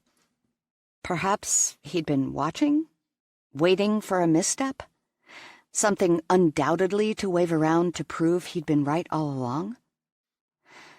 But the documentation seemed standard. Something like a shareholder might own. She didn't know if the company was publicly traded, but even if it was, she didn't think Rex would own shares. Not after the way he'd fought against them. That information could be too easily traced, and she felt certain he wouldn't draw such obvious scrutiny. But Knox hadn't specifically said the files had come from Rex. Chloe had assumed as much, since they detailed the family business and their affiliations. But she would have to verify with Knox. She had just lifted the pages and tapped them on the desk to neaten the stack when a small card fell to the floor. It lacked personalization or anything else to identify its author, save for a set of initials. Thank you for pushing us through. H.L. Harold Leavenworth? She checked and found he had been on the Pactron board from the beginning. Moreover, he was the only one there with the initials H.L. Interesting. If the files were indeed Rex's, why would anyone with Pactron thank him for anything? He'd fought them tooth and nail. A scenario that stood in stark contrast to pushing through. Pushing through sounded like assistance. She frowned and stared harder at the card, as if her scrutiny would reveal anything more. She thought about making a copy, but she didn't see anything in Knox's study resembling a copier. Her all-in-one machine was still at her apartment. But she had her cell phone. She took a quick picture of the note for future reference, then tucked the paper back in the stack. Carefully, she reassembled the file and returned it to the drawer.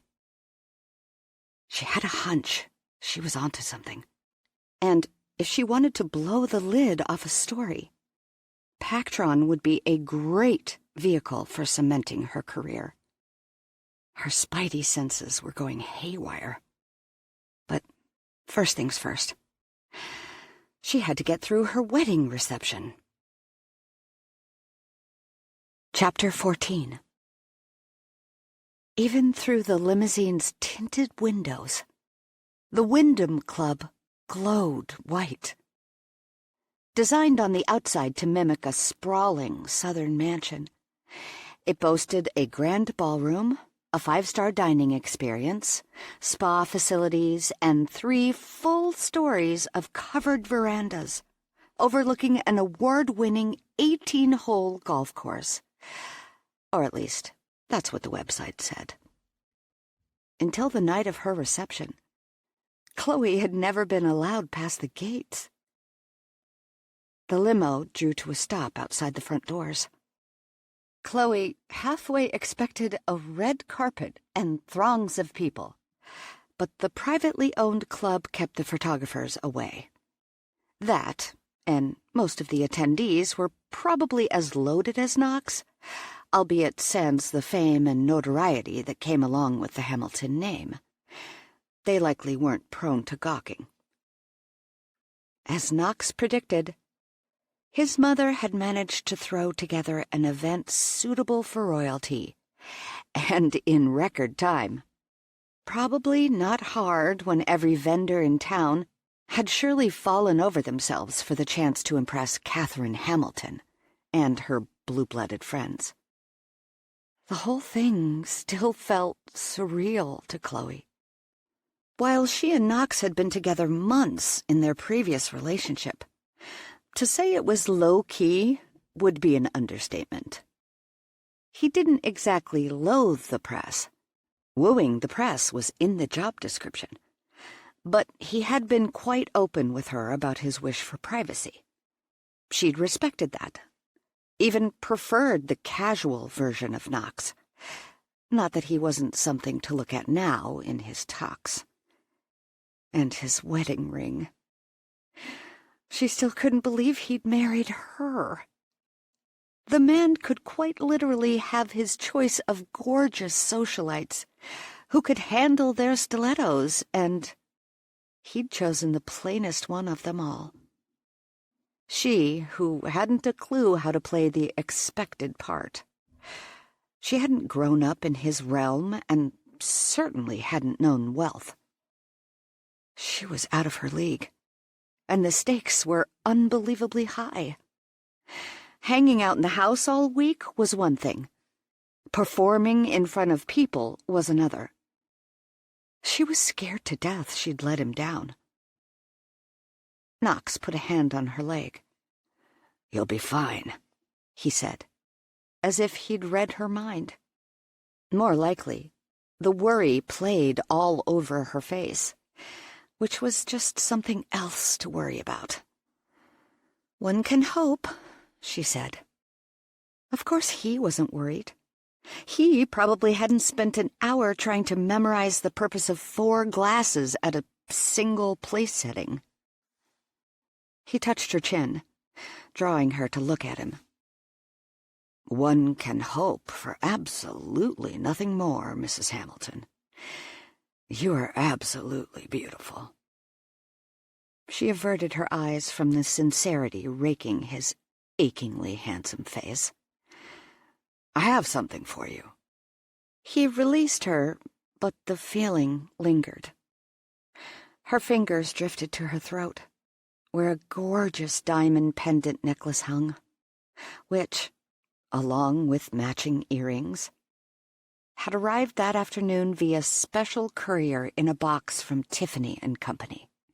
They paired beautifully with her simple white gown, which was similar to the one she'd worn for their wedding, and together with her wedding rings, made for a jaw-dropping ensemble. As it was, she was scarcely able to walk under the weight of the diamonds. "What else could you possibly have for me?" He grinned and reached down to the floor of the limo When he straightened, he held a potted plant. In what universe is it a good idea for you to remind me of this right now? She was still irked over having lost her title. Knox offered a soft smile. I believe flowers are a rather gentlemanly gesture. Flowers? Yes. Houseplant number 13? Oh, God. 13? Are you kidding me? Tonight of all nights? He laughed. Relax. Besides, I happen to think 13 is a great number. Easy for him to say. He hadn't just been hexed. Despite the fact they were sitting directly in front of the brilliantly lit venue, Knox appeared in no hurry to leave the car. Do you know why I married you? Because I said yes. She gave a short, humorless laugh and brushed at the front of her dress, picking at spots she didn't actually see. What had she been thinking, getting herself into this? He didn't return the laugh. Instead, he traced her cheek with a fingertip. That helped, yes. But before that, what attracted me to you was how real you are. Was I preceded by a line of blow-up dolls? I'm serious, he said. But he smiled anyway. You're spectacular. They won't know what hit them. Her breath hitched, and she got another whiff of that deep, citrusy scent of his, which she adored. It was the last conscious thought she had before his lips touched hers. In that brief instant, she'd expected something formal, something for show, just in case anyone was watching.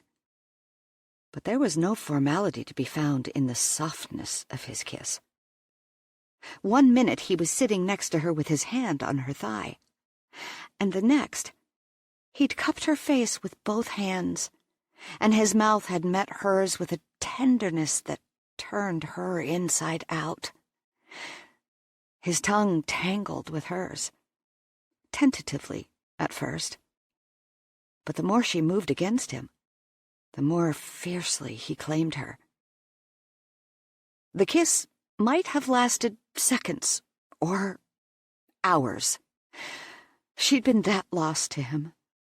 And when it ended, he didn't just break free.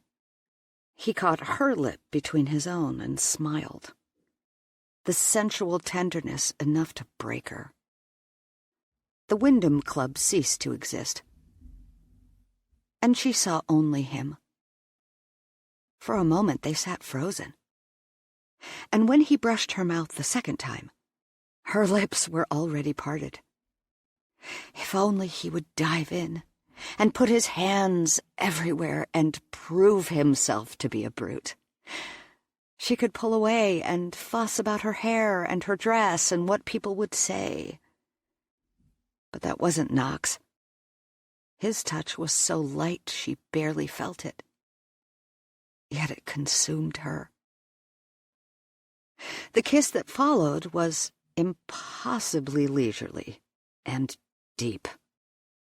It was as if time stilled and left them suspended in that moment of twinkling lights, she and Knox immersed in the rich scent of leather and the plush seats. Chloe, lost to feelings she had to convince herself didn't exist. But no such convincing would happen in that moment. Not when the fragile hunger of that kiss overwhelmed her. Not when she couldn't breathe from her want of him, and not when he swept her mouth with the kind of deep-seated desire that ought to be illegal from any man who wasn't already buried between her thighs. Passion flared hotly and burned slow. A raging ember, if such a thing could exist. All she knew was the taste of him and the furious tempo of her heart. Somewhere in the back of her mind, she knew they needed to be somewhere else, but all she wanted was to see him out of that tux, naked and sweaty, and pounding mercilessly into her. She slid her arms under his jacket, at the same time he reached for the small of her back and pulled her close, her dress inching to mid-thigh. His other hand flirted with the hem, then slid to her soaked center. The heavy scent of her arousal permeated the car. Damn it. Chloe. What? She practically panted the word. She might have been embarrassed if not for the hitch in his breath. The last time she'd seen that look on his face, they'd been so tangled up she couldn't tell whose limbs were whose. And in that moment, she'd have given almost anything to go back there. Lost in a conflagration of all-consuming passion. I'm sorry. This is not the time or the place, he said. But he didn't let go. Chloe sucked in a shaky breath. She should push him away, straighten her dress, and learn to live without him. But it was a hard sell, with the taste of him still on her lips. It would be so easy, and so incredible, to let him follow through on that desire. Her dress was already bunched around her thighs. The only thing between them was his zipper, and she'd take it down with her teeth if it meant he'd drive into her until she couldn't breathe. He was hard. The evidence pressed deliberately against her thigh, and she couldn't remember when she'd been so lit with desire. Maybe it was that she could never really have him. Or maybe it was knowing there was a stable full of blue bloods anticipating their arrival. But it didn't matter. She wanted him. Desperately. All the more reason to save herself. I guess we should go in. He dropped his head to her shoulder. I guess we should. She leaned back against the seat, a little surprised to discover the windows were fogged up. That actually happened? I want you to remember. He tugged at his jacket to straighten it. I chose you, Chloe. Not because I didn't have a choice, but because you were the only woman I wanted. Yep, lucky her. Why did he have to keep doing this? Though she hadn't forgotten his "be kind to thy wife" speech, if she didn't put some kind of distance between them, she would drown in all those swarming emotions she could never own. Not with him. She swallowed. Careful. You're starting to sound like you like me, or something. I believe we banned all emotional connections. He looked at her for an awfully long time before he spoke. Long enough that she started hoping for some great confession. I do love you. I just haven't been able to admit it. It didn't come. She had grossly underestimated her ability to maintain an emotional distance. On paper, it made sense that she should be able to keep her heart reeled in when she knew their relationship was just a business arrangement. But she could not look at him without believing there was more. Walking away might be a little harder than she expected. But did it matter? He didn't want more. It didn't matter if more existed or not. He hadn't replied. and she wasn't sure she wanted him to. To hear him deny anything between them, while the air still sizzled from the electricity they created, would have been painful. Suddenly, desperate to be free from him, she reached for the door. He put a hand on her arm and stopped her. "Let me." "I'm sorry. I forgot. It was the chauffeur's job." "Not tonight. Wait for me. I want to do it." He smiled gently and exited the car on his side, leaving her staring at the potted tree on the floor. It seemed to echo what he'd said about her, for there was no way in hell she could imagine him bringing a freaking bonsai bush to a tall blonde with enormous implants and a bank account to match. Her mouth twisted. The nameless bitch could probably walk in heels, too. Not a wobble. The door beside her opened, and even though she just had her tongue buried in Knox's mouth, the sight of him standing there took her breath. He held his hand out for her, so she took it, rising as gracefully as a recently mauled woman could. He stood between her and the Wyndham Club while she adjusted her dress, smiling when she was stuck palming her own boobs to get her dress to lay right.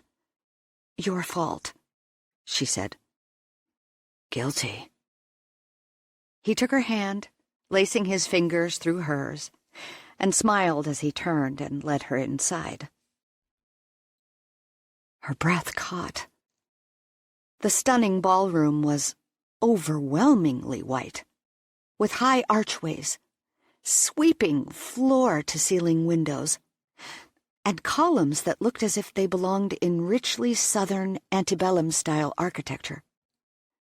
The ornate decor, some of it astutely presidential in style, featured gilded accent pieces that shone brightly in the light of 1,000 candles. The tables, each one drenched in layers and layers of white linens, and topped with sparkling table service, had been set up around the dance floor. A nervous flutter hit her right in the stomach. She wasn't much of a ballroom dancer. What she and Knox had done in the past was more of a vertical foreplay kind of thing. Moves she didn't think would be appreciated by that particular crowd. Unlike at the charity dinner, where they'd been a footnote. Tonight, all eyes would be on them. Fortunately or otherwise, she didn't have time to be nervous, for everyone seemed to descend on them at once. She caught sight of her parents and Lila together near one side of the room, but quickly lost them as a crush of people pushed toward Knox. And her, in theory at least, but definitely Knox. For a moment, she was so completely overwhelmed she wanted to disappear through the floor. But then Knox started making introductions. 3 United States senators, cabinet members, the chief executive officers of 2 separate multi-million-dollar corporations, a billionaire friend of Knox's from Yale, Knox's campaign manager Toby, and Catherine, of course. But no Rex. Interesting, she realized, that not one person had asked about him. Chloe waited until she and Knox were mostly alone before asking about the senator. "He hadn't planned to attend," Knox said, looking over her shoulder as he spoke. "He said he didn't want to shift the attention away from us. But I think my mom told him the snub would draw more attention than the appearance. He's supposed to stop by." She wasn't sure how thrilled she was about that.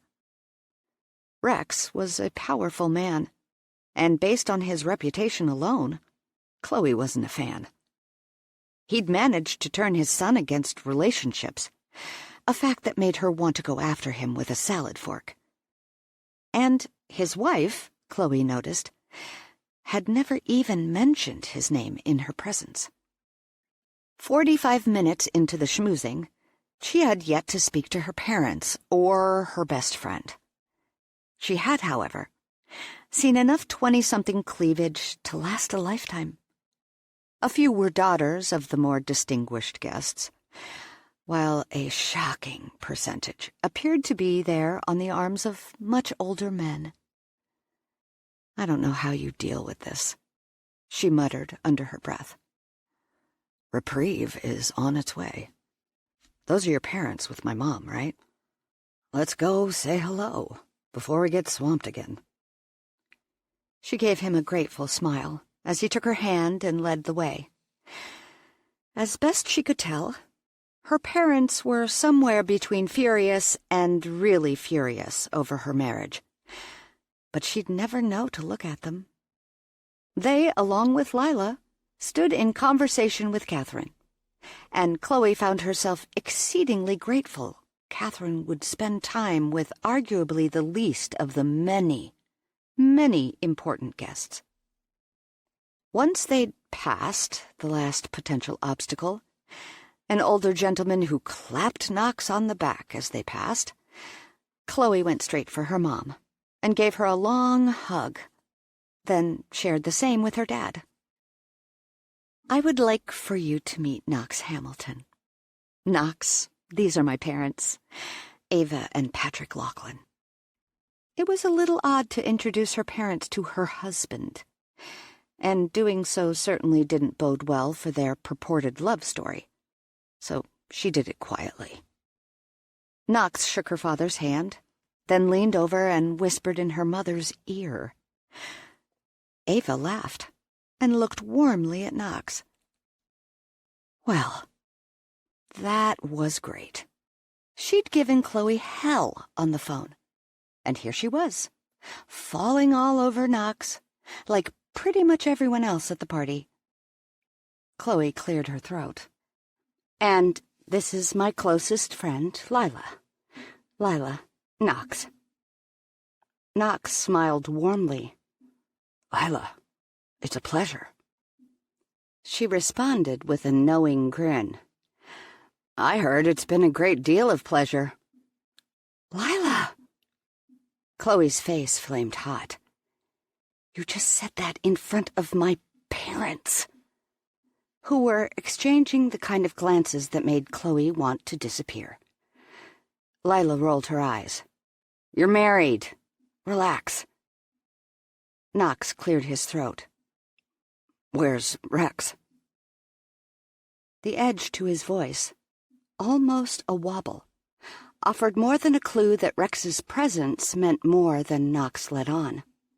He may not agree with his father's actions, but underneath it all, she suspected a part of him still wanted his approval.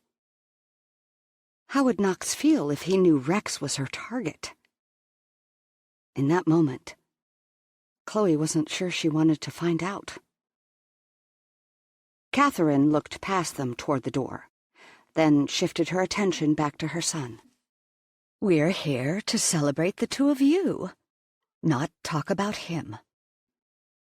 Chloe's heart ached. Everything she had ever heard about Knox's mother appeared to be true. She had a warm smile and a way about her that made Chloe feel at ease. She couldn't imagine maintaining such decorum in the face of such betrayal. Hell, she couldn't imagine it now, as a newly appointed wife. Doing so after decades of a marriage purportedly built on love seemed unfathomable, even if Rex's definition of love seemed a bit open to interpretation. In less than a minute, Knox had her parents engrossed in a conversation about their Midwestern home. As soon as Knox and Chloe's parents were occupied, Lila grabbed her arm and steered her away from the crowd. "He's even more gorgeous in person than he is in pictures. I didn't think that was possible." Chloe followed Lila's gaze to where Knox stood with her parents. All three were laughing. "You wouldn't believe what that man is capable of," Chloe murmured. Her friend could take that any way she wanted. I have to give you credit, Lila said. You've always made it a priority to stay on top of what's hot in Washington. But who knew you'd succeed so literally? The effort not to elbow her was substantial. That's my husband you're staring at, you know. I guess I'm now the serially single one. Does your husband have any unattached friends? Chloe welcomed the change of subject. She searched the crowd until she found the man she was looking for. He's single, she said, under her breath. And a multi-millionaire. The tall one with the light brown hair. Is that how people introduce themselves around here? By their net worth? No. I did a little research ahead of time. I figured I had enough to worry about without needing to learn 100 names in one night. Lila's gaze raked him from one end to the other. Millionaire, huh? Several times over. He owns a tech firm. Well, something must be wrong with him, or he wouldn't be single. Knox was single. Too late. Chloe clamped shut her mouth. He had one terminal flaw. Perhaps the worst one of all. Failure to love. Yes, he was single. About a week ago. Lila's brow lifted. And one day, I'm going to get the rest of that story out of you. Excuse me, you two, Knox said, easing between them, and saving Chloe from a response. The choreographer lady wants us to find our seats. Chloe looked up in surprise. She hadn't noticed the migration toward the tables, one of which sat at the head of the room, a bit more elaborately decorated than the rest. Though she'd helped Catherine make the selections, Chloe hadn't been prepared for the overwhelming presentation of it all. Lila snorted. The choreographer? Whatever she's called, he said. She wants us to find our seats. Let the games begin, Chloe muttered, pasting on her brightest smile as Knox led her across the room. Aside from theirs, one seat at the head table was conspicuously empty. Rex Hamilton was a no-show. Chapter 15. Chloe realized when it came to schmoozing, Knox had his limits. For example, not one time that night did he allow another man to cut in and dance with her. Once he got her back from her father, after the father-daughter dance, he didn't let go. Not even for a visiting diplomat. After the 5th or 6th time his glare sent someone skulking off, Chloe called him on it. Are you afraid I'll embarrass you? She could see that. She'd fallen into an easy routine in his arms, but any attempt at dancing with someone unfamiliar would likely have her in a heap on the floor, her 2 left feet inexorably tangled with her ruined effort at class. But no, he was smiling. Broadly. Are you kidding me? Everyone loves you. Sure they did. She'd managed to smile and nod and look interested at all the right times. Or so she'd hoped. But most of the conversation was over her head. Few people had asked what she did for a living. The expectation clearly that her sole purpose was that of wife. But those who learned she'd been anointed the Washington Tribune's home and garden diva had expressed equal parts surprise and interest. Unfortunately, she'd spent a lot more time memorizing guests than she had the local plant hardiness zone. So she'd resorted to jokes when asked serious questions about her employ. That couldn't have looked good, but it sure as hell beat the truth. Not everyone, Chloe corrected. Senator Pierce's daughters are trying to vaporize me as we speak, and the looks on the faces of that gaggle of girls surrounding them aren't much better. How about a change of scenery, then? I'm going to turn us in just a minute. After which, you'll see a woman wearing a bright red dress and lipstick to match. You can't miss her. That's Eleanor Bird, the woman with whom Rex had had his career-ending affair. She's married to Grant Hardy, the Secretary of the Interior. The one and only, he said, maneuvering so she had the promised view. He's well-liked. Her, not so much, especially now. He left the reason unsaid, but it was evident. The fact Grant Hardy was well known was especially notable considering he held an office with which few members of the general public were greatly familiar. When presented with a beloved public figure and a cheating spouse, people tended to take sides. That in turn made it personal for them, even when it wasn't.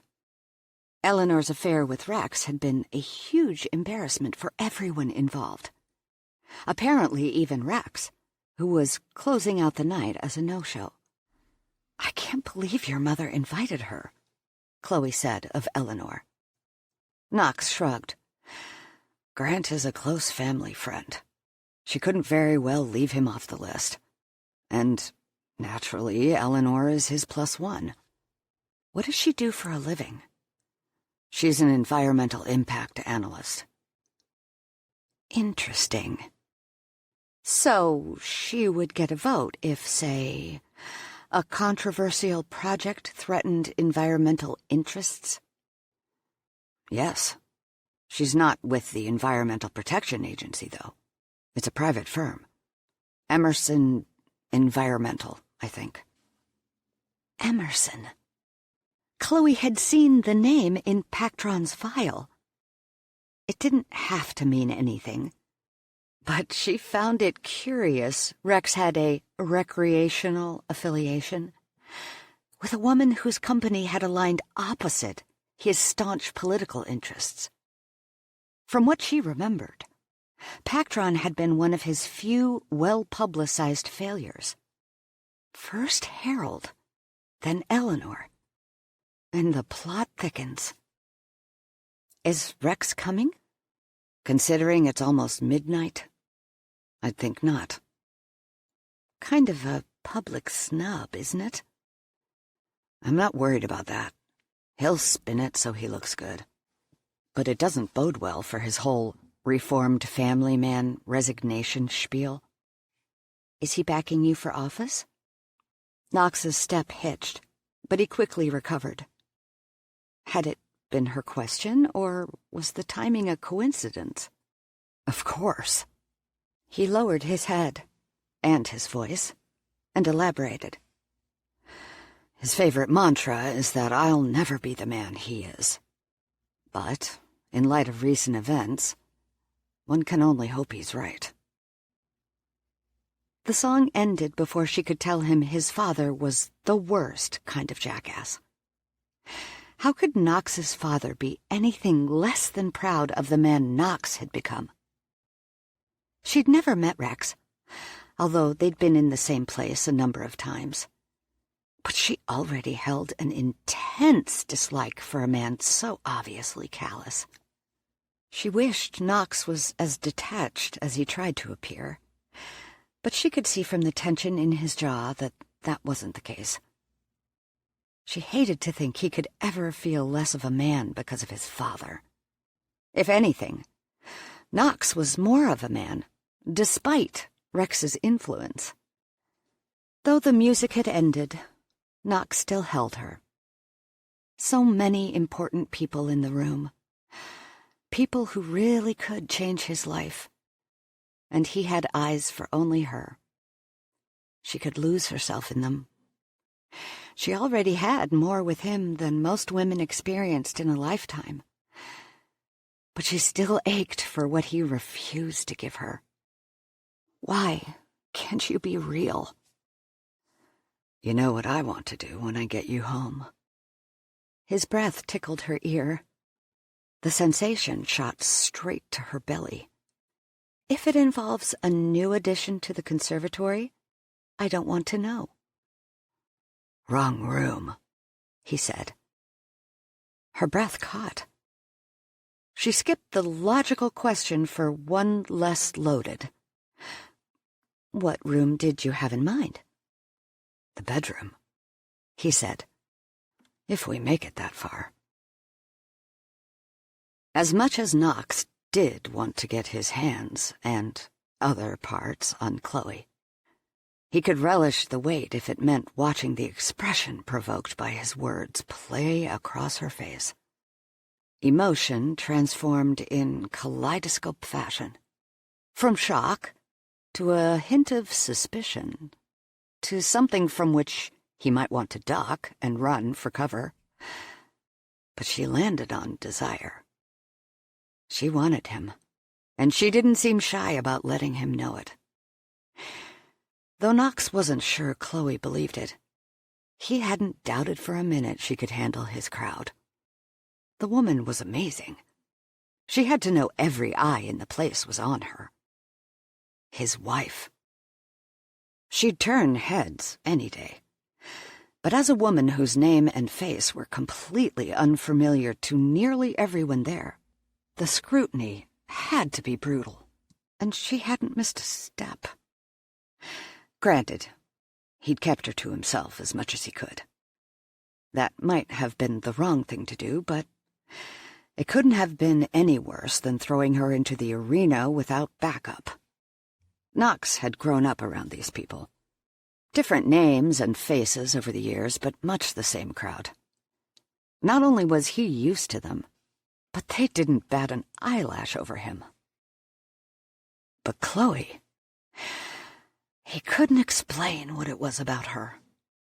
He wouldn't call it innocence. Maybe it was just that she didn't give a damn about what most people thought. A rarity in circles where the world seemed to revolve around pure opinion. Or maybe she was just so comfortable in her own skin, she didn't worry enough to adopt pretenses. She didn't have anything to prove to anyone. And that confidence, however it was born, shone. He had never, ever been so proud to have a woman on his arm.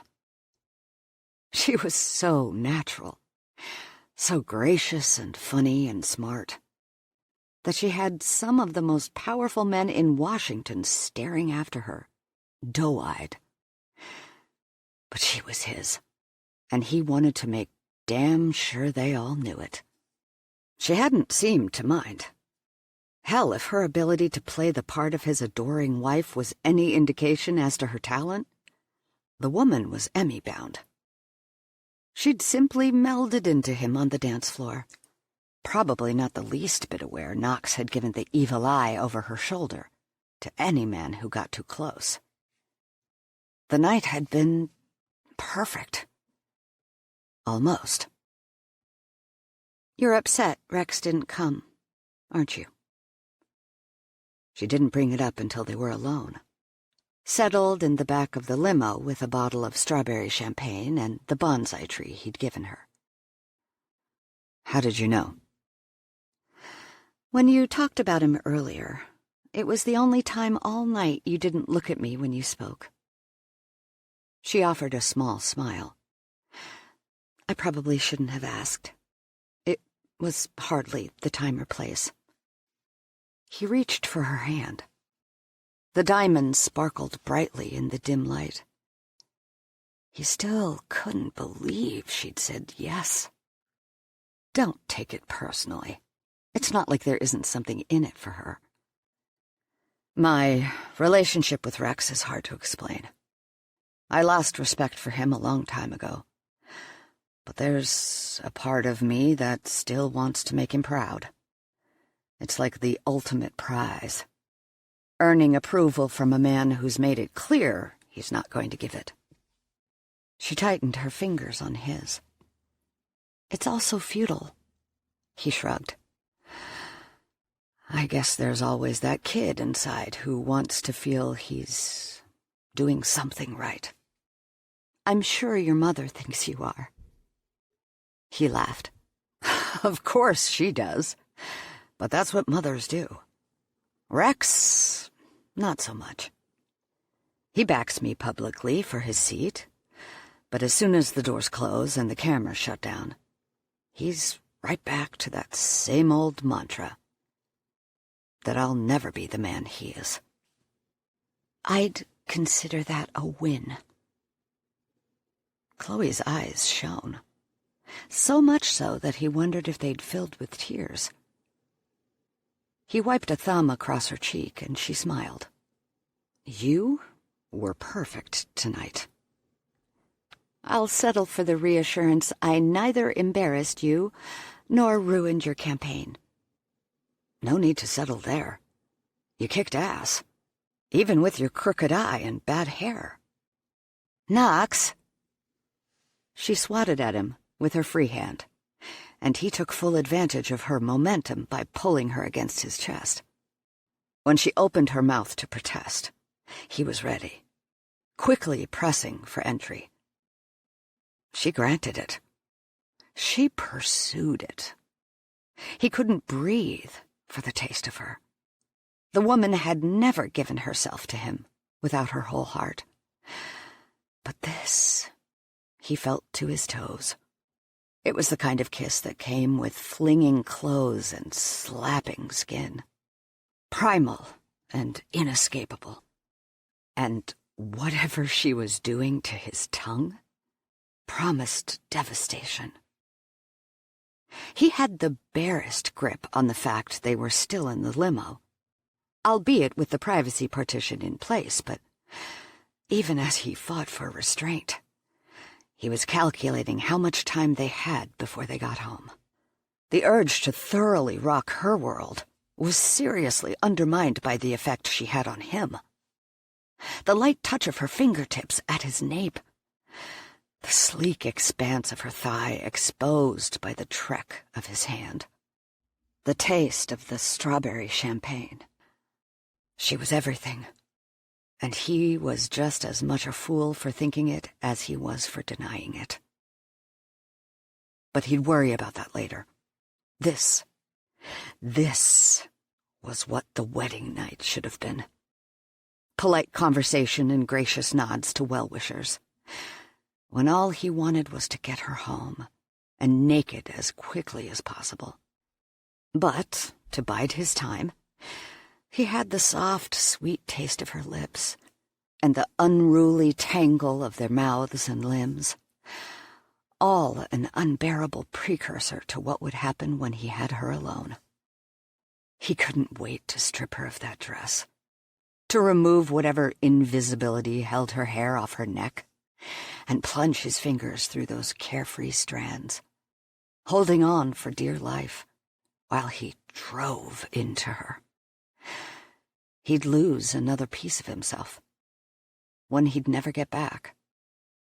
But at this point, he was willing to let go of everything to feel her, to be inside her. Something had changed. Until tonight, they'd largely existed in their own worlds. She hadn't needed to fit into his, and he hadn't tried to be a part of hers. He'd just assumed the inevitable collision would be just how it sounded. A little breathtaking, a little messy, and with any luck, they'd survive the eventual end. But she had been flawlessly his, fitting easily into his life no matter what she claimed. She was right in that she wasn't like all those other women. But what she didn't realize was how much his world needed someone like her. He hadn't been prepared for that. He couldn't have been. "I want you." Any attempt to sound as if he had it together was obliterated by the hoarse, ragged quality of his words. Propriety be damned. He drove his tongue into her mouth, feasting on his hunger and nearly falling apart when she returned it. "I can tell," she murmured. "You're not leaving much to interpretation." "You complaining?" "No." I can show you more. We're in the car, she protested, albeit weakly. Won't Jeeves see us? Jeeves is the butler. Davis is the driver. Really? He laughed and shook his head. We don't have a butler. Well, I sure hope we have a driver, she said, casting a wary look out the window, where the world passed dutifully by. And I really hope he can't see us. Why not? He teased. Are you shy? No. I just prefer to have a reasonable expectation he's watching the road. He started to nod, but then her words hit him. Wait, you're not shy? She shook her head. Don't get any ideas. Too late, he shot back. I have the ideas. All of them. You going to tell me about it? Tell indeed. He uttered every word with her eyes on his lips. I'm going to show you. Just as soon as this car stops. I think there's a traffic light ahead. In our driveway, he elaborated. And after I get you in the house. As soon as I get you in the house. She laughed and traced his bottom lip with a fingertip. Does this mean my little army of plants is going to get a show? You better believe it. Brace yourself, Chloe. The bet is off. Chapter 16. Chloe couldn't breathe. The entire point of betting Knox he couldn't keep his hands to himself was precisely so he would. And the plan had backfired to the extreme.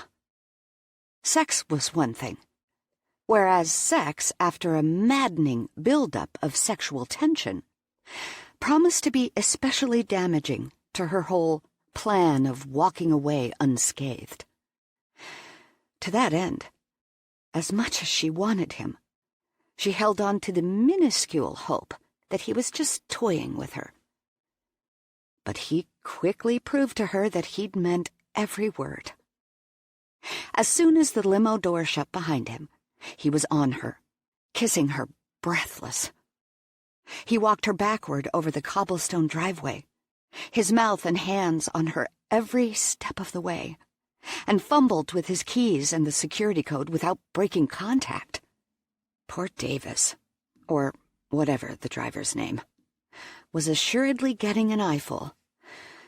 But to her surprise, she really didn't care. There was something intensely erotic about a man as powerful as Knox, driven to such unrestrained passion, and that she was the subject of his affection was nothing short of mind-bending. As soon as the front door closed behind them, and he'd set down her little bonsai tree, he had her flat against the wall. The cool plaster left her gasping, but no more so than the hard length of his body, holding her captive. He tore at her dress, his palm finding her bare breast, while he kissed her fiercely.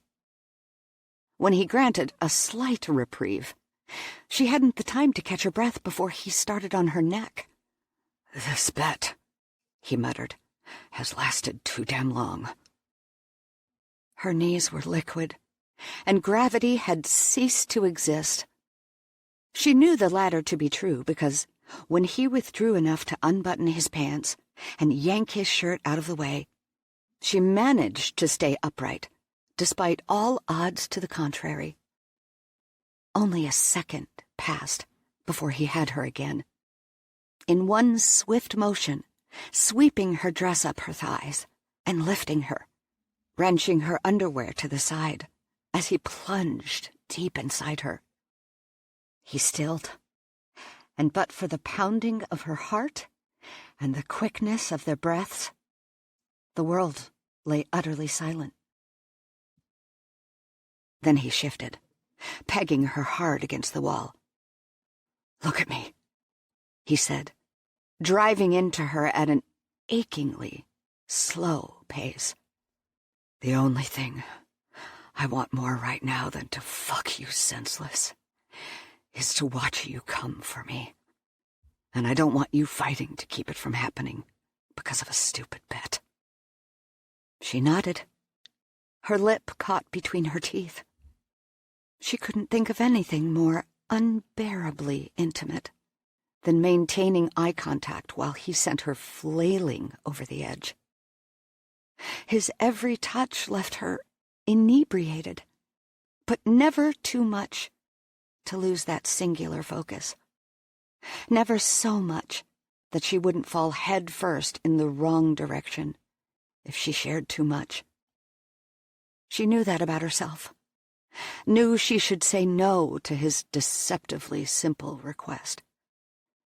But some irrational part of her wanted this moment for her emotional scrapbook, as if anything good could possibly come from revisiting it. He kissed her, deeply, sweetly, as he moved in and out of her. But for all of his surety and strength, he trembled. Knox Hamilton overcome. It didn't seem possible. The rational pace didn't last any longer than it took her to catch her breath. Within seconds, the rocking turned into pounding, the vast entry hall echoing with the wet smack of skin on skin. Her promise to look at him lodged in her throat for all of a minute, before the impossible dam of desire inside her burst, and she was left clutching his shoulders, her ankles snagged hopelessly somewhere behind his back. She leaned her head against the wall and saw, honest-to-goodness stars. And hearts. The kind that circled overhead making little Tweety bird noises. Knox, still pulsing thick inside her, dropped his forehead to her shoulder and laughed. "I think my legs are locked." She squirmed, her intention to guide her own feet to the floor, but he shook his head and held her tighter. "I'm not finished with you yet," he murmured, "if that's okay. Because that was way too quick. And there's so much we can do in a bed that we can't against a wall." She laughed. "If you feel the need to redeem yourself, you won't hear any complaints out of me. Besides, I'm pretty sure I lost the bet. And the use of her legs." "I think it was a tie. Don't let go." As if. Her legs were numb. Her arms felt like lead, and she was becoming increasingly aware of the fact her heart was in danger. She could do nothing but hold on. He half-walked, half-shuffled to the bedroom, effortlessly carrying her despite the fact that his pants were somewhere in the vicinity of his ankles. The opulent house passed in a dizzied blur. She'd blamed the champagne, but some things were so brilliantly clear. Like his eyes. She didn't dare label what she saw there, but while everything else wavered around her, his eyes were steady, just as his arms were strong, and somewhere inside of him, a piece had to be hers. He'd never convince her otherwise. But would that ever be enough? By the time he lowered her to the bed, she could almost feel her limbs again. He graced her with a devilish grin, lacing his fingers with hers, and settling into a flawless new rhythm. No greater intimacy existed than what they had in that moment. Him staring so deeply into her eyes as he rocked against her, wearing nothing but a smile. She was almost drunk with the medley of sensation. The thick, soft comforter at her back. A slight chill from the air conditioner. Knox's soft lips. His hard body. And the overwhelming fulfillment only he had ever given her. He broke free from the trail of kisses he'd left down her neck. I've never done that before, you know. Done what? Wall sex? Bear sex. He'd always insisted on protection during their previous relationship. And despite the fact that they'd never gone without, they'd both been tested. It warmed her that he trusted her when she said she hadn't been with anyone else, and that he'd chosen her to be his first. It's only sex, she reminded herself. No need to read anything into it.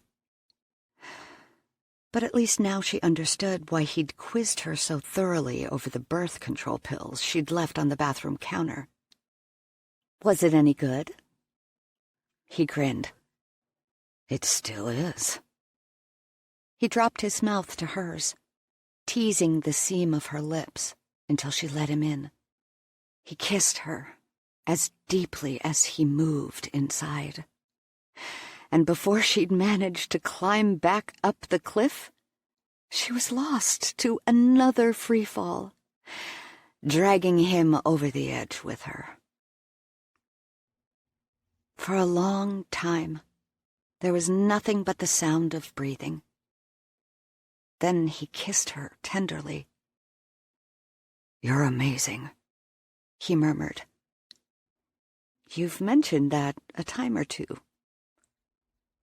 He propped himself on one elbow, and with the other hand teased a few tendrils of hair from her face. I'm pretty sure I could never say it enough. Chloe groaned. You're killing me. His brow knit. I thought I was being nice. Never be nice. That's the worst thing you can be. He looked at her in bewilderment. What? Sincere. You want to be sincere. Nice sounds too much like you're saying or doing something because it's expected, and not because you mean it. He rolled over, off her, his body disengaging from hers with a loud plop. It should have been funny. It wasn't. Chloe, I can't love you. I don't know what else to say. She sat up, dragging the sheet with her. Try the truth. You don't want to love me. I thought we had an understanding. Oh, no worries. I'm not out to change your mind. That was the truth. He hadn't even looked at her. What chance did she have of changing him? Then what the hell is the problem? You tell me, Knox. You claim to stand for honesty, but you can't stop lying to yourself. You're not Rex. Don't you get that? You're not him.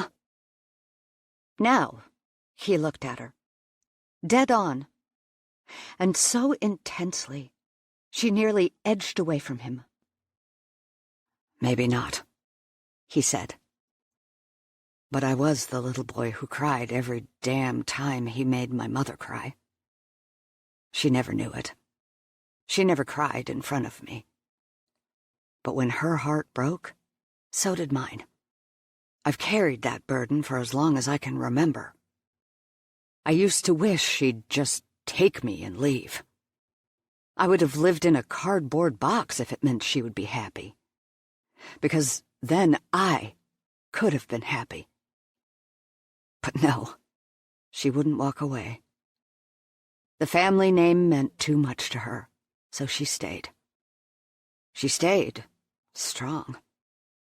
Then Rex got himself caught, and the one thing that kept her hanging on all those years was destroyed. It was that damned name.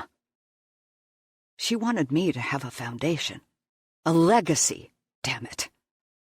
But Rex, couldn't keep it in his pants. No one blames her for that. The reality can only matter so much, Chloe. She could have found happiness, but she held on to Rex because she wanted something to hand down to me. And now that he's ruined the family name, everything she sacrificed for is gone. It's just wasted. She touched his arm. That's terrible. And I'm sorry for every bit of it. Truly. But nothing you've told me explains what you've got against letting yourself love someone. Because, damn it, I'm afraid. The silence that followed was profound. And endless. Only the grandfather clock in the gallery carried on as if nothing had happened. The ticks grating in the quiet. Minutes passed. 5, 10, 20, for all she knew. Eventually he spoke. Love isn't worth it. Not for anyone, Chloe. Not even you. You're right, she said, fighting tears. He didn't deserve them. What do you mean? You're right. Loving someone is the biggest leap of faith you'll ever take. Sometimes bad things happen, but if you don't take the chance, you'll miss every good thing life has to offer. Maybe your mom should have taken a chance and walked out on Rex, but it's just as likely the chance she took was in staying. You're not in a position to judge her. That was a personal decision on her part. Maybe even a personal sacrifice. But whatever it was, I can guarantee she didn't do it to watch you give up. I'm not giving up, he said. But he sounded defeated. No, you're not giving up, Chloe said. But I think I'm going to have to. Chapter 17. Knox stared through his windshield, trying like hell to focus on the road, but seeing only Chloe. She was right. He really was an ass. Why had he thought he could make her forget about falling in love? Just because touching her had a way of chasing the shadows from her eyes didn't mean it was a good idea. And now he'd gone and hurt her. Really hurt her. She hadn't said as much, but she didn't need to. The expression on her face said it for her. And what she did after that made it 10 times worse. She didn't fire back. She, who never let anything get past her, had simply rolled over to her side of that enormous bed, and she'd stayed there, not sleeping. He knew because he'd grown so accustomed to the deep, even sound of her breathing, that it had become his solace in the dead of the night. And that night, her breath was halting, uneven, not at rest. He thought about apologizing, but for what? Being honest? Because when it came down to it, an apology would be a lie. He was sorry he'd upset her, but he couldn't ease the brunt of the truth.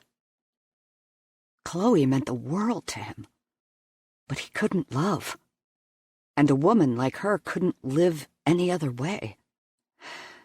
Rebuilding that bridge between them would only harm her in the end. She deserved more than that. She deserved more than him. And though he felt like the worst kind of man, he knew the best thing he could do was let her be hurt. Because then she would get mad, and Eventually that would save her. Something had to, because he sure as hell couldn't. There had been something different about the night of the reception. Something for the longest time that Chloe couldn't quite put her finger on. They'd been together at the charity dinner, but that hadn't been about them. Maybe it hadn't felt big enough. But at their reception, when he'd pulled her into his arms in front of everyone, and Knox Hamilton had kissed Chloe Lachlan, the moment had been unmistakable. Something inside her had shifted. And when he'd said he wouldn't love her, that same something twisted and shattered. He was right. She knew he was. He'd made clear from the beginning she was entering a business relationship, and nothing more. But facts hadn't kept her heart from getting involved. The best thing Knox could have done was slam the door on those emotions. And though the timing couldn't have been worse, after sex of all times, she'd certainly felt the impact then, like no other. A rejection was one thing.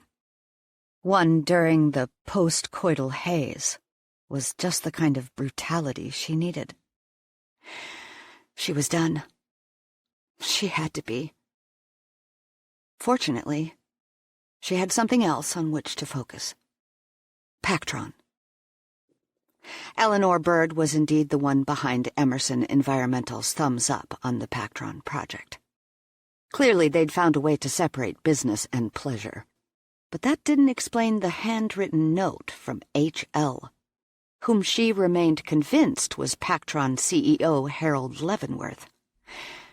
The files had almost certainly come from Rex, which meant the note thanking Rex for pushing the deal through probably belonged to him as well. Rex, Emerson Environmental, and Eleanor Bird. The most bizarre of triangles, yet inexplicably connected.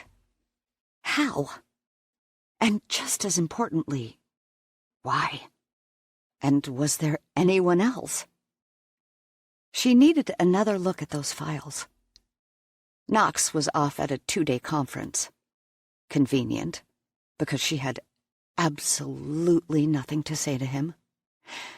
But he'd given her carte blanche over his files. So she grabbed her laptop and took it into his study. His chair, the buttery soft one with which she'd fallen in love, smelled of leather. The scent, too, took her straight back to the limo and that night that had followed. How everything had been beyond perfect, until he'd thrown that "not even you" at her. She had to give him credit. He was all about not misleading her. But how could he touch her the way he had, and still utter those words? He could have at least waited until they were dressed. Hell, a distant text message would have been perfect. That way she could have fallen apart in private, rather than giving herself a headache trying not to fall apart in his bed. But headache or not, she hadn't fallen apart. Not then, and not since. She couldn't help how she felt about him, but until he got down on his knees and declared his undying love, and fat chance there, she was done with hoping anything would change. They had an agreement, and they'd both be a lot happier if she gave up the blind hope that it could ever be anything more.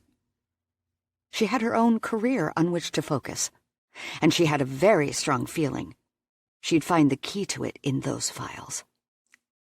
She went first for the Pactron file, seeking any mention of Emerson. There were copies of the environmental study findings, but nothing else that appeared to carry significance. 2 other companies had provided environmental studies, Greenleaf and Impact, and both reports came back that the factory would have minimal detrimental effect on the site. Chloe was no expert, but the results didn't make sense. In fact, at one time, a developer had tried to put a subdivision of single-family homes on the land, but the ground had been too wet. Too wet for houses, but not too wet for a power plant? She leafed through the rest of the files, but none were dedicated to Eleanor, Emerson, Greenleaf, or Impact Environmental. Or, for that matter, Harold Leavenworth. In anyone else's files, that wouldn't be so unusual. But if these were Rex's files? The labels were handwritten. Chloe grabbed a stack and began flipping through them on a hunt for jotted notes.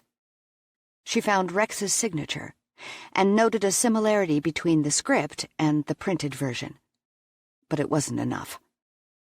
Then she hit the jackpot. One of Rex's speeches, typed, but with notes in the margin. Who else but he would have written on one of his own speeches? The files were Rex's. They had to be. But why would he give anyone this information? Knox was probably the last person she should ask, but he was also her only option. Fortunately, she didn't have to talk to him to find out what she needed to know. She weighed her alternatives for a moment, then picked up her cell and typed a short message in the text box. "Where did you get the files you left for me in your office?" She didn't expect a rapid reply, considering Knox was off somewhere being fabulous. But she got one. Quickly. "My mom. She thought I might learn something useful." "You think?" she murmured. "Are they Rex's files?" "I assume so. She said he kept them in the basement, so she figured he wouldn't miss them."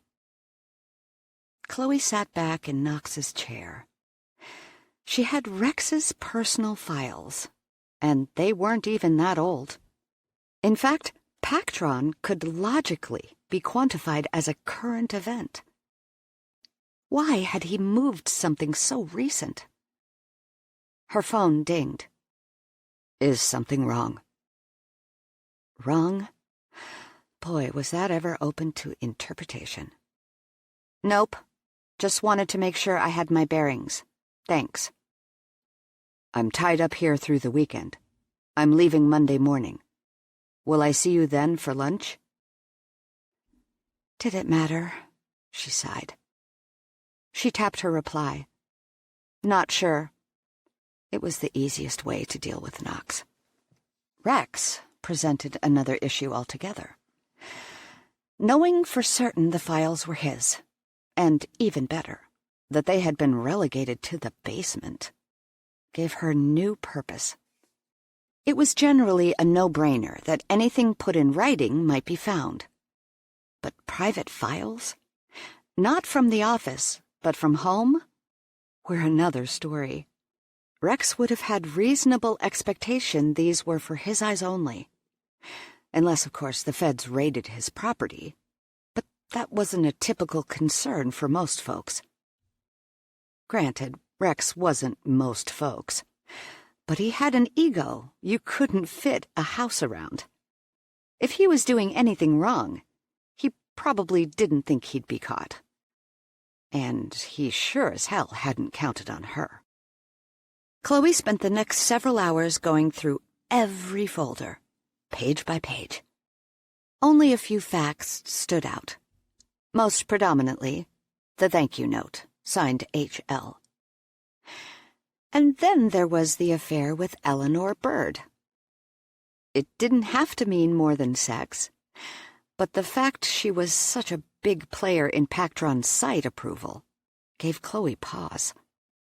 Either way, Rex had really stepped in it this time. There was nothing for connecting old dots like a very public scandal. He'd been sloppy. And if Chloe was onto anything, it was just a matter of time before someone else found it. whatever it was. Eleanor's firm wasn't the only one that gave approval to Pactron. 2 others had as well. Acting on a hunch, Chloe pulled the reports from the other 2 companies and looked for the sign-offs. Ronald Harris and Charles Martin. She didn't turn up anything unusual for either name, but made notes of them anyway. She was just about to put the Pactron file back in Knox's desk when she saw a piece of paper lying loose in the bottom of the drawer. It was handwritten and contained a series of numbers and letters. Initials. Included among them, E.B., R.H., and C.M., Eleanor Bird, Ronald Harris, and Charles Martin. Anything else would be far too much of a coincidence. Next to each one was a set of numbers. 1, 100K. Suggested a hell of a lot of money. The next was a 9-digit number, and it was followed by another series of numbers. The 9-digit number was a routing number. It had to be. She typed it into her browser and pulled up the name of a bank. Interesting. But now what? She couldn't exactly go trolling through his bank account records. Or could she? Almost everything seemed to be online these days. But Chloe's parents had been holdouts to that particular swath of technology, claiming they didn't trust computers with their banking information. Rex was from the same generation. Perhaps he felt the same way. She hadn't seen anything dedicated to a bank among his papers. But it was just as Knox had said. Finding something was a lot easier when you knew what you were looking for. And soon, she found it. Print bank statements. The bank account wasn't in Rex's name, but in that of a charity, and right around the time the Pactron studies were returned. There were money transfers from the charity's accounts to account numbers matching those labeled EB, RH, and CM, to the tune of $100,000 each, and a thank you note from HL. Had Rex paid for favorable studies? And if so, why? He hadn't supported Pactron, at least not publicly. Very few people who weren't behind the proposal had. It certainly wasn't the popular thing to do, and Rex Hamilton had a real thing for being popular. He was also sloppy, unless he was keeping proof for a reason. The basement didn't seem the most secure place for that. But, there again, who would look for secrets in a bunch of old boxes in a basement? He had no way of knowing those files would ever see the light of day, much less the fingertips of a reporter for the Washington Tribune. Hidden money transfers to key environmental analysts. A controversial project with inexplicable approval. And a thank you note from the man at the helm. Chloe had a strong idea of what was going on, but she wasn't in a position to verify it. But she knew someone who was. Chapter 18. After the initial flush of adrenaline wore off, Chloe felt like a train wreck. It had been one thing to go after a big story, but was another to find it. Because it was no longer just a nameless, faceless story, but one with real people attached. She didn't care so much for Rex's feelings, but she genuinely liked Catherine. And Knox. How could she do this to Knox? He'd married her to launch his career. He wanted to restore honor to the family name. If this story was what she thought it was, what would that do to him? Voters might look past his father's extramarital affairs, But who would look the other way on corruption? The Hamilton name would be synonymous with filthy politics. Some people would see past that. They'd know Knox was not his father. But that shadow was already deep and dark enough as it was. And the bigger the scandal, the longer the public tended to remember it. When her phone rang, she nearly jumped out of her skin. Hand shaking, she checked the call. Not her contact, but her editor. Beth hardly ever called her. She had a thing about putting everything in writing so she'd have a record of it. This didn't bode well. Chloe answered the phone. "I've got bad news." "No, hello?" Chloe asked. "Not this time. There's a meeting Monday. They're making cuts. I'm going to pull for you, kid, but I can't make promises." "I'm going to lose my job?" Suddenly, the home and garden gig looked good. Better than unemployment. "Like I said, I'm pulling for you. But they already cut loose a couple of power players. Granted, they cost more than you do to keep on staff, but they were still big cuts. Threw us all for a loop." Chloe glanced at her laptop. "What if I told you I had a big story?" "You can say it all you want, but I need to see it by Monday noon if you want it to count." "That bad?"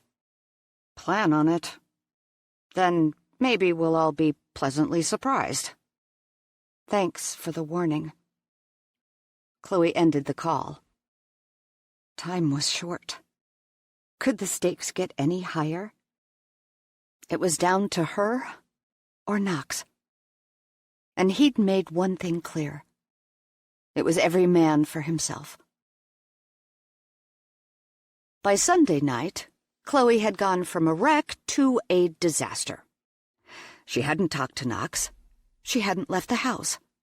And every new email, phone call, or text message notification sent her heart clamoring into her throat. She had about 15 hours to get a story in. A story she had no idea if she could actually write. She contacted the Chesapeake Bay Foundation, which had fought vehemently against the power plant. The person with whom she spoke was baffled as to how the project had been approved, and offered plenty of reasons it shouldn't have been, not the least of which was the pollution to the extensive estuary system. But that wasn't enough. She still needed to hear back from her contact, who was a long-time detective with the local PD. She'd given him the leads. She needed only for him to tie it all together, independent of what she'd found in Rex's files. Something he assured would be no problem. She trusted her contact. He'd come through for her time and time again. But the clock was ticking. Then, with the delivery of one email to her inbox, it stopped. She opened the message with her heart in her throat. Not because she wondered what was there, but because she knew. Scanning the email verified it. She'd gotten her big story. But at Knox's expense. Rex was a crook. He'd made a number of payments to the environmental analysts, more than what she'd found. According to new studies that had yet to go public, the completed plant would have dumped pollutants in sensitive areas at a damaging rate. For one analyst to be off was one thing.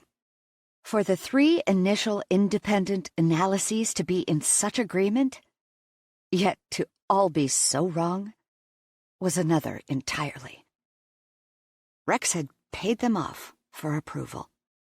She didn't know why, and she certainly didn't have the power of judge and jury. But she didn't need it. Everything except the note of thanks from HL had been independently verified. She'd have to leave that out. But she didn't need it. She had her story. And when that news broke, it didn't matter how well Knox was doing in the polls. His campaign would be thrown into a tailspin. and any hopes he had of restoring honor to the family name would be dashed. Not even Rex Hamilton, third-generation American royalty.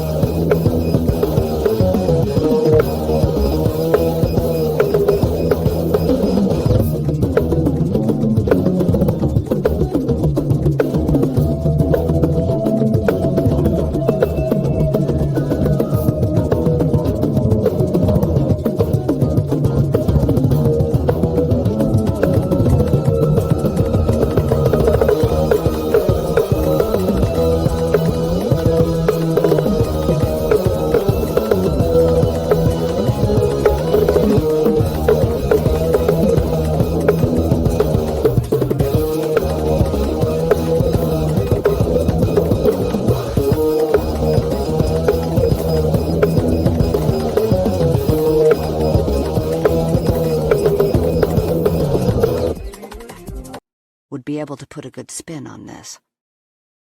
He had somehow kept it under wraps this long, but his luck had come to an end. She dropped her head into her hands.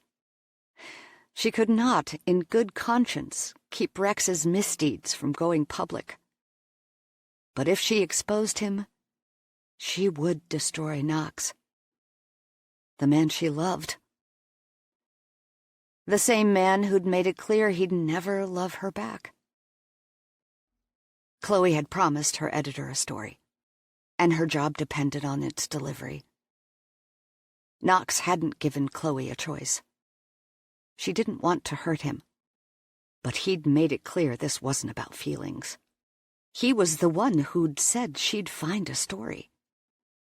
He couldn't have known she'd find it in his backyard. But protecting his feelings wouldn't do anything for her bank account when they put this business deal of a marriage behind them. Her heart breaking, she pushed up her sleeves and began to type. Chapter 19. Knox spent the whole weekend in hell. He'd hurt Chloe, and his words haunted him. He hadn't meant to say those things to her, but damn it, it was what they'd agreed. Still, having her notarized signature on the prenup attesting to his righteousness did little to appease his guilty conscience. And now he couldn't find her. He'd sent her a text that morning when he'd returned from a breakfast meeting, asking if she'd be around. She'd responded that she had an important noon deadline, which he took to mean he'd find her at their home. She did all of her other writing at home, so why would this have been different? It shouldn't be. He rechecked the house, then landed in her office. Her laptop sat right in the middle of her desk. She must have met her deadline, or she wouldn't have left that behind. But why had she left it behind at all? The new car Knox had given her was there, but her old car wasn't in the garage, and he'd run through the house twice. She wasn't home. So why was her computer?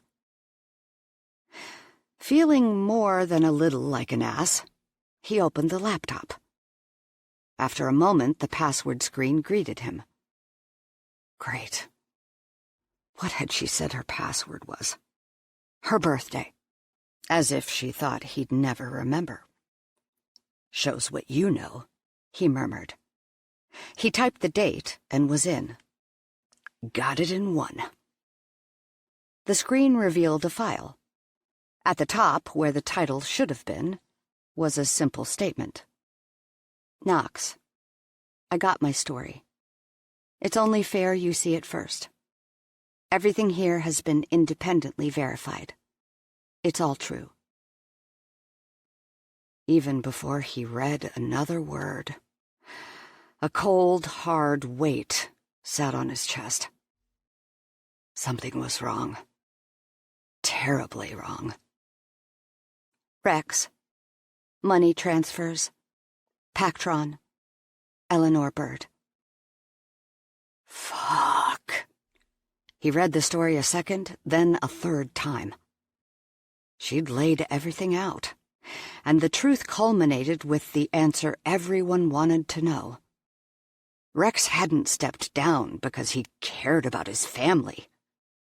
He'd stepped down because he'd gotten caught with the wrong woman. The truth had been too close. He probably hoped playing the good guy would keep the heat down, but Rex hadn't counted on his new daughter-in-law. Neither had Knox. As he read through the article again, he realized why she'd been asking about the files. She'd probably found her story right there in his office. Use whatever you need. Nothing is classified in here. Yet. And he'd smiled. Chloe had betrayed him. He clutched the edge of the desk to keep his hands from shaking, but the unsteadiness only spread to his arms. She'd lied, and he had believed her. He'd believed her when she'd said she cared, not about the name, but about him. He had been the biggest kind of fool. From the moment she stepped foot in his rented room that night at Off the Record, it had been the wrong kind of personal. The Pactron bid had begun long before he and Chloe met. But back then, no one had thought the site would pass the environmental assessments, so it was no wonder she hadn't mentioned it. Then the approvals had come through, and weeks later, he'd walked back into her life and truly given her an offer she couldn't refuse. Access. He nearly laughed. He'd given her access, all right. He supposed it would have been a little much to have asked her to not destroy his life with it. But it was his fault for not seeing it coming.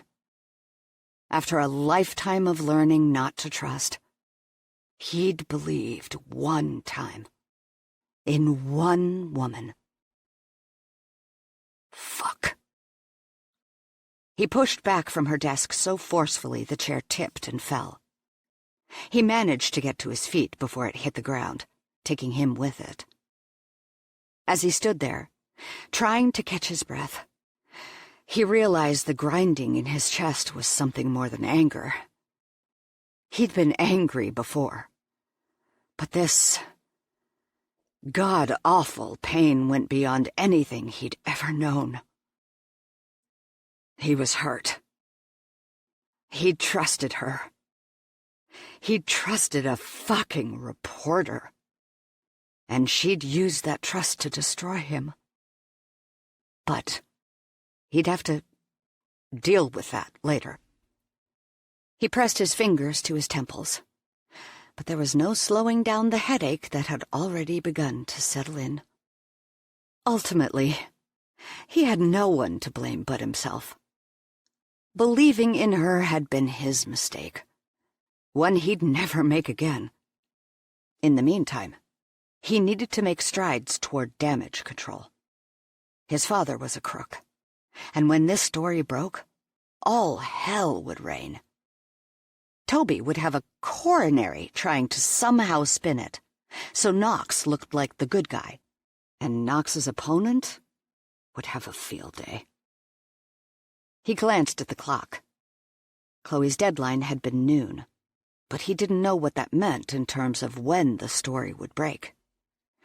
Clearly it hadn't done so yet, or he'd have gotten a phone call. He should really send the file to Toby, so he had time to scrape himself off the floor before the phone lines went crazy. He didn't get the chance. His cell rang. As he consulted the display, his hand shook. Chloe. He thought about ignoring her, but he had a responsibility to his team that transcended the sting of betrayal. He accepted the call. Hello? He managed to keep his voice even, as though she hadn't wrecked him. He was surprised by that. I need to tell you something. If you've got anything beyond Rex being a crook and my campaign going to hell, it might have to wait for another day. Dead silence followed the icy words. He forcibly loosened his grip on the phone. Is that all? He asked. I'm not sending the story to the paper. I wanted you to know what I found. Yeah, that's understandable.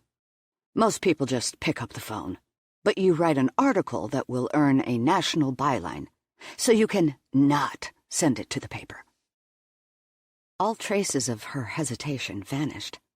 Look, I'm about to walk into a meeting I didn't have to attend, just so they can look me in the eye when they fire me, or lay me off, or whatever vernacular they attach to it. Bottom line is, I'm losing a job I love because I didn't send the damned article. If you don't believe me, then check my sent email. I just wanted you to know. Never mind. I didn't send it, and that's all you need to know. The hell it was. Tell me why. What did you want me to know? Later. I have a meeting. Now. I'm leaving you. The words hit him straight in the gut. He opened his mouth, but the first words that threatened to escape were to ask why. To ask her to stay. And he had no idea how he could think such a thing after what she'd done. He didn't want to know. Are you still there? Say what you need to say, Chloe. I can't send it because I love you. He smacked his palm against his forehead in mock surprise. Of course you do. I've been standing here trying to figure out why the fuck you would do this to me. And that was the one explanation I hadn't managed to stumble on by myself. You love me. You're an ass, Knox. You saw the article, so clearly you saw my note. I thought you deserved to see the whole story, and that's the truth. Believe what you want, but while you're coming up with reasons to convince yourself how right you are, just try to think of one time I've lied to you. You won't. You can't. The only person I've lied to is myself, and I'm done. I love you, but I have to respect myself. I can't do this. And not because you won't love me, but because you're too stupid or stubborn to admit you already do. Now, if you don't mind, I'm needed in a meeting so I can lose the other thing I love. Have a nice life, Knox. He listened, stunned as the air went dead. Was it possible she really hadn't sent the article? She had everything to lose. She loved her job. If she hadn't hit send, she was essentially walking away from it. And she'd made it clear she was walking away from him. He'd offered her everything she could ask for. A beautiful home, a faithful husband who couldn't get enough of her, children, a chance to further her career. Nothing was missing. The only thing that he'd failed to do was say he loved her. But what would that change? Nothing. It wouldn't change anything. And he didn't want to think about what that meant. He righted the chair and sat, staring for a long moment at her computer and the article she'd left for him, before he switched to her browser. Her email was open. He clicked the link for sent mail and waited for the page to load. What was her editor's name? Beth something. He skimmed the list of sent email. No Beth. No anything. Chloe hadn't sent a single email from that account since the previous morning. He frowned, his eyes landing on the search box. Clicking there, he tried Beth at, and got nothing. Damn it. What was her last name? It was a big paper. Odds were they didn't assign emails on a first-name basis. You're an idiot, he muttered. At Washington Tribune. Bingo. Beth Mahan. He clicked on the result and scanned the titles of recent emails. Each one was clearly labeled with an article title, the last few of which were decidedly home and garden-esque. But none had been sent in the last couple of days. Frowning, he clicked back to the Tribune results and checked the list in case she'd sent it to someone else. Nothing. Chloe hadn't sent the article. The proof obliterated what remained of his anger. He sat back in her chair, his gaze skirting the wilderness of greenery in her office. The conservatory. She hadn't been kidding.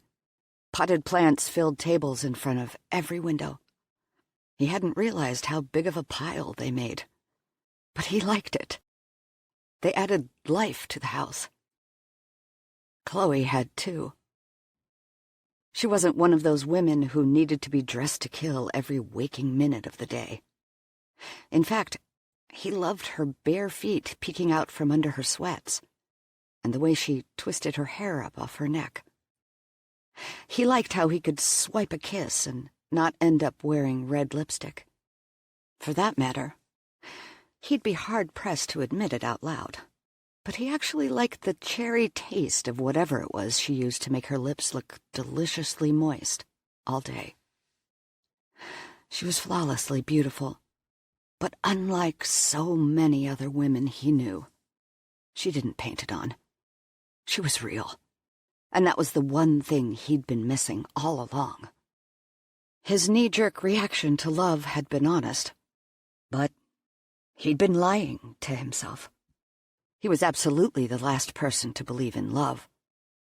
But whatever she'd triggered inside him the night they met had only grown stronger with time. He had no idea what had possessed him to shed his skin and go to that bar. But the moment he'd locked eyes with Chloe, something inside him had changed. He'd grown up with a Hamilton name. He'd never known what it was like to be a regular guy. Not until Chloe. He had never wanted for anything in his life. But in that moment, he knew she'd given him something no one else ever had.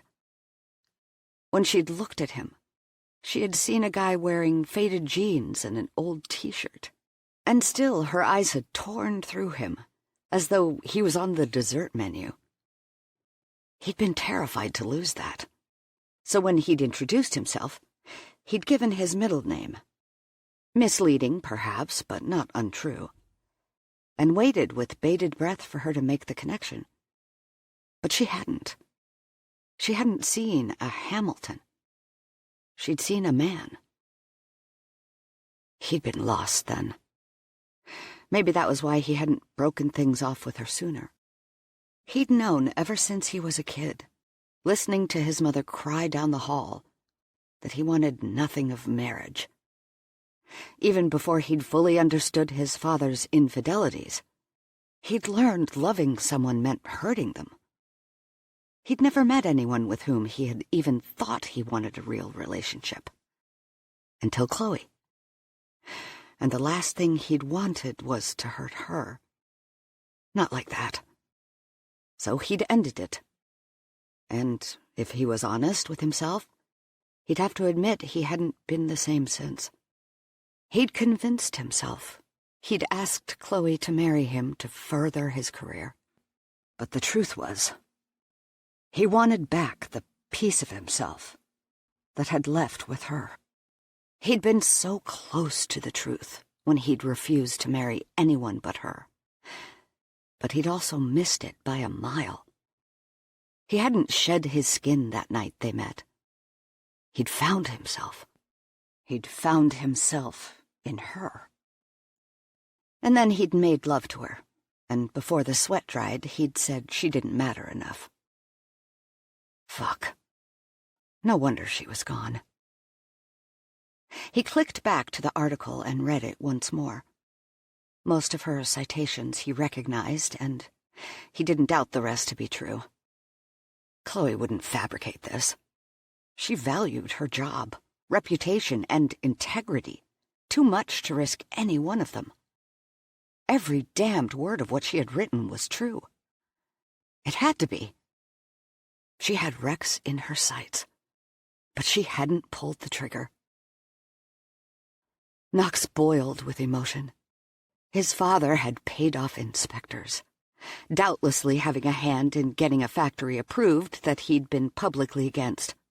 He was smart, and dumb, enough to keep those payoffs from surfacing. And ultimately the whole house of cards had fallen because he'd chosen the wrong place to get his dick wet. If he hadn't gotten caught in that high-profile affair, he wouldn't have stepped down from his seat. There would be no need for a special election. And Knox wouldn't have married Chloe. And she wouldn't have broken a story every top reporter in the country would have given his or her right arm for. She had everything she needed, but she had refused to hit send because she loved him. And that love was deeper and truer than he deserved. He shook his head in disbelief. He'd figured she'd dig up something on someone, but never had he imagined it would be at his expense. She was a handful of keystrokes away from making her career and destroying what was left of the Hamilton name. And by extension, Knox. Toby would shit a brick if he knew Knox had prior knowledge of the story. But how the hell could you put a good spin on something like this? He'd find out soon enough. There was a certain peace in that. Knox switched back to Chloe's story and deleted the message she left for him at the top. He saved the changes, then attached the document to a new email. He hesitated only a moment over the to field before typing in his recipient. She hadn't clicked send. He hadn't any other choice. Chapter 20. Chloe steered her piece of crap car into a parking spot near Belleville Lake. Grateful the old girl had made the 45-minute drive without leaving a trail of pieces on the road behind her. She needed time to think, and she wasn't going to get it at her old apartment or at Lila's or anywhere else that bred familiarity. For a person seeking solace, the state park was as good a place as any. Though the recreation area entertained a lot of traffic, it wasn't typically packed on a weekday afternoon. There were enough people there that she wouldn't draw attention, and that's all that really mattered. Toby would probably have a fit if he knew she'd let the old beast out of the garage. Keeping up the Hamilton image absolutely required her to drive shiny, late-model things. But she didn't feel right taking the car Knox had bought her. Not when she'd just wrecked what was left of his family by exposing his father. Her heart felt as if it had landed in a million pieces. But she'd done the right thing. She'd rather live alone with her conscience than carry the burden of a lie. She just dug into her grilled chicken salad, courtesy of a fast food drive-thru, when her phone vibrated. She hit ignore, then checked her missed calls. 6 of them, all from her editor. According to the timestamps, the calls had been coming in since minutes after she'd left the meeting room, where she had been handed a bunch of empty accolades to go alongside her pink slip, both courtesy of the publisher, Harry Olander. The calls had been easy enough to ignore. She hadn't even noticed the vibrations from the phone while on the road. She'd just set down the device when another call came in. It was her editor, or her former editor. Chloe was sorely tempted to ignore her for a 7th time, but curiosity got the better of her. Besides, it wasn't as if she had anything left to lose. She answered. "Sorry, Beth," she said in lieu of a greeting. "The story wasn't what I thought it was." Not a shred of untruth there. "I'm sorry if I let you down." "What are you talking about? Why the hell didn't you mention the story during the meeting?" Beth sounded as if she'd just opened the door to find freaking Publishers Clearinghouse standing on her front porch with an oversized cardboard check.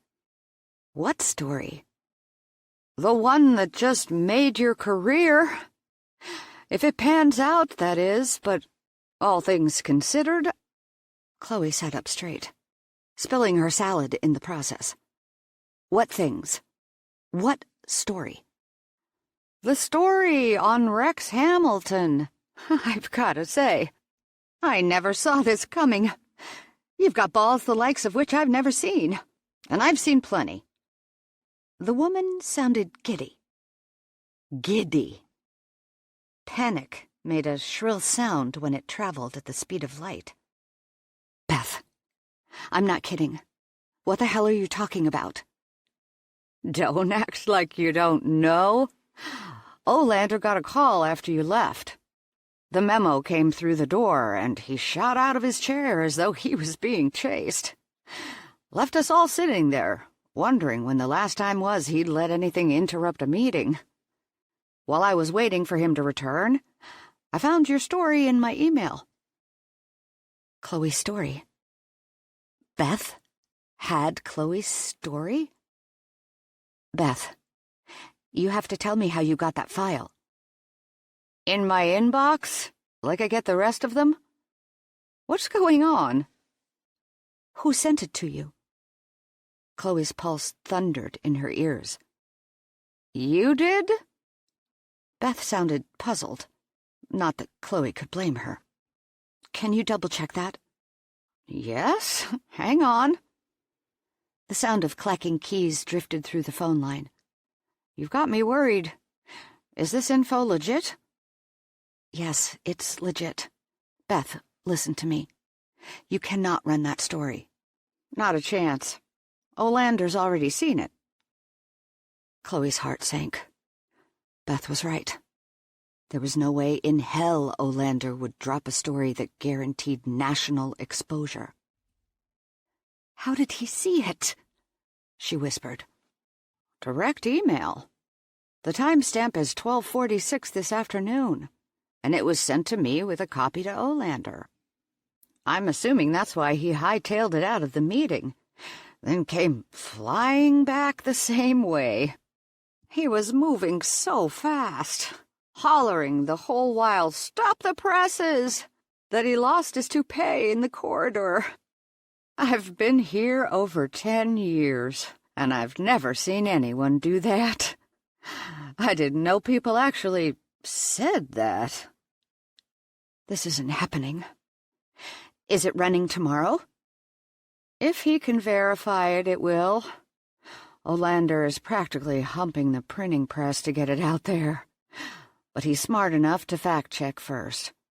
He's got a whole team of people on it, not one of whom knows what's going on with the rest, but he's not going to sit on it. He doesn't want anything to leak ahead of time. Oh, God. Chloe sank lower in her seat. She'd had no intention of ever submitting that story.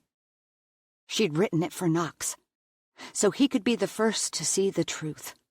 Chloe had gotten to it before any other reporter, because she had an insider advantage. But she'd known the story would come out eventually. Rex hadn't hidden his trail as well as he thought he had, especially in light of that last affair, which connected one too many dots. She'd known the truth would destroy Knox, and she hadn't wanted to be the one to break the story. She couldn't do that to him. And then the truth hit her. He'd done it to himself. Chloe? The memo Olander got during the meeting. Do you know what it said? Everyone in the meeting knows. He left it on the conference table when he flew out of there. Chloe gritted her teeth. What did it say? Don't quote me, but it was something like, Knox Hamilton is offering an exclusive, holding on line 2. She took a deep, unsettled breath. He really had done it to himself. But why? Look, I've got to go. If the press date changes, let me know. She ended the call over Beth's protests and stared through the windshield, picking absently at the spilled contents of her salad. Knox was going to kill her, but she knew what she had to do next. Before she lost her nerve, she scrolled through the contacts in her cell until she found the one she needed. She tapped the screen. The phone rang only once before the call was answered. Toby, it's Chloe. We need to talk. Catherine Hamilton's expression was absolutely unreadable. It had been that way the whole time Knox told her about her husband's latest misdeeds. And when he got to the part about the story breaking, the only shift in her countenance was the slight lift of one of her eyebrows. Knox pinched the bridge of his nose with one hand and reached for his coffee with the other. 5 a.m. was mighty damn early, especially for this kind of news. But his mother had been off at some charity thing the night before and hadn't returned his call. Not that it mattered. He wouldn't have told her this over the phone. Your husband is a bigger cheat than anyone knew. Oh, and he's also a felon. Environmentalism was all the rage. The fact that Rex's cash influence would have led to pollution of an environmentally sensitive area was just the icing on the fucking cake. Knox had told her everything. Almost. There's one more thing. There's more. His mother looked as tired as he'd ever seen her. He didn't doubt she'd be fine in an hour. She had that way about her. And for the first time, the thought pissed him off. Why couldn't she be real? Maybe if she hadn't perfected the art of pretending the bad stuff didn't exist, she'd have had a chance at being happy. He thought of Chloe and wished his mother would take a page from her book. Maybe if she'd just once threatened to rip Rex's balls off, and fucking meant it, he'd have thought twice about what he'd done. Knox didn't blame his mother one bit. But damn it, why did she have to take it? Chloe wouldn't. She'd never know his mother's unhappiness, because she'd have his nuts in a sling before she let him do that to her. He drained his coffee cup, buying time before he answered. Chloe broke the story. His mother didn't flinch. She simply stood and turned toward the window, through which reflected the shimmering blue of the brightly lit swimming pool. Knox had grown up with that view beyond his mother's breakfast table. Funny how it hadn't changed in so many years, even as it seemed everything else had. Chloe broke it, he repeated. But she didn't send it to the paper. I did. She spun. And for the first time in his life, he saw a break in that famous facade. You destroyed our family? No, Mother. Not me, and not Chloe. Rex did that. You could have warned us, she fired back. Given us some time for damage control. No, you don't get it, do you? He broke the law. I don't know where you got your morals, growing up under your father's example as you have. But people who do everything by the letter of the law seldom get anywhere. Those may be your rules, Mother, but they're not mine. She shook her head. Don't be so sure. The higher the stakes, the more loosely people tend to hold their ideals. She paused, raising an eyebrow. Take Chloe, for example. What about her? I'm not stupid, Knox. The timing of your marriage was suspect, at best. I saw the poll results. A dark, cold knot formed in Knox's chest. The polls hadn't changed how he felt about Chloe, just what he'd done about it. I didn't choose her because of the election, he said firmly. I hope that's true, his mother said, her voice softening. Because when you hit send on that story, you did more than ruin what was left of your father's legacy. You cost yourself the race. That was when it hit him. He didn't care. Love isn't worth it. Not for anyone, Chloe. Not even you. He'd been wrong. So wrong. He'd thought his career was what mattered. But he'd hit send on that damned email knowing full well what the consequences to his campaign were. He'd done it for her. He could walk away from the election. Hell, he could walk away from his career. But he couldn't walk away from Chloe. He just had to find her and let her know. Chapter 21.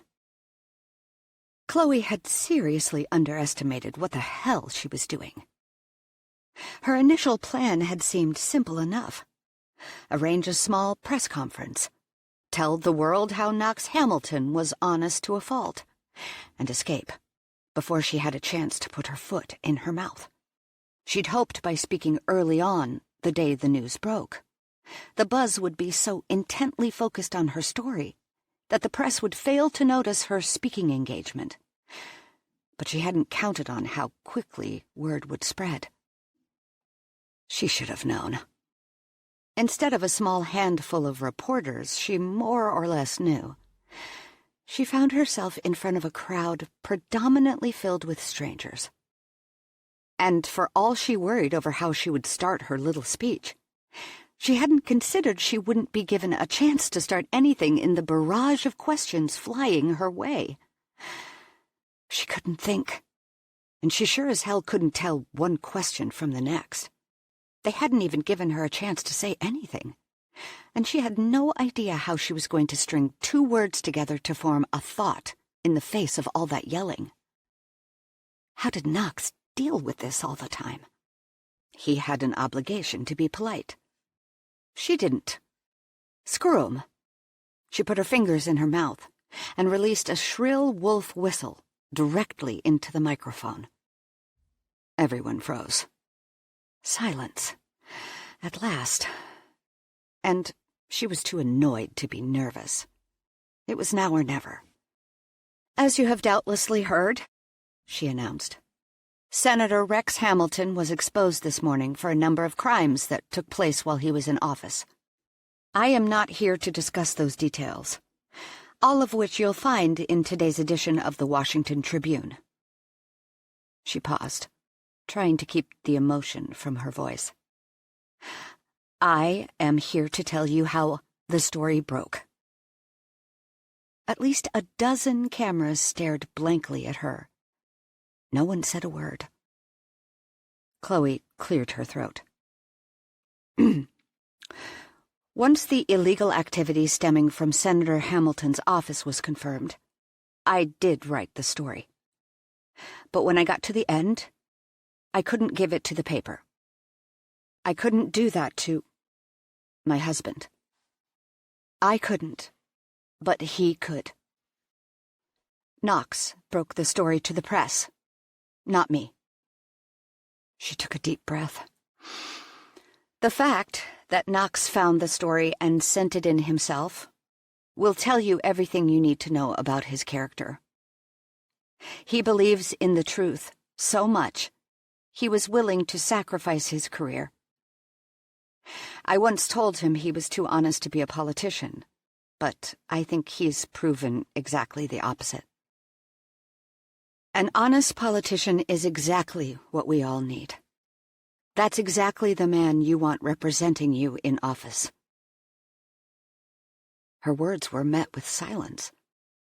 She'd said what she needed to say, and she thought this was the part where they'd start yelling questions at her. That's what happened to everyone else, at least. This was just awkward. Then a voice rang out.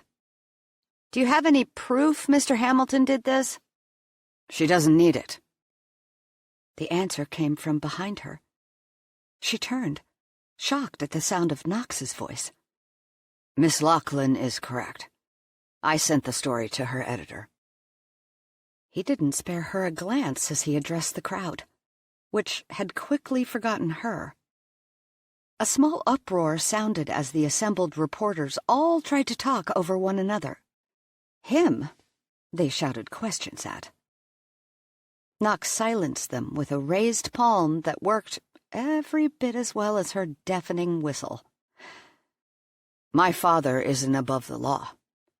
You put your trust in him, and he abused the privilege of his office.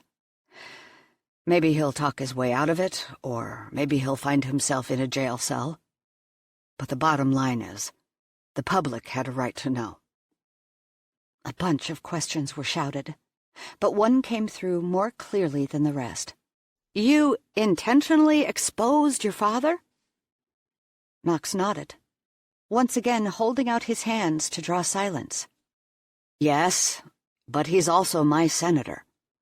What you saw was not idle gossip. It is confirmed fact. And once I knew what had been going on, I had two choices: expose it, or be a part of the cover-up. I refuse to do the latter. Chloe's heart sank. She hadn't realized it, but she'd put him exactly in that position. She just wanted to give him a chance to prepare for the inevitable, but what she had actually done was give him an impossible choice. One that had ruined his dreams of restoring honor to the family name. Even if he won that, or any other election, the Hamilton name would, for a long time, be remembered not for greatness, but for scandal. She had done that to him. Knox, I'm so sorry. Every eye in the place was glued on him. Every eye but hers. She had cost him everything he wanted. And for what? There's something else. Knox sounded so serious, she had to look at him. For several months last year, I was in a relationship with an incredible woman. She was everything I could ask for. Beautiful, stunning, actually. But she was also smart and funny, and not the least bit concerned with my last name. When you grow up as a Hamilton in that mansion on the hill, that's not the kind of thing you ever think you'll find. You don't even know to wish for it." Chloe drew her hand to her chest, pressed it tightly so it wouldn't tremble. "What are you doing, Knox?" And yet, there it was. There she was. This woman, so pure-hearted. A woman without an agenda, if you can believe that. He smiled, his remark drawing laughter from the crowd. I had everything, and I pushed her away. I said it was because I didn't believe in love, but what I was too stupid to admit was that I already knew love. Chloe shook from head to toe. He looked at her. I pushed her away, and still I wouldn't admit why. Then my father's affair broke, and it was my chance to step up and follow my own dreams. To follow not in my father's footsteps, but my grandfather's. It was from him I learned what it means to be a good man and a great leader, and I wanted to honor that legacy. I wanted to make a difference, to restore honor to the Hamilton name. And I ruined it. He gave a short laugh, a heartbreaking, self-deprecating sound, and turned back to the reporters. All I needed, it seemed, was a wife. Someone whose presence in my life would convince the world I was stable and ready to take seriously my ambitions. Originally, I said no. I would not orchestrate a marriage for the sake of appearances. I would take my chances, stand on my own merit, refuse to live a lie. But then I remembered this woman. The truth is, I hadn't forgotten her. Not for a minute. So, I asked her to marry me. But I couldn't say I loved her. So I pointed out the obvious, which was if she got close to me, she'd get close to a story. Not a bad offer for one of the Washington Tribune's best reporters. I never expected the story would hit so close to home. But it did. And despite the fact that being the reporter behind that story would have made her career, she didn't hit send. She saved it. She saved me. But she deserved more. She deserves recognition for that story. He paused and looked at her intently before turning back to his audience. When I asked Chloe Lachlan to marry me, Chloe and no one else, it was because I didn't want a pretend wife. I didn't want to live a lie. But in doing so, I told the greatest lie of them all. I told her I couldn't love her. Knox had everyone in attendance completely transfixed by his words. Not a soul moved. Chloe wasn't sure she could draw breath. A woman like her deserves so much more than any man can give. And I'm the last one who should have the chance. But she believed in me once, so I hope that counts for something. He grinned sheepishly, breaking some of the tension. I'm afraid I also missed one of the finer points of a proposal. So if you'll allow me. Knox stepped away from the microphone and reached in his pocket, pulling out a small box. The type rings came in. Then, in front of the entire world, he lowered himself to one knee and opened the box to reveal a stunning diamond solitaire. The style he'd said was real. The kind he said she might one day get from a man who loved her. Chloe, he said, I've aspired to be a lot of things in my life, but there's only one that's ever really mattered. I want to be your husband, the kind you deserve. I know this is a bit awkward, considering we're already married.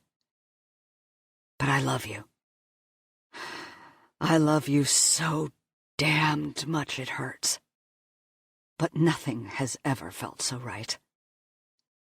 I don't want to live my life without you. Will you let me be a real husband to you? Will you let me love you? She blinked. She had to be dreaming. She thought 1,000 questions, but there was only one answer. Yes. Flashes went off like crazy, reminding her they had a huge audience. But the only thing that mattered was Knox. He loved her. He stood and slid the ring on her finger, having to turn the diamond to the side so it would fit next to the 3 on her other engagement band. "We'll have to figure this out later," he said, laughing. "I can't believe you did this," she whispered. "You just gave up everything." He turned away from the prying eyes and ears of the crowd. "No, Chloe. I didn't give up anything. I gained everything." He kissed her softly. "Everything. And I think we need to go home right now. But if it's okay, we have a stop to make." "Why? You think we need to resuscitate Toby?" "Probably, but that's not what I meant." With a wave to the reporters he'd driven into fits, he took her hand and led her outside and to his car. "I want to stop by the florist. I think it's past time I buy my wife some flowers." Chloe rolled her eyes as he opened her door. "They don't sell flower bushes at the florist. I think you're going to need to go to a garden center for that." He shook his head. "Nah, I think I'm going to splurge on a bouquet. Do you have a favorite?" "Daisies." 20 minutes later, Knox emerged from a florist with a huge bouquet of cut daisies in one hand, and a potted miniature rosebush in the other. Knox had taken makeup sex to new levels. Other than answering the door for the pizza they'd ordered, they'd spent the whole day in bed. She probably couldn't walk if she had to, but she didn't really have a need. Everything she wanted was right there. "Do you think we can make a daily thing of this? Maybe get it onto your schedule?" He laughed. "Good luck getting that one by Toby." "Can you please not say that name while you're naked?" "What? He likes you." "Knox?" "Yes?" He didn't seem to want to answer, not with his hands headed into the kind of territory that seldom served as a conversation starter. "Why did you do it?" "Because you like it," he responded, clearly on a different page. "No, not that." She swatted at his hand and got a deep, lingering kiss for her trouble. "I know," he muttered, "but this is more fun." "I'm serious." He sighed, but he was smiling. "I sent the story because you earned the right to it, and because I meant what I said out there. Rex betrayed my trust as much as he did anyone else's." "But your name?" "My name is what it is. It shouldn't define me, not the way I let it. Having my grandfather's last name didn't make Rex a saint, and having Rex's doesn't have to make me a bad guy. And at least now, when I make it, no one will accuse me of doing so on Rex's coattails." "What about the election?" "I'll worry about that later. Right now, you're looking a little needy." He punctuated his husky words by closing his mouth on her breast, his erection nudging her belly. She wriggled against him, drawing her leg over his hip and feasting on the groan he fed her. He was hers, every inch of him. She couldn't believe it. By now, the video evidence of his confession had to be all over the internet. If they ever got out of bed, she'd probably watch it 100 times, waiting for it to sink in that his words were true. "I love you," she said. "I love you. With everything I have, and then some." He kissed her slowly, sweetly. "While I'm groveling," he said, "there's something else I want to tell you. If it's bad news, you might want to protect yourself before you say anything further." He cupped her face, melting her. "I'll take my chances. I owe you an apology." "You sure you don't want to grab some protection?" "That depends. Do you have anything in green?" Oh, the memories. This one made her flesh hot. "You had to remind me of that." "Why not? It's a good memory." She blew her hair from her face. She probably looked a mess. "You were saying?" He put his hand over his mouth, unsuccessfully trying to cover a smile. "It's my mother." His mother? First Toby, and now your mother? Is this our bedroom? Okay, you're right. He rolled off her and tugged the sheet to her chin. "Now that you're fully dressed, I'll talk." She rolled her eyes and fell back on the pillow. "Please do, because I'm absolutely fully dressed." He grinned. "And you wear sarcasm so well." "Chloe, one reason I was so afraid of marriage was I didn't want to put any woman in my mother's position." "You're not your father." "And you're not my mother." Convenient right about now, isn't it? No, I'm serious. Rex isn't the reason she spent so much time crying behind closed doors. She toyed with his fingers, not quite holding his hand. "From what I've heard, I think he deserves at least some of the credit." "He does, but so does she. It hit me last night, Chloe, that if my mother had an ounce of you in her, she'd have had Rex's balls on the mantel by now." "That's a good thing to remember. You know, future reference and all." He shook his head. "You're impossible." She adjusted the sheet so she wasn't quite so dressed. "You married me." "Yes. And I'd do it again and again." Powerful words spoken with his attention pegged on her breasts. She touched his chin, drawing his attention to her face. "That's a lovely thought. But you do realize this is something you should only have to do once." He laughed. "I don't know why I worried you'd end up like my mother." And that is my point. I spent so much time worrying I'd be Rex. It never occurred to me you couldn't be my mother if you tried. Your mother is a lovely woman, but I'll take that as a compliment anyway. He smiled, but his expression quickly turned serious. "I love you, Chloe." Without missing a beat, he threw the sheet off the bed and pulled her into one of those deep, thigh-drenching kisses that curled her toes and made her think she could never get close enough. "You should be inside me," she murmured, "right now."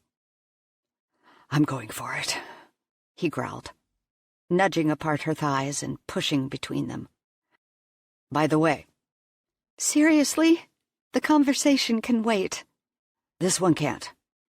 With yours and your grandmother's permission, I want to buy her farm. We'll put it in your name, so you'll never have to worry about losing it again. We'll keep the old house and live in it, or your grandma can live there, and we'll build a new one on the property. Whatever you want. As long as we have one of those porches and plenty of room for our kids to run and get splinters and wreck a rose bush or two. I'd like that, she said. She could have said a lot more, but not without sobbing. He was wonderful, and he was inside her and had the whole grind thing down to a science. He'd spent half the day in there, but still, the exquisite pressure was intense and new, and she didn't want to cry. Not now. Then the doorbell rang, and she thought she might cry anyway. Ignore it, Knox said, tightening his hold on her and pushing deeper. It could be important. Please, say it's not. Please, don't stop. Nope, can't be. I have everything important right here. I think under the circumstances... She couldn't even get the sentence out. No circumstances. He rolled over onto his back, leaving her sitting on top of him, her body fully exposed. He reached up and traced his fingertips over her breasts. Just this. I think you found my point of surrender, she said. The broad light of day left her a little self-conscious, but she moved over him anyway. I told myself I'd never let you do this again, he said. That bad? No, that good. I had a thing about giving up control. And now? Shut up and ride me, woman. She laughed. So much for a lack of control. Trust me, it's coming. She didn't have to ask what that meant. She'd nearly forgotten about the doorbell until the sound of it was replaced by pounding. At his insistence, they'd turned off their phones that morning, the moment they'd closed the car doors. She'd wondered if it had been a good idea. But he assured her the chaos would be waiting if and when they decided to crawl out of bed. Apparently, not all of it was willing to wait. Maybe you should make sure it's not important. It might be. Doesn't matter. He put his hands on her hips and reminded her of what she was supposed to be doing. Well, in that case... Tap, tap, tap. The window. Chloe peered across the room, locking eyes with Toby through the glass. "Knox!" she shrieked, covering her breasts with one hand and reaching for the sheet with the other. She missed. They'd kicked it onto the floor. At least her ass hadn't been in the air. Because this is so much better. Knox grabbed the comforter and yanked it over them both. But Toby had already disappeared from the window. I'm going to kill him. He's probably thinking the same thing about you, she said, untangling from Knox and reaching for her clothes. She crawled out of bed on rubber legs and slipped into her dress. She had to dig through the bedding for her underwear. Knox pulled on his pants and grabbed a t-shirt off a nearby chair. Yeah, well, when I see his wife naked, he can decide to kill me. Until then... When you see his wife naked? He's not married. He took her hand and pulled her into a kiss. Chloe could have drowned in the man, but she didn't want witnesses. Why don't you go see what he wants so we can finish this without interruption? Sounds like a plan. She tried to pull free her hand, but he tightened his hold. Come with me. Are you kidding? I think he just saw me naked. And for that he will pay. But please come. I want you with me. Always. She rolled her eyes, but followed him to the entry without further protest. Toby stood on the porch, having nearly worked himself into a lather. Have you lost your mind? Knox took a step back. What are you talking about? Toby charged into the entry hall. You don't do something like that, he muttered, and not answer your phone. Catching sight of Chloe's office, he said, That's a damn lot of plants. Actually, Knox said with a grin, I'm pretty sure when you do something like that, that is precisely the point at which you ignore your phone. You're kidding me, right? Toby set his briefcase on Knox's desk and flipped it open. At least she warned me about what she was about to do. I think I'm going to need a raise. I'm thinking more along the lines of a severance package. The campaign is over, Tobster. Rex pretty well saw to that. Actually, we're not blaming here. We're giving credit. Knox and Chloe exchanged glances. What the hell are you talking about? Toby withdrew a sheet of paper from his briefcase. People are going wild for you. I'm pretty sure you've won over every woman in the state. Hell, I bet Jackson's own wife is wet for you after that performance. Charlie Jackson's wife? Chloe asked. Knox shot her a sideways glance. I don't think he means that literally. To Toby, he said, That was not a performance.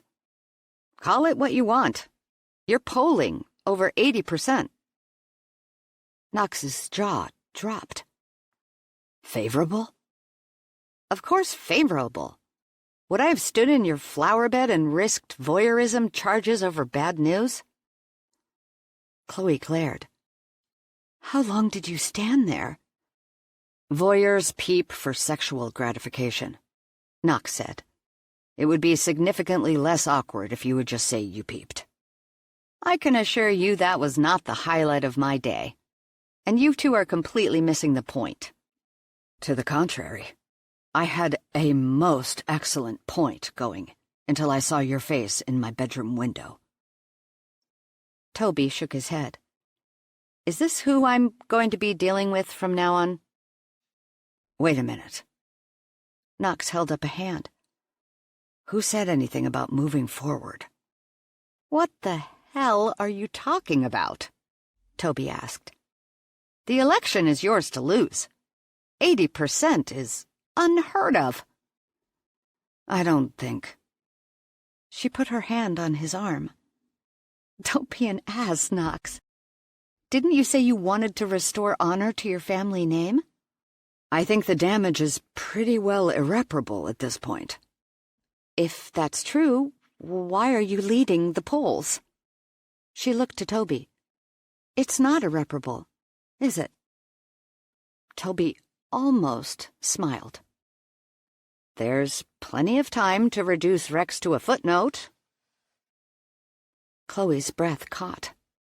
If she had one regret, it was that her story had ruined Knox's odds of winning the election.